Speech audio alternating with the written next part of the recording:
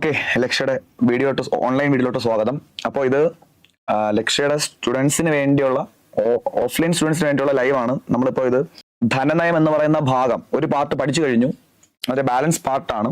Okay, ലക്ഷ്യയിൽ ഏകദേശം 6-7 ബാച്ചിലെ കുട്ടികൾക്ക് വേണ്ടിയാണ് ഇപ്പോൾ നിലവിൽ ഈ ലൈവ് എടുത്തുകൊണ്ടിരിക്കുന്നത്. നമ്മൾ പഠിച്ച ധനനയത്തിന്റെ ഫസ്റ്റ് പാർട്ടിന്റെ ബാലൻസ് ആണ് ഇത്. ഇതിപ്പോൾ ഏകദേശം ഒരു 1.5 മണിക്കൂറോളമാണ് വീഡിയോ ഷെഡ്യൂൾ ചെയ്തിരിക്കുന്നത്.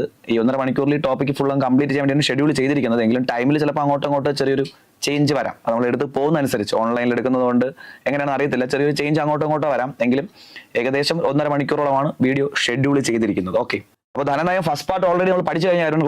ക്ലാസ്സിൽ പഠിച്ചു കഴിഞ്ഞ കാര്യമാണ് ഫിസ്ക്കൽ പോളിസി 1. റവന്യൂ വരുമാനം, ക്യാപിറ്റൽ വരുമാനം, റവന്യൂ ചെലവ്, ക്യാപിറ്റൽ ചെലവ് പഠിച്ചിട്ടുണ്ട്. കോൺട്രാക്ഷണറി, എക്സ്പാൻഷണറി പഠിച്ചിട്ടുണ്ട്. ആ ധനക്കമ്മി, റവന്യൂ കമ്മിയൊക്കെ നമ്മൾ നോക്കിയിട്ടുണ്ട്. ഓക്കെ, കുറച്ച് പേര് ലൈവിൽ വന്നിട്ടുണ്ട്, ബാക്കിയുള്ളവർ വരുമായിരിക്കും. അത് കുഴപ്പമില്ല, ടൈം കിട്ടുന്നതനുസരിച്ച് കണ്ടുകൊള്ളുക. പരമാവധി ആ നോട്ടൊക്കെ എടുത്ത് വെച്ചിട്ട് കാണുക. ഓക്കെ, ഗുഡ് ആഫ്റ്റർനൂൺ പറയുന്നുണ്ട് അർച്ചന എം, ഗുഡ് ആഫ്റ്റർനൂൺ പറയുന്നുണ്ട് Gayathri M S, Ammu Jose good evening. Good afternoon, good evening പറയുന്നുണ്ട്. ആരോ ഗുഡ് ആഫ്റ്റർനൂൺ ഇട്ടിട്ടുണ്ടല്ലേ, ഗുഡ് ആഫ്റ്റർനൂൺ ഇട്ടിട്ടുണ്ട്, ഗുഡ് ഈവനിങ് ഇട്ടിട്ടുണ്ട്. ഓക്കെ, എന്തായാലും കുഴപ്പമില്ല. ഇപ്പൊ നമുക്ക് എന്തായാലും ഓഫ്ലൈൻ കുട്ടികളായതുകൊണ്ട് തന്നെ വേറെ ഇൻട്രൊഡക്ഷന്റെ കാര്യങ്ങളൊന്നും ആവശ്യമൊന്നുമില്ല. നമുക്ക് ബാക്കി പഠിക്കാം, സമയം കളയണ്ട. അപ്പോ ഫിസ്ക്കൽ പോളിസി ഫസ്റ്റ് പാർട്ട് ക്ലാസ്സിൽ നമ്മൾ എടുത്തത് ഓർമ്മ കാണും. ശ്രദ്ധിക്കുക, ഗവൺമെന്റിന് കിട്ടുന്ന വരുമാനം 2 രീതിയിൽ, റവന്യൂ വരുമാനം, ക്യാപിറ്റൽ വരുമാനം. ഓർമ്മ കാണും. റവന്യൂ വരുമാനം എന്ന് പറയുമ്പോൾ ടാക്സ്, നോൺ ടാക്സ്. ക്യാപിറ്റൽ വരുമാനം എന്ന് പറയുമ്പോൾ ആസ്തി വിൽക്കുന്ന വരുമാനം. വരുമാനം വന്നപ്പോൾ ആസ്തി കുറഞ്ഞു, കടം വാങ്ങുന്ന വരുമാനം. അങ്ങനെ വരുമാനം കിട്ടി, ആ കിട്ടിയ വരുമാനം ഗവൺമെന്റ് ചെലവാക്കുന്നു 2 രീതിയിൽ, റവന്യൂ ചെലവ്, ക്യാപിറ്റൽ ചെലവ്. പഠിച്ച കാര്യമാണ്, ഞാൻ കൂടുതൽ പറഞ്ഞ സമയം കളയുന്നില്ല. നോട്ട് നിങ്ങളുടെ കൈവശമുണ്ട്, പഠിച്ചോളുക. നമ്മൾ അതിൽ റവന്യൂ വരുമാനം, ടാക്സ്, നോൺ ടാക്സ് ആണ് ഇതിൽ ഡീറ്റെയിൽ ചെയ്യാൻ പോകുന്നത്. അപ്പൊ ടാക്സിനെ കുറിച്ചും നോൺ ടാക്സിനെ കുറിച്ചുമാണ് നമ്മളിപ്പോൾ ഈ വീഡിയോയിൽ ഡീറ്റെയിൽ ചെയ്യാൻ പോകുന്നത്. ഫസ്റ്റ് പാർട്ടിനെ കുറിച്ച് ഞാൻ വീണ്ടും പറഞ്ഞ സമയം കളയുന്നില്ല. നിങ്ങൾ നല്ലപോലെ പഠിക്കുക. ഡൗട്ടൊക്കെ ഉണ്ടെങ്കിൽ അടുത്ത ദിവസം ക്ലാസ്സിൽ വരുമ്പോൾ ചോദിക്കുക. ഓക്കെ, കമന്റ് ഞാൻ ഇടയ്ക്ക് വായിച്ചോളൂ. ഓരോ ടോപ്പിക്ക് പഠിപ്പിച്ച് കഴിഞ്ഞതിന് ശേഷം ഞാൻ കമന്റ് നോക്കിക്കോളാം. കമന്റ് ഫുൾ ടൈം നോക്കിക്കൊണ്ടിരുന്നു കഴിഞ്ഞാൽ വീഡിയോ മൂവ് ആവത്തില്ല. അപ്പോൾ അതുകൊണ്ട് കമന്റ് ഞാൻ ഇടയ്ക്ക് നോക്കിക്കോളാം. ഓരോ ടോപ്പിക്ക് കഴിയുന്നതനുസരിച്ച് കമന്റ് നോക്കിക്കോളാം. ഡൗട്ടൊക്കെ ഉണ്ടെങ്കിൽ ചോദിച്ചോണ്ടാൽ മതി. അപ്പോൾ നമുക്ക് അടുത്ത പാർട്ടോട്ട് കിടക്കാം. നോക്കിയാടാ, പഠിച്ച കാര്യമാണ് റവന്യൂ വരുമാനം. റവന്യൂ വരുമാനം എന്ന് പറയുമ്പോൾ ടാക്സ്, നോൺ ടാക്സ്. ഇത് ഡിഫൈൻ ചെയ്ത് ഓർമ്മ കാണും. തിരിച്ചൊന്നും അവകാശപ്പെടാനില്ലാതെ നമ്മൾ ഗവൺമെന്റിന് ചുമ്മാ കൊടുക്കുന്ന വരുമാനമാണ് റവന്യൂ വരുമാനം. പഠിച്ച കാര്യമാണ്. ആ റവന്യൂ വരുമാനത്തിൽ രണ്ടാക്കുന്നു ടാക്സ്, നോൺ ടാക്സ്. അത്രയും മാത്രമേ നമ്മൾ ക്ലാസിഫൈ ചെയ്തിട്ടുള്ളൂ. നമ്മൾ ഈ ടാക്സ്, നോൺ ടാക്സ് ഡീറ്റെയിൽ ചെയ്യാൻ പോകുന്നത് ശ്രദ്ധിച്ചിരിക്കുക. ആദ്യം പഠിക്കാൻ പോകുന്നത് നോൺ ടാക്സ് ആണ്. നോൺ ടാക്സ് വരുമാനം. അപ്പൊ നോൺ ടാക്സിന്റെ മലയാളം എന്താണ്? നോൺ ടാക്സ് നികുതിയേതര വരുമാനം. നികുതിയിൽ നിന്നല്ലാതെ കിട്ടുന്ന വരുമാനം. നികുതിയിൽ നിന്നല്ലാതെ കിട്ടുന്ന വരുമാനം. ഇപ്പൊ ഗവൺമെന്റിന് നികുതി അല്ലാതെ ഒരുപാട് വരുമാനം കിട്ടുന്നുണ്ട്. നമുക്ക് കുറെ എക്സാമ്പിൾ പഠിക്കാനുണ്ട്. അപ്പൊ നികുതിയിൽ നിന്നല്ലാതെ ഗവൺമെന്റിന് കിട്ടുന്ന വരുമാനമാണ് നോൺ ടാക്സ് വരുമാനം. എക്സാമ്പിൾ പറഞ്ഞാൽ നമുക്ക് ആദ്യം ഫൈൻ പറയാൻ പറ്റും. ഫൈൻ ഹെൽമെറ്റ് വയ്ക്കാതെ പോയി ഫൈൻ അടിച്ചു, പൈസ ഗവൺമെന്റിന് പോയി. ആർക്ക് പോയ വരുമാനമാണ്? ഗവൺമെന്റിന് പോയ വരുമാനമാണ്. നമ്മൾ ഗവൺമെന്റിന് കൊടുത്തു, ഫൈൻ കൊടുത്തു. പക്ഷെ ടാക്സ് ആണോ? അല്ല. ഇനി ആ ഗവൺമെന്റ് സേവനങ്ങൾക്ക് ഫീസ് വാങ്ങാറുണ്ട്. ഇപ്പോ ലൈസൻസ് ഫീസ് വാങ്ങാറുണ്ട്, രജിസ്ട്രേഷൻ ഫീസ് വാങ്ങാറുണ്ട്, ഗവൺമെന്റ് കോളേജിലും സ്കൂളിലൊക്കെ ട്യൂഷൻ ഫീസ് വാങ്ങാറുണ്ട്. അങ്ങനെ നമ്മൾ ഫീസ് കൊടുക്കാറുണ്ട് ഗവൺമെന്റ്. അത് ടാക്സ് വരുമാനമാണോ? അല്ല. ടാക്സ് അല്ലാതെ ഗവൺമെന്റ് കിട്ടുന്ന വരുമാനമാണ് ഫീസ്. ഇനി അതുപോലെ തന്നെ ഗവൺമെന്റ് കടം കൊടുക്കും. ഗവൺമെന്റ് കടം കൊടുക്കാറുണ്ട്. കടം കൊടുക്കുമ്പോൾ ഗവൺമെന്റിന് പലിശ കിട്ടും. പലിശ എന്ന് പറയുന്നത് ഗവൺമെന്റ് വരുമാനമാണ്. കടം കൊടുക്കുമ്പോൾ ഗവൺമെന്റിന് കിട്ടുന്ന പലിശ വരുമാനമാണ്. പക്ഷെ പലിശ ടാക്സ് ആണോ? അല്ല. ഇനി ഗവൺമെന്റ് എന്തെങ്കിലും പ്രവർത്തനങ്ങൾ ചെയ്യാൻ പോകുമ്പോൾ ഗവൺമെന്റിന് വിദേശത്ത് നിന്നും രാജ്യത്തിനകത്തു നിന്നൊക്കെ ഒരുപാട് സഹായങ്ങൾ കിട്ടാറുണ്ട്, ഗ്രാന്റ് കിട്ടാറുണ്ട്. ഗവൺമെന്റ് പുതിയ പ്രവർത്തനങ്ങളൊക്കെ ചെയ്യാൻ പോകുന്ന സമയത്തും അല്ലാതെയൊക്കെ ഗവൺമെന്റിന് സഹായങ്ങൾ കിട്ടാറുണ്ട്. ഈ സഹായം എന്ന് പറയുമ്പോൾ ഗവൺമെന്റിന് കിട്ടുന്ന വരുമാനമാണ്. പക്ഷെ ടാക്സ് ആണോ? അല്ല. ഓക്കെ, അപ്പൊ ഇപ്പൊ തന്നെ നമ്മൾ ഒരു 4-5 എക്സാമ്പിൾ നോക്കി. ആദ്യം ഫൈൻ. ഗവൺമെന്റിന്റെ നിയമങ്ങൾ ലംഘിക്കുമ്പോൾ ഗവൺമെന്റ് ഈടാക്കുന്നതാണ് ഫൈൻ. ഹെൽമെറ്റ് വെക്കാതെ പോയി, അപ്പൊ ഗവൺമെന്റ് നിയമം നമ്മൾ ലംഘിച്ചു. അപ്പൊ ഗവൺമെന്റ് എന്ത് ചെയ്തു? ആ ഫൈൻ ഈടാക്കി. അത് ഗവൺമെന്റിന് പോയ വരുമാനമാണ്, പക്ഷെ ടാക്സ് അല്ല. Fees, tuition fees, licence fees, registration fees, അങ്ങനെ ഗവൺമെന്റ് കുറെ ഫീസ് വാങ്ങാറുണ്ട്, പക്ഷെ ടാക്സ് അല്ല. ഗവൺമെന്റ് കടം കൊടുക്കാറുണ്ട്, ഗവൺമെന്റിന് പലിശ കിട്ടും, ടാക്സ് അല്ല. ഇനി അതുപോലെ തന്നെ ഗവൺമെന്റ് ഒരുപാട് സഹായങ്ങൾ കിട്ടാറുണ്ട്, സഹായങ്ങൾ, അതും ഗവൺമെന്റ് കിട്ടുന്ന വരുമാനമാണ്, പക്ഷെ ടാക്സ് അല്ല. ഇനി അതുപോലെ തന്നെ ഗവൺമെന്റ് നടത്തുന്ന സംരംഭങ്ങളിൽ നിന്ന് ഗവൺമെന്റിന് ലാഭം കിട്ടാറുണ്ട്. ഇപ്പോ കേരള ഗവൺമെന്റ് നടത്തുന്ന സംരംഭമാണ് KSFE, KSEB, ബൗക്കോ എന്നൊക്കെ പറയുന്നത്. കേരള ഗവൺമെന്റ് നടത്തുന്ന സ്ഥാപനങ്ങളാണ്. അപ്പൊ അങ്ങനെ അവർക്ക് അവിടെ നിന്ന് ലാഭം കിട്ടാറുണ്ട്. അതും ഗവൺമെന്റ് വരുമാനമാണ്, പക്ഷെ ടാക്സ് ആണോ? അല്ല. ഇനി അതുപോലെ തന്നെ ഗവൺമെന്റ് ഷെയർ മാർക്കറ്റിലൊക്കെ പൈസ ഇടാറുണ്ട്. ഷെയർ മാർക്കറ്റിലൊക്കെ പൈസ, അപ്പോഴും ലാഭം കിട്ടാറുണ്ട്. അപ്പൊ ലാഭവും ലാഭവിഹിതവും ഗവൺമെന്റിന് കിട്ടുന്ന വരുമാനമാണ്, പക്ഷെ ടാക്സ് ആണോ? അല്ല. ഈ ഒരു 5 എക്സാമ്പിൾ ഒക്കെ നിങ്ങളുടെ SCRT പാഠഭാഗത്ത് കൊടുത്തേക്കുന്നത് വളരെ എളുപ്പം തന്നെയാണ്. നമ്മൾ പ്രധാനപ്പെട്ട 2 എക്സാമ്പിൾ കൂടി പഠിക്കുകയാണ്. ഒന്ന് ചീറ്റ്സ്, ESCHEATS. ചീറ്റ്സ് എന്ന് പറഞ്ഞാൽ വേറൊന്നുമില്ല, അനന്തരാവകാശികൾ ഇല്ലാത്ത സ്വത്ത് ഗവൺമെന്റിലോട്ട് വന്നു ചേരുമ്പോൾ കിട്ടുന്ന വരുമാനം. ഒരാൾ മരിക്കുന്നു, അയാളുടെ പേരിൽ ആവശ്യം പോലെ വസ്തു ഉണ്ടെന്ന് വിചാരിക്കുക. അയാൾക്ക് അനന്തരാവകാശികൾ ആരുമില്ലെങ്കിൽ ആ സ്വത്ത് ആർക്ക് പോയി ചേരും? ഗവൺമെന്റ് പോയി ചേരും. അതാണ് ചീറ്റ്സ്. ESCHEATS. ചീറ്റ്സ്. മലയാളത്തിലും ചീറ്റ്സ് എന്ന് തന്നെയാണ് പറയുന്നത്. അടുത്തത് forfeiture. FORFEITURE, forfeiture. ജപ്തി നടപടികളിലൂടെ ഗവൺമെന്റ് കിട്ടുന്ന വരുമാനം. അപ്പൊ ജപ്തി നടപടികളിലൂടെ ഗവൺമെന്റ് കിട്ടുന്ന വരുമാനം എന്ത് തന്നെയാണ്? നോൺ ടാക്സ് ആണ്, ടാക്സ് അല്ല. പിടികിട്ടും. അപ്പൊ ഇത്രയും എക്സാമ്പിൾ ആണ് പ്രധാനമായിട്ട് നമുക്ക് നോക്കാനുള്ളത്. ഓക്കെ, നോക്കിയടാ. നികുതിയിൽ നിന്നല്ലാത്ത വരുമാനം കേൾക്കുമ്പോൾ അറിയാം, നികുതിയിൽ നിന്നല്ലാത്ത വരുമാനമാണ് നോൺ ടാക്സ് വരുമാനം. ഇനി നോക്ക്, കേന്ദ്ര സർക്കാർ നൽകിയ വായ്പകളിൽ നിന്നുള്ള പലിശ, വായ്പ കൊടുത്താൽ പലിശ കിട്ടും, നിക്ഷേപങ്ങളിൽ നിന്നുള്ള ലാഭം കിട്ടും. ഇനി അതുപോലെ തന്നെ ലാഭവിഹിതമുണ്ട്. ഷെയർ മാർക്കറ്റിലൊക്കെ പൈസ ഇടുമ്പോൾ പ്രോഫിറ്റ്, അത് മാത്രമല്ല പ്രോഫിറ്റ് ആൻഡ് ഡിവിഡന്റ്, ലാഭവിഹിതമുണ്ട്. ഇനി സേവനങ്ങളിൽ നിന്നുള്ള fees, tuition fees, licence fees, registration fees, അതുപോലെ ഗ്രാന്റ് ഫ്രം എബ്രോഡ്, വിദേശത്ത് നിന്ന് കിട്ടുന്ന ഗ്രാന്റ്, സഹായം, ഇതൊക്കെയാണ് നോൺ ടാക്സ് റവന്യൂവിൽ ഉൾപ്പെടുത്തുന്നത്. നിങ്ങൾ നോട്ട് നോക്കിക്കൊള്ളുക. ആ നോട്ടിനകത്ത് എന്തെങ്കിലും അപ്ഡേഷൻസോ കറക്ഷൻസോ ഉണ്ടെങ്കിൽ വരുത്തുക. ഓക്കെ, വീഡിയോ കാണുമ്പോൾ കുറച്ച് അപ്ഡേഷൻസും കാര്യങ്ങളൊക്കെ അതിനകത്ത് വരും. ആ നോട്ടിൽ നിങ്ങൾ ആ കറക്ഷൻസ് ഒക്കെ വരുത്തി കൊടുക്കുക. നോട്ടിനകത്ത് എസ്റ്റേറ്റ്സും ഫോർ ഫീച്ചറും ഒന്നും ഇല്ല, അത് ആഡ് ചെയ്ത് കൊടുക്കുക. ഓക്കെ, നോക്കി ഫീസ് നോക്ക്. എന്താണ് ഫീസ് പറയാൻ നമ്മൾ ഓരോന്നും ഡിഫൈൻ ചെയ്യണം. ആദ്യം fees, licence fees, registration fees, tuition fees, സർക്കാരിന്റെ സേവനങ്ങൾക്കുള്ള പ്രതിഫലം. സർക്കാർ ഒരു സേവനം കൊടുക്കും, അതിന് പ്രതിഫലം വാങ്ങും. ലൈസൻസിന് ഫീസ് വാങ്ങാറുണ്ട്, രജിസ്ട്രേഷന് ഫീസ് വാങ്ങാറുണ്ട്. അപ്പൊ ഗവൺമെന്റ് കിട്ടുന്ന വരുമാനമാണ്, പക്ഷേ ടാക്സ് അല്ല. അടുത്ത് നോക്കി, ഫൈൻ അല്ലെങ്കിൽ പെനാൽറ്റി. ഗവൺമെന്റിന്റെ നിയമങ്ങൾ ലംഘിക്കുമ്പോൾ ഗവൺമെന്റ് വാങ്ങുന്ന വരുമാനമാണ് ഫൈൻ. നോക്ക്, ഹെൽമെറ്റ് വയ്ക്കാതെ പോയി, അത് ഗവൺമെന്റ് നിയമമായിരുന്നു, ലംഘിച്ചു, ഫൈൻ അടിച്ചു. ഓക്കെ, അത് ഗവൺമെന്റ് കിട്ടുന്ന വരുമാനമാണ്. അടുത്ത നോക്ക്, ഗ്രാന്റ്. ഒരു പ്രത്യേക ലക്ഷ്യം നിറവേറ്റാൻ വേണ്ടി ഗവൺമെന്റിന് കിട്ടുന്ന സഹായം. ഒരു പ്രത്യേക ലക്ഷ്യം നിറവേറ്റാൻ വേണ്ടി ഗവൺമെന്റ് കിട്ടുന്ന സഹായമാണ് ഗ്രാന്റ് എന്ന് പറയുന്നത്. ഇതൊക്കെ അടുത്ത പലിശ. സർക്കാർ നടത്തുന്ന വായ്പകളിൽ നിന്ന് കിട്ടുന്ന പലിശ. കണ്ട, സർക്കാർ നൽകുന്ന വായ്പകൾക്ക് ലഭിക്കുന്ന വരുമാനമാണ് പലിശ. സർക്കാർ വായ്പകൾ കൊടുക്കാറുണ്ട്, കടം കൊടുക്കാറുണ്ട്. അങ്ങനെ കടം കൊടുക്കുമ്പോൾ സർക്കാരിന് പലിശ കിട്ടും. ആ പലിശ. ഇന്നൊക്കെ ലാഭം. സർക്കാർ നടത്തുന്ന സംരംഭത്തിൽ നിന്നുള്ള വരുമാനം. സർക്കാർ ഒരുപാട് സംരംഭങ്ങൾ നടത്താറുണ്ട്. കേന്ദ്ര ഗവൺമെന്റ് നടത്തുന്ന സംരംഭമാണ് ഇന്ത്യൻ റെയിൽവേ. കേരള ഗവൺമെന്റ് നടത്തുന്ന സംരംഭമാണ് KSFE, KSEB, ബെവ്കോ, KSRTC. അപ്പൊ അവിടെ നിന്നൊക്കെ ലാഭം കിട്ടാറുണ്ട്. അതാണ് ലാഭം കൊണ്ട് ഉദ്ദേശിക്കുന്നത്. ലാഭവിഹിതമുണ്ട്. ഷെയർ മാർക്കറ്റിലൊക്കെ പൈസ ഇട്ട് ലാഭവിഹിതം കിട്ടാറുണ്ട്. ഓക്കെ, ഇനി നോക്കിയടാ, എസ്റ്റേറ്റ്സ്, ESCHEATS. നോക്ക്, അനന്തരാവകാശികൾ ഇല്ലാത്ത സ്വത്ത് ഗവൺമെന്റിലോട്ട് വന്നു ചേരുമ്പോൾ കിട്ടുന്ന വരുമാനമാണ് എസ്റ്റേറ്റ്സ്. അതുപോലെ നോക്കിയേ, ഫോർ ഫീച്ചർ. ജപ്തി നടപടികളിലൂടെയുള്ള വരുമാനമാണ് എന്തോന്ന്? Forfeiture. എസ്റ്റേറ്റ്സും ഫോർ ഫീച്ചർ ഒക്കെ മലയാളത്തിൽ അങ്ങനെ ചോദിക്കത്തുള്ളൂ കേട്ടോ. എസ്റ്റേറ്റ്സ്, ഫോർ ഫീച്ചർ, രണ്ടും പഠിച്ചു വെച്ചോളുക. അത് അഡ്വാൻസ്ഡ് പോയിന്റ് തന്നെയാണ്. ഓക്കെ, നിങ്ങളുടെ SCRT പാഠഭാഗത്ത് കൊടുത്തേക്കുന്നത് നികുതി ഏതര വരുമാനത്തിൽ. ഈ ക്ലാസിഫിക്കേഷൻ, ഇപ്പൊ പഠിച്ച ക്ലാസിഫിക്കേഷൻ എടുക്കുമ്പോൾ ഗവൺമെന്റിന് ഏറ്റവും കൂടുതൽ വരുമാനം ലഭിക്കുന്നത് ലാഭത്തിൽ നിന്നാണ്. നമ്മളിപ്പോൾ ഈ പഠിച്ച എക്സാമ്പിൾ, ഇത്രയും നേരം പഠിച്ച ഈ എക്സാമ്പിൾസ് ഒക്കെ എടുക്കുമ്പോൾ 7 എക്സാമ്പിൾ നമ്മൾ നോക്കിയിട്ടുണ്ടായിരുന്നു. ഫീസ്, ഫൈൻ, ഗ്രാന്റ്, പലിശ, ലാഭം, എസ്റ്റേറ്റ്സ്, ഫോർ ഫീച്ചർ. അപ്പൊ ഇതൊക്കെ നോക്കുമ്പോൾ അതിൽ ഏറ്റവും കൂടുതൽ വരുമാനം കിട്ടുന്നത് ലാഭത്തിൽ നിന്നാണ്. നിങ്ങളുടെ SCRT പാഠഭാഗത്ത് കൊടുത്തിട്ടുണ്ട്, അത് നോക്കി വെച്ചേക്കുക. ഇത്രേ ഉള്ളൂ നോൺ ടാക്സ് വരുമാനം. ഇത്രയും പഠിച്ചാൽ മതി. ഒരുപാടൊന്നും ചോദിച്ചു കണ്ടിട്ടില്ല, എങ്കിലും ഇത്രയും പഠിച്ചു വയ്ക്കുക. ഓക്കെ, ഇത്രേ ഉള്ളൂ നോൺ ടാക്സ് വരുമാനം. അപ്പൊ നമ്മൾ നോക്കുക, റവന്യൂ വരുമാനം, ടാക്സ്, നോൺ ടാക്സ്. അതിൽ നോൺ ടാക്സ് നമ്മൾ പഠിച്ചു കഴിഞ്ഞു. നമുക്ക് ഇനി പഠിക്കാനുള്ളത് എന്താണ്? ടാക്സ് ആണ്. ഇനി പഠിക്കാനുള്ളത് ടാക്സ് ആണ്. അതാ റെഡ് കൊണ്ട് മാർക്ക് ചെയ്യണം. ഇനി പഠിക്കാനുള്ളത് എന്താണ്? ടാക്സ് ആണ് പഠിക്കാനുള്ളത്. അപ്പൊ നമുക്ക് ആ ടാക്സിനെ കുറിച്ച് പഠിക്കാം. ഇതുവരെ പറയുന്നത് ഓക്കെ ആണോ? സൗണ്ട് ഒക്കെ ക്ലിയർ ആണല്ലോ? പറയുന്ന വേർഡ്സും കാര്യങ്ങളൊക്കെ ക്ലിയർ ആവുന്നുണ്ടല്ലോ? സൗണ്ട് ക്ലിയർ ആവുന്നുണ്ടല്ലോ? ഒന്ന് മെസ്സേജ് ഇടാമോ? എന്തോ നെറ്റ്വർക്ക് ഇഷ്യൂ ഉണ്ടോ? അത് ഒരാൾക്ക് മാത്രം തോന്നിയതാണോ? അത് എല്ലാവർക്കും അങ്ങനെ തോന്നുന്നുണ്ടോ? സൗണ്ടോ എന്തെങ്കിലും പ്രശ്നമായിട്ട് തോന്നുന്നുണ്ടോ? ഉണ്ടെങ്കിൽ ഒന്ന് പെട്ടെന്ന് കമന്റ് ചെയ്യാമോ? ഓക്കെ ആണോ? സൗണ്ട് ഓക്കെ ആണോ? വരുന്നില്ല നെറ്റ്വർക്ക്. നമുക്കിനി ടാക്സിലോട്ട് വരാം. ടാക്സ്. ഓക്കെ, ടാക്സ് ആണ് പഠിക്കാൻ പോകുന്നത്. ഗവൺമെന്റിന് വരുമാനം കിട്ടുന്ന ഒരു മാർഗ്ഗമാണ് ടാക്സ്. ഗവൺമെന്റിന് വരുമാനം കിട്ടുന്ന മറ്റൊരു മാർഗ്ഗമാണ് ടാക്സ് എന്ന് പറയുന്നത്. അപ്പൊ ഗവൺമെന്റിന് ടാക്സിലൂടെ വരുമാനം കിട്ടുന്നുണ്ട് രണ്ട് രീതിയിൽ. ഗവൺമെന്റിന് ടാക്സിലൂടെ വരുമാനം കിട്ടുന്നുണ്ട് രണ്ട് രീതിയിലാണ് വരുമാനം കിട്ടുന്നത്. ശ്രദ്ധിച്ചു കേട്ടോ, ഗവൺമെന്റിന് വരുമാനം കിട്ടുന്ന ഒരു മാർഗ്ഗമാണ് ടാക്സ്. ആ ടാക്സിലൂടെ ഗവൺമെന്റിന് വരുമാനം കിട്ടുന്നുണ്ട് രണ്ട് രീതിയിൽ. ഒന്ന് ഡയറക്റ്റ് ടാക്സ്, മറ്റൊന്ന് ഇൻഡയറക്റ്റ് ടാക്സ്. അപ്പൊ ടാക്സിലൂടെ, നികുതിയിലൂടെ ഗവൺമെന്റിന് വരുമാനം കിട്ടുന്നു. ഒന്ന് ഡയറക്റ്റ് ടാക്സ്, മറ്റൊന്ന് ഇൻഡയറക്റ്റ് ടാക്സ്. അപ്പൊ രണ്ട് രീതിയിലൂടെയാണ് ഗവൺമെന്റ് നികുതിയിലൂടെ വരുമാനം കിട്ടുന്നത്. നികുതിയിലൂടെ വരുമാനം കിട്ടുന്ന രണ്ട് രീതി എങ്ങനെയാണ്? ഒന്ന് ഡയറക്റ്റ് ടാക്സും മറ്റൊന്ന് ഇൻഡയറക്റ്റ് ടാക്സും. അപ്പൊ നമുക്ക് ആ ഡയറക്റ്റ് ടാക്സും ഇൻഡയറക്റ്റ് ടാക്സും ഡീറ്റെയിൽ ചെയ്ത് നോക്കാം. ആദ്യം പഠിക്കാൻ പോകുന്നത് ഡയറക്റ്റ് ടാക്സ്. അപ്പൊ എന്താണ് ഡയറക്റ്റ് ടാക്സ്? ഡയറക്റ്റ് നികുതിയുടെ, പ്രത്യക്ഷ നികുതിയിലൂടെ വരുമാനം കിട്ടുന്നുണ്ട്, നികുതി വരുമാനം. പരോക്ഷ നികുതിയിലൂടെ വരുമാനം കിട്ടുന്നുണ്ട്. നമുക്ക് ആ ഡയറക്റ്റ് ടാക്സും ഇൻഡയറക്റ്റ് ടാക്സും ഒന്ന് പഠിക്കാം. ആദ്യം ഡയറക്റ്റ് ടാക്സാണ് പഠിക്കാൻ പോകുന്നത്. ഓക്കെ, നോക്കിയിട്ട് അപ്പൊ ഗവൺമെന്റിന് നികുതിയിലൂടെ വരുമാനം കിട്ടുന്നു എന്ന് നമ്മൾ പഠിച്ചു. നികുതിയിലൂടെ വരുമാനം കിട്ടുന്നുണ്ട്. ഒന്നാമത്തത് ഡയറക്റ്റ് ടാക്സ്, രണ്ടാമത്തത് ഇൻഡയറക്റ്റ് ടാക്സ്. ആ ഡയറക്റ്റ് ടാക്സ് ആണ് പഠിക്കാൻ പോകുന്നത്. വ്യക്തമായിട്ട് കേട്ടോ, ഗവൺമെന്റിന്റെ പ്രധാനപ്പെട്ട വരുമാന സ്രോതസ്സാണ് ഡയറക്റ്റ് ടാക്സ് എന്ന് പറയുന്നത്. ഓക്കെ, അല്ലെങ്കിൽ ടാക്സ് എന്ന് പറയുന്നത്, ടാക്സ് എന്ന് പറയുന്നത് ഗവൺമെന്റ് പ്രധാനപ്പെട്ട വരുമാന മാർഗ്ഗമാണ്. ഡയറക്റ്റ് ടാക്സ് എന്നല്ല, ടാക്സ് എന്ന് പറയുമ്പോഴേ ഗവൺമെന്റ് പ്രധാനപ്പെട്ട വരുമാന മാർഗ്ഗമാണ് ടാക്സ് എന്ന് പറയുന്നത്. ഗവൺമെന്റിന്റെ പ്രധാനപ്പെട്ട വരുമാന മാർഗ്ഗമാണ് ടാക്സ്. ഓർത്തോളുക. ഡയറക്റ്റ് ടാക്സ് പഠിക്കാൻ പോകുന്നത് പ്രത്യക്ഷ നികുതി. ഇത്രേ ഉള്ളൂ. ആരിലാണോ നികുതി ചുമത്തുന്നത് അയാൾ തന്നെ നികുതിയുടെ ഭാരം വഹിക്കണം.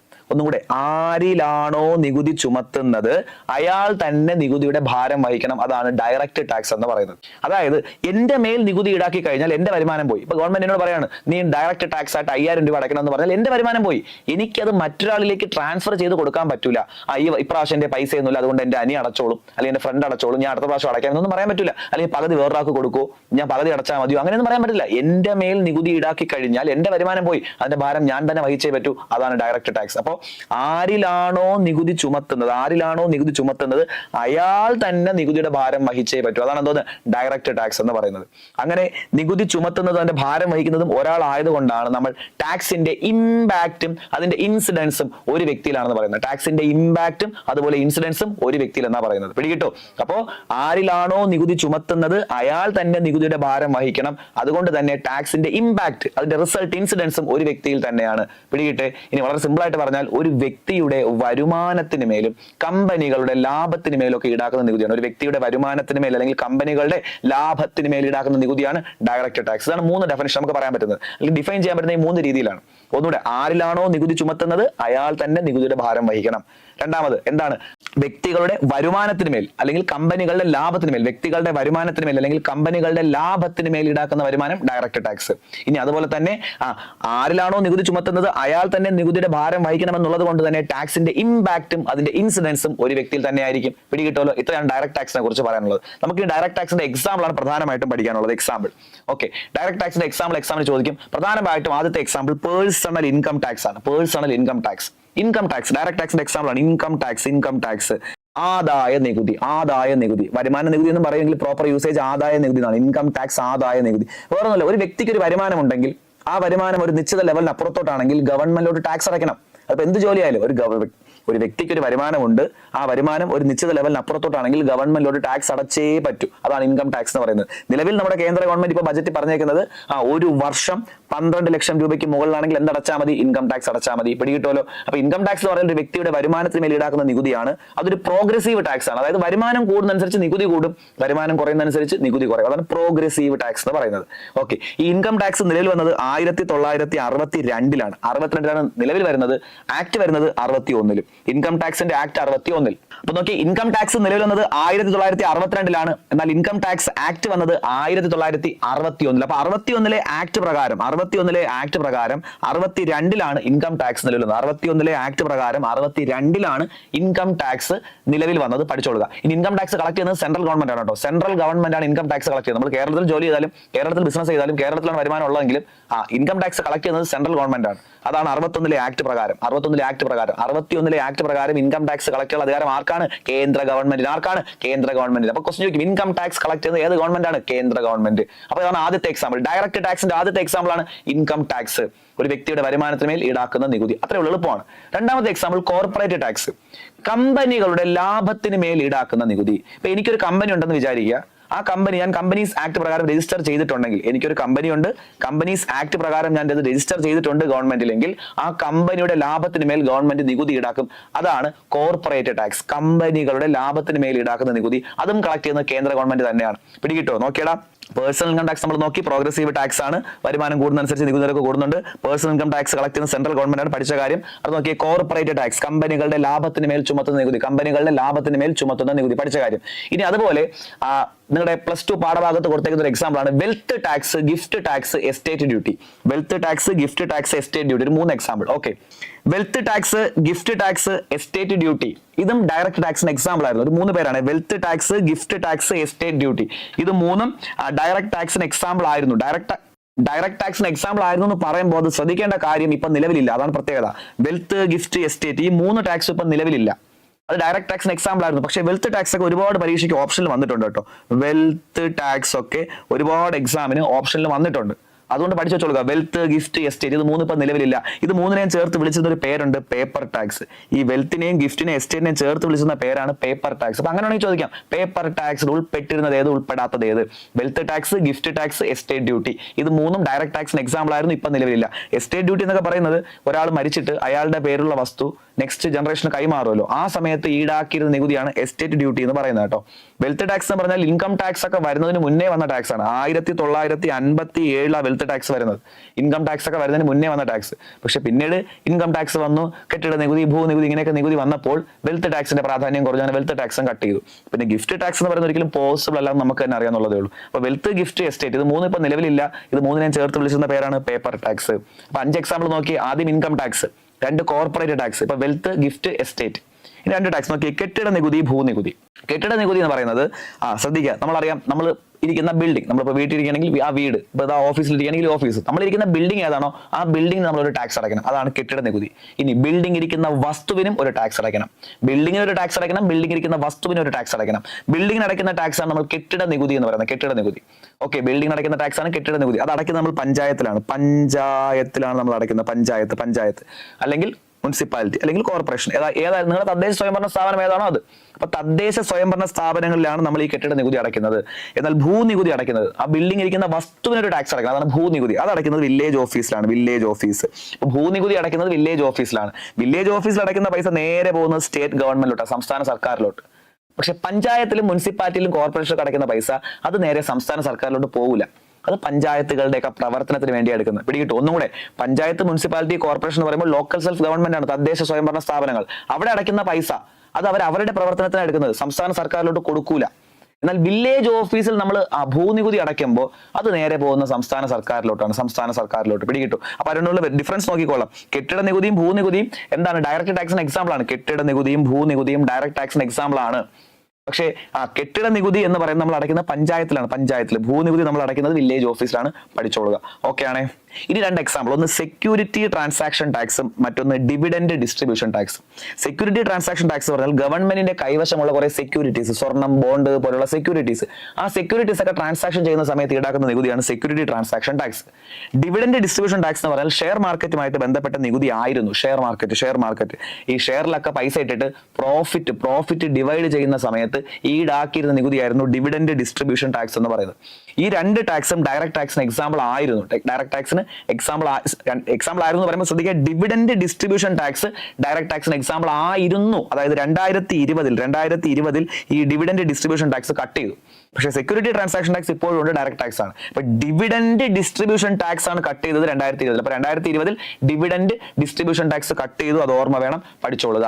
ഓക്കെ ആണ്. അപ്പൊ ഡയറക്റ്റ് ടാക്സിന്റെ എക്സാമ്പിൾ നമ്മൾ നോക്കി. ഒന്ന് ഇൻകം ടാക്സ്, രണ്ട് കോർപ്പറേറ്റ് ടാക്സ്, മൂന്ന് വെൽത്ത്, ഗിഫ്റ്റ്, എസ്റ്റേറ്റ്. ഇത് മൂന്ന് ഇപ്പൊ നിലവിലില്ല, പഠിച്ച കാര്യം. അത് കഴിഞ്ഞു കെട്ടിട നികുതി പഠിച്ചു, അടയ്ക്കുന്നത് തദ്ദേശ സ്വയംഭരണ സ്ഥാപനം, പഞ്ചായത്ത്, കോർപ്പറേഷൻ, മുനിസിപ്പാലിറ്റി. അത് കഴിഞ്ഞു ഭൂനികുതി പഠിച്ചു, അത് അടയ്ക്കുന്നത് എവിടെയാണ്, ആ വില്ലേജ് ഓഫീസിലാണ്, നേരെ പോകുന്ന സംസ്ഥാന സർക്കാരിലോട്ട്. അതുകൂടാതെ രണ്ട് എക്സാമ്പിളോട് നോക്കി, ഒന്ന് സെക്യൂരിറ്റി ട്രാൻസാക്ഷൻ ടാക്സ്, മറ്റൊന്ന് ഡിവിഡൻഡ് ഡിസ്ട്രിബ്യൂഷൻ ടാക്സ്. അപ്പൊ ഇത്രയും എക്സാമ്പിൾ അങ്ങ് പഠിച്ചു വെച്ചോളുക. നിങ്ങളുടെ മെറ്റീരിയലിനകത്ത് ഇല്ലാത്ത എക്സാമ്പിൾ നിങ്ങൾ ആഡ് ചെയ്തോളാം കേട്ടോ. മെറ്റീരിയലിനകത്ത് സെക്യൂരിറ്റി ട്രാൻസാക്ഷൻ ടാക്സും ഡിവിഡൻഡ് ഡിസ്ട്രിബ്യൂഷൻ ടാക്സ് ഒന്നും മെറ്റീരിയലിനകത്ത് ഇല്ല, അത് നിങ്ങൾ ആഡ് ചെയ്തോളുക. ഓക്കെ. ഇപ്പോ വീഡിയോ ഓക്കെ ആണോ? നെറ്റ്വർക്ക് എന്തെങ്കിലും ഇഷ്യൂ ഉണ്ടെങ്കിൽ കമന്റ് ഇട്ടോളാം. നെറ്റ്വർക്ക് എന്തെങ്കിലും ഇഷ്യൂ ഉണ്ടെങ്കിൽ ഒന്ന് കമന്റ് ഇട്ടോളുക. ഓക്കെ. നമുക്ക് എന്തെങ്കിലും ബുദ്ധിമുട്ടുണ്ടെങ്കിൽ നമുക്ക് വീഡിയോ സ്റ്റോപ്പ് ചെയ്തിട്ട് അടുത്ത ദിവസം വേറെ ദിവസം എടുക്കാം വീഡിയോ, അല്ലെങ്കിൽ നമുക്ക് ലൈവായിട്ട് ഇടുകയോ പ്ലേലിസ്റ്റ് ആയിട്ട് ചെയ്ത് എന്തെങ്കിലും ചെയ്യാം. എന്തെങ്കിലും ഇഷ്യൂ ഉണ്ടെങ്കിൽ നിങ്ങൾ കമന്റ് ഇട്ടോളൂ കേട്ടോ. അപ്പൊ ഡയറക്റ്റ് ടാക്സ് കഴിഞ്ഞു. ഇത്രയേ ഉള്ളൂ. ആരിലാണോ നികുതി ചുമത്തുന്നത് അയാൾ തന്നെ നികുതിയുടെ ഭാരം വഹിക്കണം. ഇമ്പാക്റ്റും ഇൻസിഡൻസും ഒരു വ്യക്തിയിൽ തന്നെയാണ്. പഠിച്ച കാര്യമാണ്.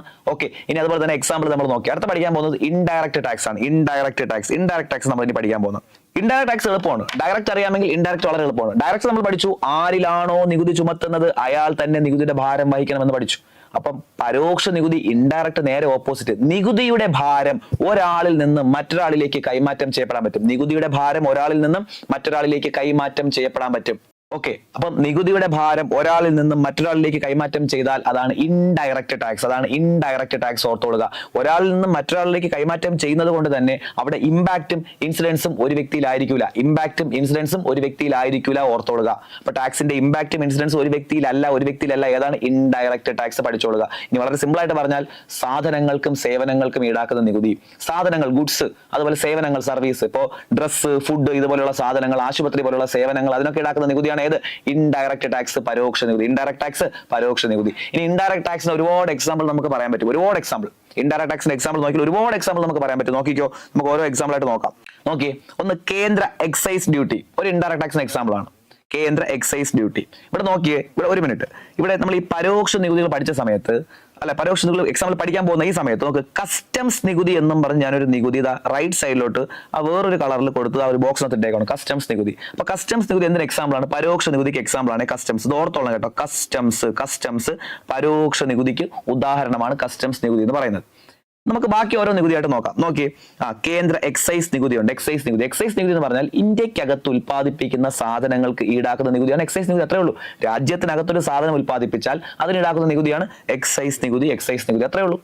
ഇനി അതുപോലെ തന്നെ ഡ്യൂട്ടീസ് ഓഫ് എക്സൈസ്, മറ്റൊരു കാറ്റഗറി. അതായത് മെഡിക്കൽ ടോയ്ലറ്റ് പർപ്പസുകൾക്ക്, മെഡിക്കൽ ടോയ്ലറ്റ്, ശ്രദ്ധിച്ചോളെ, മെഡിക്കൽ ടോയ്ലറ്റ് പർപ്പസുകൾക്ക് കീഴിൽ ചുമത്തുന്ന നികുതിയാണ് ഡ്യൂട്ടീസ് ഓഫ് എക്സൈസ്, രണ്ടാമത്തെ കാറ്റഗറി.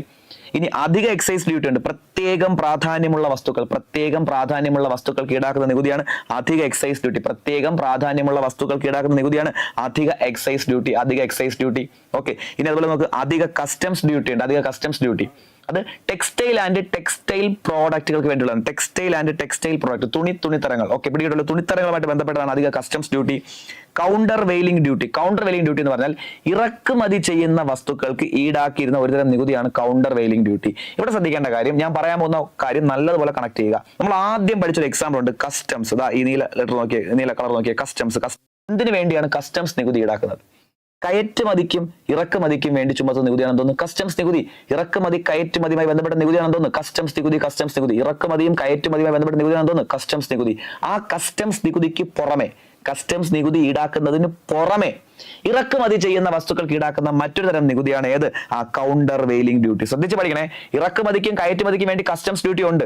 ആ കസ്റ്റംസ് ഡ്യൂട്ടിക്ക് പുറമെ ഇറക്കുമതി ചെയ്യുന്ന വസ്തുക്കൾക്ക് ഈടാക്കുന്ന വേറൊരു നികുതിയാണ് എന്ത്? Counter vailing duty. കസ്റ്റംസിന് പുറമെയാണ്, കസ്റ്റംസ് ഓൾറെഡി ഉണ്ട്, അത് കൂടാതെ അഡീഷണൽ ആയിട്ട് ഇറക്കുമതിക്ക് വേണ്ടി മാത്രം ഈടാക്കുന്ന നികുതിയാണ് ഏത്? കൗണ്ടർ വെയിലിംഗ് ഡ്യൂട്ടി എന്ന് പറയുന്നത്. ഓക്കെ, ഇനി അതുപോലെ തന്നെ സേവന നികുതി ഉണ്ട്, സർവീസ് ടാക്സ്. സേവന നികുതി ഉണ്ട്. അതുപോലെ സ്പെഷ്യൽ അഡീഷണൽ ഡ്യൂട്ടി ഓൺ കസ്റ്റംസുമായിട്ട് ബന്ധപ്പെട്ടിരുന്ന മറ്റ് അഡീഷണൽ ഡ്യൂട്ടി, അതങ്ങനെ പഠിച്ചു വെച്ചാൽ മതി. സ്പെഷ്യൽ അഡീഷണൽ ഡ്യൂട്ടി ഓൺ കസ്റ്റംസുമായിട്ട് ബന്ധപ്പെട്ട് വരുന്ന സ്പെഷ്യൽ അഡീഷണൽ ഡ്യൂട്ടി. ഇനി നോക്കി, ഈ സേവന നികുതി നമുക്കറിയാം, സർവീസ് ടാക്സ്, സേവനങ്ങൾക്ക് ടാക്സ് ഈടാക്കാറുണ്ട്. ഇതെല്ലാമാണ് പരോക്ഷ നികുതിക്ക്. എക്സാമ്പിൾ തീർന്നിട്ടില്ല, ഇനി എക്സാമ്പിൾ ഉണ്ട്. ഇപ്പൊ നമ്മൾ പഠിച്ചുകൊണ്ടിരിക്കുന്ന എക്സാമ്പിൾ തീർന്നിട്ടില്ല, ഇനിയും എക്സാമ്പിൾ ഉണ്ട്. ശ്രദ്ധിക്കുക, നമ്മൾ ആദ്യം പഠിച്ച എക്സാമ്പിൾ കസ്റ്റംസ്, അത് ഞാൻ ബോക്സിനകത്ത് മാറ്റിയിട്ടിട്ടുണ്ട്, അത് ശ്രദ്ധിച്ചോളുക. എന്തിനാണെന്ന് പിന്നീട് പറയും. കസ്റ്റംസ് നികുതി ബോക്സിനകത്ത് ഇട്ടിട്ടുണ്ട്, അത് എന്തിനാണെന്നുള്ളത് നമ്മൾ പിന്നീട് പറയും, ഓർത്തോളുക. ഓക്കെ, ബാക്കി ഒന്നുകൂടെ നോക്കി. കേന്ദ്ര എക്സൈസ് ഡ്യൂട്ടി ഉണ്ട്, ഡ്യൂട്ടീസ് ഓഫ് എക്സൈസ് ഉണ്ട്, മെഡിക്കൽ ടോയ്ലറ്റ് പർപ്പസുകൾക്ക് അധിക എക്സൈസ് ഡ്യൂട്ടി ഉണ്ട്, അധിക കസ്റ്റംസ് ഡ്യൂട്ടി ഉണ്ട്, കൗണ്ടർ വെയിലിംഗ് ഡ്യൂട്ടി ഉണ്ട്, സേവന നികുതി ഉണ്ട്, സ്പെഷ്യൽ അഡീഷണൽ ഡ്യൂട്ടി ഉണ്ട്, കസ്റ്റംസ് ഉണ്ട്. ഇതൊരു കാറ്റഗറി തീർന്നിട്ടില്ല. ഇനിയും ഉണ്ട് ഇൻഡയറക്ട് ടാക്സിന്റെ എക്സാമ്പിൾ. നോക്കെ, ഇനിയുള്ള ഇൻഡയറക്ട് ടാക്സിന്റെ എക്സാമ്പിൾ നോക്കി. ഒന്ന്, സംസ്ഥാന മൂല്യവർദ്ധിത നികുതി, സ്റ്റേറ്റ് വാല്യൂ ആഡഡ് ടാക്സ്. സംസ്ഥാനത്തിനകത്ത് ഈടാക്കുന്ന നികുതിയാണ്. സംസ്ഥാനത്തിനകത്ത് ട്രാൻസാക്ഷൻ ചെയ്യുന്ന ഒരു സാധനത്തിന് ഈടാക്കുന്ന നികുതിയാണ് state value added tax. Okay, ഇന്ത്യക്കകത്ത് ഉൽപ്പാദിപ്പിക്കുന്ന ഒരു സാധനത്തിന് എക്സൈസ് നികുതി ഉണ്ട്, നേരത്തെ പഠിച്ചു. നോക്ക്, എക്സൈസ് നികുതി ഇന്ത്യക്കകത്ത് ഉൽപ്പാദിപ്പിക്കുന്ന സാധനത്തിന് ഈടാക്കുന്നതാണ് എക്സൈസ് നികുതി. അതുപോലെ തന്നെ ഒരു സംസ്ഥാനത്തിനകത്ത് ട്രാൻസാക്ഷൻ ചെയ്യണമെങ്കിൽ, കേരളത്തിനകത്ത് ട്രാൻസാക്ഷൻ ചെയ്യണമെങ്കിൽ എന്ത് നികുതി ഉണ്ടായിരുന്നു? സംസ്ഥാന മൂല്യവർദ്ധിത നികുതി, വിൽപ്പന നികുതി എന്നും പറയാറുണ്ട്. അതുപോലെ മറ്റൊരു കാറ്റഗറിയാണ് സെൻട്രൽ സെയിൽസ് ടാക്സ് എന്ന് പറയും. സെൻട്രൽ സെയിൽസ് ടാക്സിന്റെ പ്രത്യേകത, ആ നികുതി ചുമത്തുന്നത് കേന്ദ്ര ഗവൺമെന്റും പിരിക്കുന്നത് സംസ്ഥാന ഗവൺമെന്റുമാണ്. Levied by central government and collected by state government. അത് ചുമത്താനുള്ള അധികാരം കേന്ദ്ര ഗവൺമെന്റിനും പിരിക്കാനുള്ള അധികാരം മാത്രമേ സംസ്ഥാന സർക്കാരിനുള്ളൂ. Central sales tax. ഓക്കെ, ഇനി അതുപോലെ നോക്കിയ ഒക്ട്രോയ് ഉണ്ട്, എൻട്രി ഫീ, പ്രവേശന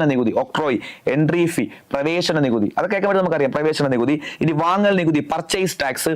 നോക്ക്, ആഡംബര നികുതി, ലക്ഷറി ടാക്സ് ഉണ്ട്, ആഡംബരത്തിന് നികുതിയുണ്ട്. അതുപോലെ വിനോദ നികുതി എപ്പോഴും കേൾക്കുന്നതാണ്, എന്റർടൈൻമെന്റ് ടാക്സ്, വിനോദ നികുതി. പരസ്യ നികുതി, അഡ്വർടൈസ്മെന്റ് ടാക്സ്. അതുപോലെ ലോട്ടറി, വാതുവെപ്പ്, ചൂതാട്ടം എന്നിവയ്ക്ക് നികുതിയുണ്ട്. അതൊക്കെ ഏതൊക്കെ സ്റ്റേറ്റിലുണ്ടോ അവിടെയൊക്കെ. എല്ലാ സ്റ്റേറ്റിലും ലീഗൽ അല്ല. ലോട്ടറി, വാതുവെപ്പ്, ചൂതാട്ടം എല്ലാ സ്റ്റേറ്റിലും ഇല്ല, നമുക്കറിയാം. അത് എവിടെയുണ്ടോ അവിടെയൊക്കെ എന്താണ് ആ ടാക്സ് കൂടെ വരും, പിടികിട്ടും. അപ്പോ നോക്കി, ഇപ്പൊ നമ്മളൊരു 7 എക്സാമ്പിൾ നോക്കി. സംസ്ഥാന നികുതി എന്നും പറഞ്ഞുകൊണ്ട് നമ്മളൊരു 7 നികുതി അവിടെ നോക്കിയിട്ടുണ്ട്. സംസ്ഥാന നികുതിയാണ് ഹെഡിങ് കൊടുത്തേക്കുന്നത്, അത് നോക്കേണ്ട കാര്യമില്ല. ഒരു 8 നികുതിയോളം നമ്മൾ ഇപ്പൊ നോക്കി. 8 നികുതിയോളം നമ്മളിപ്പോ നോക്കിയിട്ടുണ്ട്. നേരത്തെ ഒരു 7 നികുതി നോക്കിയിട്ടുണ്ട്. നോക്ക്, കേന്ദ്ര എക്സൈസ് നികുതി, ഡ്യൂട്ടീസ് ഓഫ് എക്സൈസ്, അധിക എക്സൈസ്, അധിക കസ്റ്റംസ്, കൗണ്ടർ വെയിലിംഗ്, സേവന നികുതി, special additional duty on customs. ഇത്രയും നോക്കിയിട്ടുണ്ട്. ഇതിൽ ഒരെണ്ണം ഞാൻ ബോക്സിനകത്ത് മാറ്റിയിട്ടുണ്ട്, കസ്റ്റംസ് നികുതി എന്ന് പറഞ്ഞുകൊണ്ട്. ബോക്സിനകത്ത് ഒരെണ്ണം മാറ്റിയിട്ടുണ്ട്, കസ്റ്റംസ് നികുതി എന്ന് പറഞ്ഞുകൊണ്ട്. അപ്പൊ ഇതെല്ലാം കൂടെ ചേർത്തോണ്ട് ഇപ്പൊ തന്നെ ഒരു 16ഓളം നമ്മൾ പഠിച്ചു. ഇവിടെ നോക്കി, ഇവിടെ ഒരു 7 എണ്ണം ഉണ്ട്. ബോക്സിനകത്ത് ഒരെണ്ണം മാറ്റിയിട്ടു 8 എണ്ണം ഉണ്ട്. അടുത്ത സ്ലൈഡ് ഒരു 16 എണ്ണം ഉണ്ട്. അപ്പൊ പരോക്ഷ നികുതിക്ക് നമ്മൾ 16 എക്സാമ്പിൾ ഇപ്പൊ തന്നെ നോക്കി. ഇപ്പൊ പരോക്ഷ നികുതികളുടെ എണ്ണം ഇങ്ങനെ ഒരുപാട് കൂടുതലായിരുന്നു കേട്ടോ. പരോക്ഷ നികുതികളുടെ എണ്ണം ഒരുപാടുണ്ടായിരുന്നു. ഈ പരോക്ഷ നികുതികളുടെ എണ്ണം ഇങ്ങനെ ഒരുപാടായിട്ട് വന്നപ്പോൾ ഗവൺമെന്റിന് അത് കളക്ട് ചെയ്യാൻ ഭയങ്കര ബുദ്ധിമുട്ട്. എണ്ണം കൂടുന്നതനുസരിച്ച് എപ്പോഴും കോംപ്ലിക്കേഷൻ നമുക്കറിയാം. എണ്ണം കൂടുന്നതിനനുസരിച്ച് അത് കോംപ്ലിക്കേഷൻ. അപ്പൊ പരോക്ഷ നികുതികളുടെ എണ്ണം ഇങ്ങനെ ഒരുപാട് കൂടി വന്നപ്പോൾ ഗവൺമെന്റിന് അത് കളക്ട് ചെയ്യാൻ ബുദ്ധിമുട്ട്. അപ്പൊ ഗവൺമെന്റ് എന്ത് ചെയ്തെന്ന് ചോദിച്ചു കഴിഞ്ഞാൽ, ഗവൺമെന്റ് തീരുമാനിക്കുന്നു ഇതെല്ലാം കൂടെ കിടന്നിങ്ങനെ 16 എണ്ണം കൂടെ കിടന്നിങ്ങനെ പിടിച്ചോണ്ടിരിക്കാതെ നമുക്കതെല്ലാം കൂടെ മെർജ് ചെയ്തുകൊണ്ട് ഒരൊറ്റ ടാക്സ് ആക്കി കഴിഞ്ഞാൽ, അത് പിരിക്കാൻ എളുപ്പമാണ്. ഒരു ടാക്സേ ഉള്ളെങ്കിൽ പിരിക്കാൻ എളുപ്പമാണ്. അതുപോലെ തന്നെ എന്തെങ്കിലും ഉടായ്പ നടത്തിയാൽ കണ്ടുപിടിക്കാൻ എളുപ്പമാണ്. ഈ 10-16 ഉണ്ടായിരുന്ന സമയത്ത് നികുതി വെട്ടിപ്പ് നടത്തി കഴിഞ്ഞാലും നികുതി ഇരട്ടിപ്പൊക്കെ വന്നു കഴിഞ്ഞാലും കണ്ടുപിടിക്കാൻ ഭയങ്കര പാടായിരുന്നു. ഒരേ സാധനത്തിന് വീണ്ടും വീണ്ടും നികുതി ആഡായി വരുന്നു, ഒരേ നികുതി വീണ്ടും വീണ്ടും ആഡായി വരുന്നു. അപ്പൊ അങ്ങനെയൊക്കെ കുറെ പ്രശ്നം ഉണ്ടായിരുന്നു. അപ്പൊ അതുകൊണ്ട് തന്നെ ഗവൺമെന്റ് തീരുമാനിക്കുകയാണ്, ചുമ്മാ ഇറങ്ങി നികുതി ഇരട്ടിപ്പ് ഉണ്ടാകുന്നു, നികുതി വെട്ടിപ്പ് നടത്തുന്നുണ്ട് ആൾക്കാർ. അതുപോലെ തന്നെ ഈ 10-16 പിരിക്കുക എന്ന് പറയുന്നത് ഭയങ്കര കോംപ്ലിക്കേറ്റഡ് ആണ്. അങ്ങനെ ഗവൺമെന്റ് തീരുമാനിക്കുകയാണ് ഈ പരോക്ഷ നികുതികളെല്ലാം കൂടെ ഇങ്ങനെ പിരിച്ചുകൊണ്ടിരിക്കാതെ ഇതെല്ലാം കൂടെ ലയിപ്പിച്ചുകൊണ്ട് ഒരൊറ്റ ടാക്സ് ആക്കി കഴിഞ്ഞാൽ പിരിക്കാനും എളുപ്പം, വെട്ടിപ്പ് കണ്ടുപിടിക്കാൻ എളുപ്പം, വെട്ടിപ്പ് തടയാനൊക്കെ എളുപ്പമാണ്, ഇരട്ടിപ്പൊന്നും വരത്തില്ല. അങ്ങനെയാണ് ഗവൺമെന്റ് പരോക്ഷ നികുതികളുടെ പ്രധാനപ്പെട്ടവ ലയിപ്പിച്ചുകൊണ്ട് ഒരൊറ്റ ടാക്സ് ആക്കുന്നത്. അതാണ് GST. നമ്മൾ ഇനി പഠിക്കാൻ പോകുന്ന GST. ഇനി ശ്രദ്ധിക്കേണ്ട കാര്യം നമ്മൾ നേരത്തെ GSTയുടെ കാര്യം പഠിപ്പിച്ചത്, നേരത്തെ GSTയുടെ കാര്യമല്ല, നേരത്തെ നമ്മൾ ഇൻഡയറക്ട് ടാക്സ് പഠിക്കുന്ന സമയത്ത് നോക്ക്, കസ്റ്റംസ് നികുതി എന്നൊരു സാധനം ബോക്സിനകത്ത് ഇട്ടിരുന്നു. ഞാൻ പറഞ്ഞത് മാറ്റിയിട്ടേക്കാണ്, അതിന്റെ കാര്യം പിന്നീട് പറയാം. അതായത് ഈ പരോക്ഷ നികുതികളെല്ലാം കൂടെ ലയിപ്പിച്ചുകൊണ്ട് GST ആയ സമയത്ത് ഈ കസ്റ്റംസ് നികുതിയെ അത് ലയിപ്പിച്ചിട്ടില്ല. അപ്പൊ ശ്രദ്ധിക്കണം, കസ്റ്റംസ് നികുതി പരോക്ഷ നികുതിയാണ്. പക്ഷേ ആ കസ്റ്റംസ് നികുതി എവിടെ ലയിപ്പിച്ചിട്ടില്ല? GSTയിലോട്ട് ലയിപ്പിച്ചിട്ടില്ല. പരോക്ഷ നികുതി തന്നെയാണ്, പക്ഷെ GST ലയിപ്പിച്ചിട്ടുണ്ടോ? ഇല്ല, അത് ഓർത്തോളുക. അതുകൊണ്ടാണ് ഈ കസ്റ്റംസിനെ ആദ്യം ബോക്സിനകത്ത് മാറ്റിയിട്ടത്. ഇൻഡയറക്ട് ടാക്സ് തന്നെയാണ്, പക്ഷെ GST ലയിപ്പിച്ചിട്ടില്ല. കസ്റ്റംസ് ഒഴികെ ബാക്കി പ്രധാനപ്പെട്ട നികുതികൾ ലയിപ്പിച്ചുകൊണ്ടാണ് എന്ത് കൊണ്ടുവന്നത്? GST കൊണ്ടുവന്നത്. അപ്പൊ നമുക്ക് ഇനിയിപ്പോ GSTയെ കുറിച്ച് പഠിക്കാം. അപ്പൊ ശ്രദ്ധിച്ചേ, ഡയറക്ട് ടാക്സ് പഠിച്ചു, ഇൻഡയറക്ട് ടാക്സ് പഠിച്ചു. ഡയറക്ട് ടാക്സിന്റെ എക്സാമ്പിൾ ഒക്കെ നമ്മൾ നോക്കി. ഇൻഡയറക്ട് ടാക്സിന്റെ എക്സാമ്പിൾ നമ്മൾ ഒരു 10-16 എക്സാമ്പിൾ നമ്മൾ നോക്കി. ആ 10-16 പിരിക്കുക ഭയങ്കര ബുദ്ധിമുട്ടായിട്ട് വന്നപ്പോഴാണ് ഗവൺമെന്റ് അതെല്ലാം കൂടെ ലയിപ്പിച്ചുകൊണ്ട് ഒരൊറ്റ ടാക്സ് ആക്കാൻ തീരുമാനിക്കുന്നത്. അങ്ങനെ ഒരൊറ്റ ടാക്സ് ആക്കി എന്തോന്ന്? GST. ഒറ്റ ടാക്സ് ആക്കി എന്തോന്ന്? GST. ഓക്കെ ആണേ. ആ GSTയെ കുറിച്ച് ഇനി പഠിക്കാൻ പോകുന്നത്. അപ്പൊ GST വന്ന ഹിസ്റ്ററി ഒക്കെ നിങ്ങൾക്ക് പിടികിട്ടി, അല്ലെങ്കിൽ ആ ഒരു ഫ്ലോ നിങ്ങൾക്ക് പിടികിട്ടി. എന്തുകൊണ്ട് GST വന്നു? പരോക്ഷ നികുതികൾ, ഇൻഡയറക്ട് ടാക്സിന്റെ എണ്ണം കൂടി വന്നപ്പോൾ ഗവൺമെന്റിന് കളക്ട് ചെയ്യാൻ പാട്, ആൾക്കാർ വെട്ടിപ്പ് നടത്തുന്നു, ഇരട്ടിപ്പ് നടത്തുന്നു. അങ്ങനെ ഗവൺമെന്റ് തീരുമാനിക്കുന്നു ഇതെല്ലാം കൂടെ ഇങ്ങനെ പിരിച്ചുകൊണ്ടിരിക്കാതെ എല്ലാം കൂടെ ലയിപ്പിച്ചുകൊണ്ട് ഒറ്റ ടാക്സ് ആക്കാം. അങ്ങനെയാണ് ഇന്ത്യയിൽ GST നിലവിൽ വരുന്നത്. ഓക്കെ, അപ്പൊ GST എന്ന സംവിധാനം ഇന്ത്യയിൽ വരാൻ കാരണം എന്താണ്? നോക്കിയിടാം. പരോക്ഷ നികുതി സമ്പ്രദായം ലളിതമാക്കണം. കാര്യം 10-16 ഉണ്ട്, അപ്പൊ കോംപ്ലിക്കേറ്റഡ് ആണ്. അതൊന്ന് ലളിതമാക്കണം. അതുപോലെ തന്നെ ഒരു രാജ്യത്ത് ഒരു നികുതി തത്വം നടപ്പിലാക്കണം. ഇതൊക്കെ ലക്ഷ്യമിട്ട് ഇന്ത്യയിൽ നിലവിലുണ്ടായിരുന്ന പരോക്ഷ നികുതികളുടെ നല്ലൊരു വിഭാഗം ഉൾപ്പെടുത്തിയാണ് ഗുഡ്സ് ആൻഡ് സർവീസ് ടാക്സ്, ചരക്ക് സേവന നികുതി നിലവിൽ വന്നത്. നല്ലൊരു വിഭാഗം എന്ന് പറഞ്ഞേക്കുന്നത്. നേരത്തെ പറഞ്ഞു കസ്റ്റംസിനെ ഇതിനകത്ത് ഉൾപ്പെടുത്തിയിട്ടുണ്ടോ? ഇല്ല, കസ്റ്റംസിനെ ഉൾപ്പെടുത്തിയിട്ടില്ല. ശ്രദ്ധിച്ചോളെ, കയറ്റുമതിക്കും ഇറക്കുമതിക്കും വേണ്ടിയുള്ള കസ്റ്റംസിനെ ഉൾപ്പെടുത്തിയിട്ടില്ല. അത് ഓർത്തോളുക. ഓക്കെ ആണ്. ഇനി GSTയുടെ ചരിത്രം ശ്രദ്ധിച്ചു കേട്ടോ. GST എന്ന സംവിധാനം 2017 ജൂലൈ 1 നിലവിൽ വന്നത്. എല്ലാവർക്കും അറിയാം, 2017 ജൂലൈ 1 GST നിലവിൽ വന്നത്. ഈ 2017 ജൂലൈ 1 വന്നു എന്ന് പറയുമ്പോൾ അതിന് മുന്നേ ഹിസ്റ്ററി എന്തായിരുന്നു? 1999 ഇതിന്റെ ചരിത്രമൊക്കെ ആരംഭിക്കുന്നത്. 1999 അന്നത്തെ പ്രധാനമന്ത്രിയായിരുന്ന AB വാജ്പേയി ആണ് ആദ്യമായിട്ട് പറയുന്നത് നമുക്ക് GST അല്ലെങ്കിൽ എല്ലാ ടാക്സും കൂടെ ലയിപ്പിക്കാം. അന്ന് അദ്ദേഹം GST എന്നൊന്നും പറയുന്നില്ല. അന്ന് AB വാജ്പേയി GST എന്നൊന്നും പറയുന്നില്ല. ശ്രദ്ധിച്ച് കേട്ടോളുക. 1999 ഇതിന്റെ ചരിത്രം ആരംഭിക്കുന്നത്. 99 AB വാജ്പേയി പറയുകയാണ് നമുക്ക് ഈ പരോക്ഷ നികുതികൾ എല്ലാം കൂടെ അങ്ങ് ലയിപ്പിക്കാം, എല്ലാം കൂടെ ഇങ്ങനെ ഓരോന്ന് പിരിച്ചുകൊണ്ടിരിക്കാൻ അങ്ങ് ലയിപ്പിക്കാൻ തീരുമാനിക്കുന്നു AB വാജ്പേയി. അന്ന് അദ്ദേഹം കൊടുത്ത പേര് കോമൺ ടാക്സ് എന്നായിരുന്നു. Common tax. അന്ന് GST എന്നൊരു ആശയമൊന്നുമില്ല, കോമൺ ടാക്സ് എന്നുള്ള പേരാണ് വന്നത്. അതിനെക്കുറിച്ച് പഠിക്കാൻ വേണ്ടി AB വാജ്പേയി കമ്മിറ്റി അപ്പോയിന്റ് ചെയ്യുന്നു, അസീം ദാസ് ഗുപ്ത കമ്മിറ്റി. രണ്ടുപേരും ഇമ്പോർട്ടന്റ് ആണ്, അസീം ദാസ് ഗുപ്ത കമ്മിറ്റി. ടാക്സ് എല്ലാം കൂടെ ലയിപ്പിച്ചുകൊണ്ട് ആദ്യമായിട്ട് ഇത് ലയിപ്പിക്കണമെന്ന് പറഞ്ഞ വ്യക്തിയാണ് AB വാജ്പേയി. അന്ന് അദ്ദേഹം കൊടുത്ത പേര് കോമൺ ടാക്സ് എന്നായിരുന്നു. അതിനെക്കുറിച്ച് പഠിക്കാൻ നിയോഗിച്ച കമ്മിറ്റി അസീം ദാസ് ഗുപ്ത കമ്മിറ്റി. വന്നു, പഠിച്ചൊക്കെ പോയി. പക്ഷെ പിന്നീട് വലിയ മാറ്റം ആ സമയത്ത് ഉണ്ടായില്ല. 2002 ആദ്യമായിട്ട് GST എന്ന ആശയത്തിലോട്ട് എത്തുന്നത്. അത് പറഞ്ഞ വ്യക്തിയാണ് വിജയ് ഖേൽക്കർ. ഇത് PQ ആണ്. വിജയ് ഖേൽക്കർ. അതൊരു കമ്മിറ്റിയിലൂടെ അദ്ദേഹം പറഞ്ഞ കമ്മിറ്റിയുടെ പേരാണ് ഖേൽക്കാർ ടാസ്ക് ഫോഴ്സ്.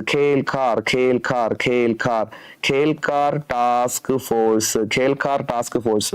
ഓക്കെ, അപ്പൊ ഖേൽക്കാർ ടാസ്ക് ഫോഴ്സ് ആ ഒരു കമ്മിറ്റി എന്തുണ്ട്? പരോക്ഷ നികുതികളെ കുറിച്ച് പഠിക്കാൻ വേണ്ടി ഒരു കമ്മിറ്റിയാണ് ഖേൽക്കാർ ടാസ്ക് ഫോഴ്സ്. അതിന്റെ ഹെഡായിരുന്നു വിജയ് ഖേൽക്കർ. അദ്ദേഹമാണ് ആദ്യമായിട്ട് GST എന്ന ആശയം പറയുന്നത്. പിടികിട്ടു? അപ്പോൾ ശ്രദ്ധിക്കുക, 99 AB വാജ്പേയി പറയുന്നു എല്ലാം കൂടെ ലയിപ്പിക്കണം, കോമൺ ടാക്സ് ആക്കണം. അതിനെക്കുറിച്ച് പഠിക്കാൻ വേണ്ടി ഒരു കമ്മിറ്റി അപ്പോയിന്റ് ചെയ്തു. അതാണ് അസീം ദാസ് ഗുപ്ത കമ്മിറ്റി. അതിനുശേഷം 2002 എത്തുമ്പോഴാണ് GST എന്ന ആശയം ആദ്യമായിട്ട് പറയുന്നത് വിജയ് ഖേൽക്കർ. ആ കമ്മിറ്റിയുടെ പേര് ഖേൽക്കാർ ടാസ്ക് ഫോഴ്സ്. പിന്നെ അത് വലിയ രീതിയിലോട്ട് ചർച്ചയായില്ല. 2005-2006 കാലഘട്ടങ്ങളിൽ P. ചിദംബരം പാർലമെന്റിൽ GSTയെ കുറിച്ച് സംസാരിക്കുന്നുണ്ട്. പക്ഷേ ബില്ലൊന്നും അങ്ങനെ അവതരിപ്പിക്കുക അങ്ങനെയൊന്നുമല്ല. നോർമൽ ഒരു സ്പീച്ചിനിടയ്ക്ക് GST ആശയത്തെ കുറിച്ച് ഇങ്ങനെ സംസാരിക്കുന്നുണ്ട് P. ചിദംബരം പാർലമെന്റിനിടയ്ക്ക്. പിന്നെ വലിയ ചർച്ചകളോട്ടൊന്നും വന്നില്ല, കാലം കഴിഞ്ഞിങ്ങനെ പോയി. 2014 നരേന്ദ്രമോദി സർക്കാർ അധികാരത്തിൽ കയറിയതിനു ശേഷമാണ് വീണ്ടും GST എന്ന ആശയം സജീവമായി ചർച്ചയിലോട്ട് വന്നത്. അദ്ദേഹം 2014 അധികാരത്തിൽ കയറി ഉടൻ തന്നെ GST ബില്ല് പാർലമെന്റിൽ അവതരിപ്പിക്കാൻ തീരുമാനിക്കുന്നു. GST എന്ന സംവിധാനം കൊണ്ടുവരണം, GST ബില്ല് പാർലമെന്റിൽ അവതരിപ്പിക്കാൻ തീരുമാനിക്കുന്നു. അങ്ങനെ നരേന്ദ്രമോദി വളരെ പെട്ടെന്ന് തന്നെ GSTയുടെ കാര്യങ്ങളൊക്കെ റെഡിയാക്കിക്കൊണ്ട് ലോക്സഭയിൽ ഇത് അവതരിപ്പിക്കും. അത് ലോക്സഭയിൽ ഇത് പാസ്സാക്കാൻ വലിയ പാടില്ല, കാരണം BJP നല്ല മൃഗീയ ഭൂരിപക്ഷമുള്ള സമയമാണ്. ലോക്സഭയിൽ ഈസി ആയിട്ട് പാസ്സായി, പക്ഷേ രാജ്യസഭയിൽ BJPക്ക് ഭൂരിപക്ഷം ഇല്ലായിരുന്നു. രാജ്യസഭയിൽ ചെന്നപ്പോൾ അത് പരാജയപ്പെട്ടു. ലോക്സഭയിൽ പാസ്സായി, പക്ഷേ രാജ്യസഭയിലോട്ട് എത്തിയപ്പോൾ അത് പരാജയപ്പെട്ടു. അങ്ങനെ GST ബില്ല് ലോക്സഭയിൽ ആദ്യമായിട്ട് അവതരിപ്പിച്ചു. അത് കഴിഞ്ഞ് രാജ്യസഭയിൽ എത്തി, പാസ്സായില്ല, തിരിച്ചു വന്നു. 2015 അങ്ങനെ പിന്നെ അത് വെയിറ്റ് ചെയ്തു. എന്നിട്ട് 2016 വരെ വെയിറ്റ് ചെയ്തിട്ട് 2016 ആ രാജ്യസഭയിലൊക്കെ ഭൂരിപക്ഷം ആയതിനു ശേഷം ഈ ബില്ല് ഒന്നും കൂടി അവതരിപ്പിച്ചു. അത് അവതരിപ്പിച്ചത് രാജ്യസഭയിലാണ് അവതരിപ്പിച്ചത്. അങ്ങനെ രാജ്യസഭയിൽ അവതരിപ്പിച്ചു. 2016 ഓഗസ്റ്റ് 3 ഡേറ്റ് ഒക്കെ ചോദിക്കുന്ന അറിയത്തില്ലെങ്കിൽ പഠിച്ചു വെച്ചോളുക. ഓഗസ്റ്റ് 3 2016 രാജ്യസഭയിൽ അന്നും ഭൂരിപക്ഷമായി. 2016 ആയപ്പോഴേക്കും ഭൂരിപക്ഷമായി, രാജ്യസഭയിൽ പാസ്സായി. 5 ദിവസം കഴിഞ്ഞപ്പോൾ ഓഗസ്റ്റ് 8 ലോക്സഭയിൽ അവതരിപ്പിക്കുന്നു. ലോക്സഭയിൽ പാസ്സാവാൻ ഒരു പാടുമില്ലല്ലോ, നല്ല ഭൂരിപക്ഷമുണ്ട്. അത് കഴിഞ്ഞ് പ്രസിഡന്റ് ഒപ്പുവയ്ക്കുന്നു 1 മാസം കഴിഞ്ഞപ്പോൾ. ഓഗസ്റ്റ് 8 ലോക്സഭ, 1 മാസം കഴിഞ്ഞ് സെപ്റ്റംബർ 8 പ്രസിഡന്റ് ഒപ്പുവയ്ക്കുന്നു. ഒപ്പുവെച്ച പ്രസിഡന്റ് പ്രണബ് മുഖർജിയാണ് ഒപ്പുവയ്ക്കുന്നത്. ഓക്കെ, പിടികിട്ടെ. അങ്ങനെയാണ് GST ഇത് ഒരു നിയമമായിട്ട് വരുന്നത്. അപ്പൊ ശ്രദ്ധിക്കുക. AB വാജ്പേയി തൊട്ട് പറഞ്ഞു. AB വാജ്പേയി ആദ്യമായിട്ട് കോമൺ ടാക്സ് പറഞ്ഞു. അതിനെക്കുറിച്ച് പഠിക്കാൻ വേണ്ടി അസീം ദാസ് ഗുപ്ത അപ്പോയിന്റ് ചെയ്യുന്നു. 99 2002 ആദ്യമായിട്ട് GST എന്ന ആശയം വരുന്നത്. വിജയ് ഖേൽക്കർ, P ചിദംബരം 2005 2006 പാർലമെന്റിൽ ഇതിനെക്കുറിച്ച് പറയുന്നുണ്ട്. പക്ഷേ പിന്നീട് അങ്ങോട്ടൊന്നും ഫോർവേഡ് ചെയ്യുന്നില്ല, ഒരു സ്പീച്ചിലൂടെ മാത്രമാണ് പറയുന്നത്. പിന്നെ അതിനുശേഷം നരേന്ദ്രമോദി സർക്കാർ വന്നതിന് ശേഷമാണ് ഇത് വീണ്ടും ബില്ലായിട്ടൊക്കെ അവതരിപ്പിച്ചത്. 2015 ആദ്യമായിട്ട് അവതരിപ്പിച്ചു, ലോക്സഭയിൽ പാസ്സായി, പക്ഷേ രാജ്യസഭയിൽ പാസ്സായില്ല. അങ്ങനെ വെയിറ്റ് ചെയ്തു. 2016 വീണ്ടും രാജ്യസഭയിൽ അവതരിപ്പിച്ചു, പാസ്സായി.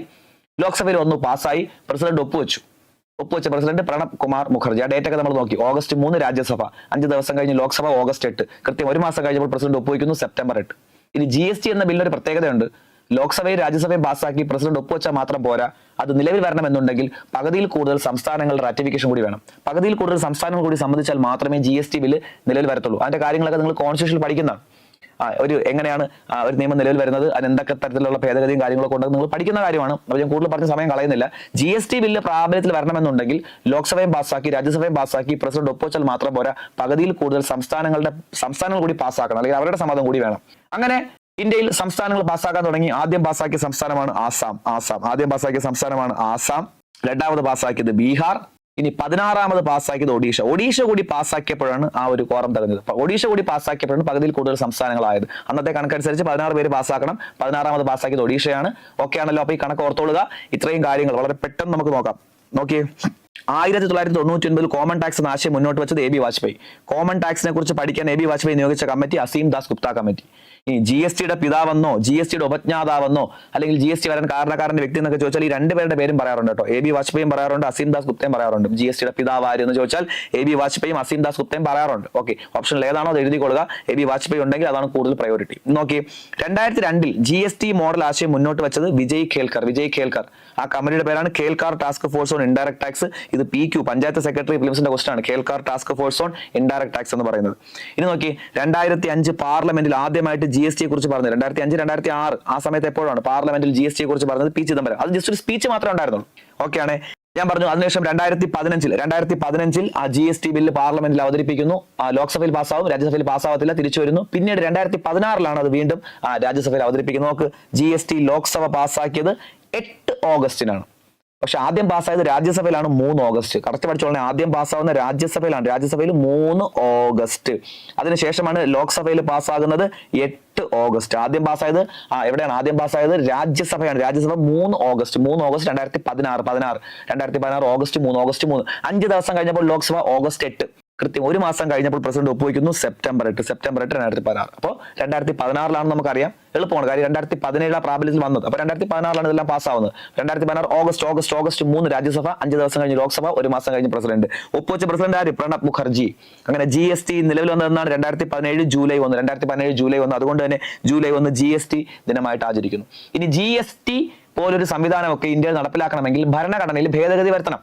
ഭരണഘടനയിൽ ഭേദഗതി വരുത്താതെ ഒരിക്കലും GST ഒന്നും ഇംപ്ലിമെന്റ് ചെയ്യാൻ പറ്റത്തില്ല. അങ്ങനെ ഭരണഘടന ഭേദഗതി വരുത്താൻ വേണ്ടി എത്രാമത്തെ ബില്ലായിട്ടാണ് അവതരിപ്പിക്കുന്നത്? GST bill. അപ്പൊ GST എന്ന സംവിധാനം ഭരണഘടനയിൽ ഉൾപ്പെടുത്താൻ വേണ്ടി അല്ലെങ്കിൽ നിലവിൽ വരാൻ വേണ്ടി എത്രാമത്തെ ഭേദഗതി ബില്ലായിട്ട് അവതരിപ്പിക്കുന്നത്? 122ാമത്തെ ഭേദഗതി ബില്ലായിട്ട് അവതരിപ്പിച്ചു. GST ബില്ല് 122ാമത്തെ ഭേദഗതി ബില്ലായിട്ട് അവതരിപ്പിച്ചു. അത് പാസ്സായിട്ട് വന്നപ്പോൾ 101ാമത്തെ ഭേദഗതി. അവതരിപ്പിക്കുന്ന എല്ലാ ബില്ലും പാസ്സാവാറില്ല നമുക്കറിയാം. നോക്കി 122 ബില്ല് അവതരിപ്പിച്ചപ്പോൾ 101 മാത്രമേ പാസ്സായുള്ളൂ. അപ്പൊ എത്രാമത്തെ ബില്ലെന്ന് ചോദിച്ചാൽ 122ാമത്തെ ബില്ല്. അത് പാസ്സായിട്ട് വന്നപ്പോൾ 101ാമത്തെ ഭേദഗതി. അവതരിപ്പിക്കുന്ന എല്ലാ ബില്ലും പാസ്സാവത്തില്ല, നമുക്ക് അറിയുന്ന കാര്യം തന്നെയാണ്. അങ്ങനെ 122ാമത്തെ ബില്ലായിട്ട് അവതരിപ്പിച്ചു. ആ 101ാമത്തെ ഭേദഗതിയായിട്ട് വന്നു. ഇതന്ന് പാർലമെന്റിൽ അവതരിപ്പിക്കുന്നത് അന്നത്തെ ധനകാര്യമന്ത്രിയായിരുന്ന അരുൺ ജെയ്റ്റ്ലിയാണ്. അരുൺ ജെയ്റ്റ്ലി ആരാണ്? അരുൺ ജെയ്റ്റ്ലിയാണ് പാർലമെന്റിൽ അവതരിപ്പിക്കുന്നത്. അന്നത്തെ ധനകാര്യമന്ത്രിയായിരുന്നു അരുൺ ജെയ്റ്റ്ലി. ഇന്ന് നോക്കിയേ, GST ബില്ല് പാസ്സാക്കിയ ആദ്യത്തെ ഇന്ത്യൻ സംസ്ഥാനമാണ് ആസാം. അത് കഴിഞ്ഞ് GST ബില്ല് പാസ്സാക്കിയ രണ്ടാമത്തെ ഇന്ത്യൻ സംസ്ഥാനം ബീഹാർ. ഇനി GST ബില്ല് പാസ്സാക്കിയ 16ാമത്തെ സംസ്ഥാനം ഒഡീഷ. കേരളത്തിൽ GST ഓർഡിനൻസ് ആദ്യം പാസ്സാക്കുന്നത് 2017 2017 ജൂണിലാണ് ആദ്യമായിട്ട് ഓർഡിനൻസ് പാസ്സാക്കുന്നത്. GST ഓർഡിനൻസ് ആണ് ആദ്യമായിട്ട് പാസ്സാക്കുന്നത് ജൂണിൽ. എന്നാൽ പിന്നീട് അതൊരു ബില്ലായിട്ട് വരുന്നുണ്ട് നിയമസഭയിൽ. അത് ഓഗസ്റ്റിലൊക്കെയാണ്, ഓഗസ്റ്റ് സെപ്റ്റംബർ ആയിട്ടൊക്കെയാണ് പിന്നീട് GST ബില്ലായിട്ട് വരുന്നത്. ഓർഡിനൻസ് പാസ്സായത് 2017 ജൂണിലാണ്. ആദ്യം ഒരു ഓർഡിനൻസ് ആയിട്ടാണ് പാസ്സാക്കുന്നത് 2017 ജൂണിൽ ഓർഡിനൻസ് പാസ്സാക്കുന്നു. അതിനുശേഷം പിന്നീട് ബില്ലായിട്ട് വരുന്നുണ്ട് നിയമസഭയിൽ. അത് ഓഗസ്റ്റ് സെപ്റ്റംബറിലായിട്ടാണ് അത് ബില്ലായിട്ട് വരുന്നത്. 2017 ഓർത്ത് വെച്ചിരുന്നാൽ മതി. ജൂൺ ഓഗസ്റ്റ് സെപ്റ്റംബർ വരുന്നുണ്ട്. ജൂണിൽ ഓർഡിനൻസ് ആയിട്ട് വന്നു. സെപ്റ്റംബർ ഓഗസ്റ്റ് സെപ്റ്റംബർ ഒക്കെ ആകുമ്പോൾ അത് ബില്ലായിട്ട് വന്നു. അങ്ങനെ ഓർത്ത് വരുന്നാൽ മതി. ഇനി അവസാനം പാസ്സാക്കിയത് ജമ്മു കാശ്മീരാണ്. അത് ചോദിക്കുന്നതോ, കാരണം ജമ്മു കാശ്മീർ ഇപ്പൊ സ്റ്റേറ്റ് അല്ല. നോക്കി, GST ബില്ല് പാസ്സാക്കിയ അവസാനത്തെ സ്റ്റേറ്റ് ജമ്മു കാശ്മീരാണ്. പക്ഷെ ജമ്മു കാശ്മീർ ഇപ്പൊ സ്റ്റേറ്റ് അല്ലാത്തതുകൊണ്ട് ചോദിക്കാനുള്ള സാധ്യത വളരെ കുറവാണെങ്കിൽ ഒന്ന് ഓർത്തിരിക്കുക. ഓക്കെ, ഇനി ആരാണ് GST ഉദ്ഘാടനം ചെയ്തത്? GST ഉദ്ഘാടനം ചെയ്യാൻ എന്തായാലും നരേന്ദ്രമോദി കാണുമെന്ന് നമുക്കറിയാം. അന്ന് അദ്ദേഹം ഒറ്റയ്ക്കല്ല, അദ്ദേഹവും നമ്മുടെ ഇന്ത്യയുടെ പ്രസിഡന്റ് ആയിരുന്ന പ്രണബ് കുമാർ മുഖർജിയും കൂടെ ചേർന്നാണ് GST ഉദ്ഘാടനം ചെയ്തത്. അപ്പൊ GSTയുടെ ഉദ്ഘാടനം നിർവഹിച്ചത് ആരൊക്കെയായിരുന്നു? നരേന്ദ്രമോദിയും പ്രണബ് മുഖർജിയും കൂടെ ചേർന്നുകൊണ്ട് പാർലമെന്റിലെ സെൻട്രൽ ഹാളിൽ വെച്ചിട്ട്. ഇപ്പോഴത്തെ പാർലമെന്റിൽ അറിയാലോ, ആ സമയത്തെ പാർലമെന്റ് നമ്മുടെ ഇപ്പോഴത്തെ സെൻട്രൽ വിസ്ത പ്രോജക്ട് അല്ല, മുമ്പത്തെ പാർലമെന്റ് നിങ്ങൾക്കറിയാലോ, ആ സമയത്തെ പാർലമെന്റിലെ സെൻട്രൽ ഹാളിൽ വെച്ചിട്ടായിരുന്നു ഉദ്ഘാടനം. 2017 ജൂലൈ 1 വെളുപ്പാങ്കാലത്ത് 12 മണിക്കായിരുന്നു ഉദ്ഘാടനം. വെളുപ്പാങ്കാലത്ത് 12 മണിക്കായിരുന്നു GST ഉദ്ഘാടനം ചെയ്തത്. ഓക്കെ ആണല്ലോ. ഇനി GSTയുടെ മുദ്രാവാക്യം, ആപ്തവാക്യം, മോട്ടോ എന്താണ്? ഒരു രാജ്യം, ഒരു നികുതി, ഒരു വിപണി. One nation, one tax, one market. ഒരു രാജ്യം, ഒരു നികുതി, ഒരു വിപണി. എളുപ്പമാണ്. ഒരു രാജ്യം, ഒരു നികുതി, ഒരു വിപണിയാണ് GSTയുടെ ആപ്തവാക്യം. GSTയുടെ ബ്രാൻഡ് അംബാസിഡർ അമിതാഭ് ബച്ചനാണ്. പഠിച്ചു വളരെ ബേസ് ഫാക്ട് ആണ്, GK ആണ്. നോക്ക്, GST നിരക്കുകളെ കുറിച്ച് അറിയാനിറങ്ങിയ ആദ്യത്തെ ആപ്പാണ് GST റേറ്റ് ഫൈൻഡർ. അതുപോലെ തന്നെ GST നടപ്പിലാക്കാൻ സഹായിച്ചൊരു പ്രോജക്റ്റ് ആണ് സാക്ഷം.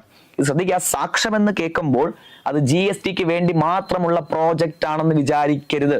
സാക്ഷത്തിന്റെ കീഴിൽ ഒരുപാട് കാര്യങ്ങൾ വേറെ ഉണ്ട്. അതിൽ ഈ GST നടപ്പിലാക്കാനും സഹായിച്ചിട്ടുണ്ട് സാക്ഷം പ്രോജക്റ്റ്. അങ്ങനെയുള്ളൂ. GST നടപ്പിലാക്കാനും സാക്ഷം പ്രോജക്റ്റ് സഹായിച്ചിട്ടുണ്ട്, അങ്ങനെയുള്ളൂ. അല്ല GSTക്ക് വേണ്ടി കൊണ്ടുവന്ന പ്രോജക്റ്റ് അല്ല സാക്ഷം എന്ന് പറയുന്നത്. GST നടപ്പിലാക്കാൻ വേണ്ടിയും സഹായിച്ചിട്ടുണ്ട് സാക്ഷം പ്രോജക്റ്റ്, അത്രേ ഉള്ളൂ. ഓക്കെ, ലോകത്തിലെ ആദ്യത്തെ GST കാൽക്കുലേറ്റർ പുറത്തിറക്കിയ കമ്പനിയാണ് കാഷ്യോ ഇന്ത്യ. ഇതൊക്കെ വളരെ GK ഫാക്ട് ആയതുകൊണ്ട് ഞാൻ ഇങ്ങനെ വായിച്ചു വിടുന്നത്. ഓക്കെ, നല്ല കണക്ട് ചെയ്ത് പഠിക്കാം. അപ്പൊ ശ്രദ്ധിക്കുക, GST വന്ന ഡേറ്റ് പഠിച്ചു, വരാൻ കാരണമായ ഹിസ്റ്ററി നമ്മൾ നോക്കി, ബില്ല് അവതരിപ്പിച്ചത് ആരാണെന്ന് നോക്കി. അരുൺ ജെയ്റ്റ്ലിയാണ് പാർലമെന്റിൽ അവതരിപ്പിക്കുന്നത്. 122ാമത്തെ ഭേദഗതി ബില്ല്, 101ാമത്തെ ഭേദഗതി, ഇതൊക്കെ നമ്മൾ ചർച്ച ചെയ്ത കാര്യമാണ്. ഓക്കെ, നിങ്ങൾക്ക് ഓക്കെ ആവുന്നുണ്ടോ? ക്ലാസ് എടുക്കുന്നത് ഓക്കെ ആണെങ്കിൽ ഒന്ന് മെസ്സേജ് ഇടാമോ? പഠിപ്പിക്കുന്നത് ഓക്കെ ആണെങ്കിൽ ഒന്ന് മെസ്സേജ് ഇടാമോ? വരുന്നില്ല. ഓക്കെ, പ്രശ്നമില്ലാന്ന് തോന്നുന്നു. ആദ്യത്തെ കുറെ ഭാഗങ്ങൾ മിസ്സായി. നെറ്റ്വർക്ക് ഇഷ്യൂ ഉള്ളതാണോ നോക്കട്ടെ. അത് എന്തെങ്കിലും ചെയ്യാൻ പറ്റുമോ നോക്കാം നമുക്ക് കേട്ടോ. മിസ്സായി വീഡിയോ ഇതായതിനു ശേഷം എന്തെങ്കിലും നോക്കിയിട്ട് നമുക്ക് അങ്ങനെ രണ്ടാമതൊന്നുകൂടെ എടുക്കാൻ പറ്റുമെങ്കിൽ എടുത്ത് അയച്ചു തരാം. അങ്ങനെ എന്തെങ്കിലും ചെയ്യാം കേട്ടോ. എന്തായാലും നോക്കട്ടെ. എന്തോ ഇഷ്യൂ ഉണ്ടായിരുന്നു, നെറ്റ്വർക്ക് ഇഷ്യൂ എന്തോ ഉണ്ടായിരുന്നു, അതുകൊണ്ടാണ് പറ്റിപ്പോയത്. ഇപ്പൊ ഓക്കെ ആണല്ലേ? എന്നാൽ നമുക്ക് ബാക്കി നോക്കാം. അപ്പോൾ GST ഇൻട്രൊഡക്ഷനും കാര്യങ്ങളും നമ്മൾ നോക്കി. ഇനി GSTയും ഭരണഘടനയും തമ്മിലുള്ള ബന്ധമാണ് നോക്കാൻ പോകുന്നത്.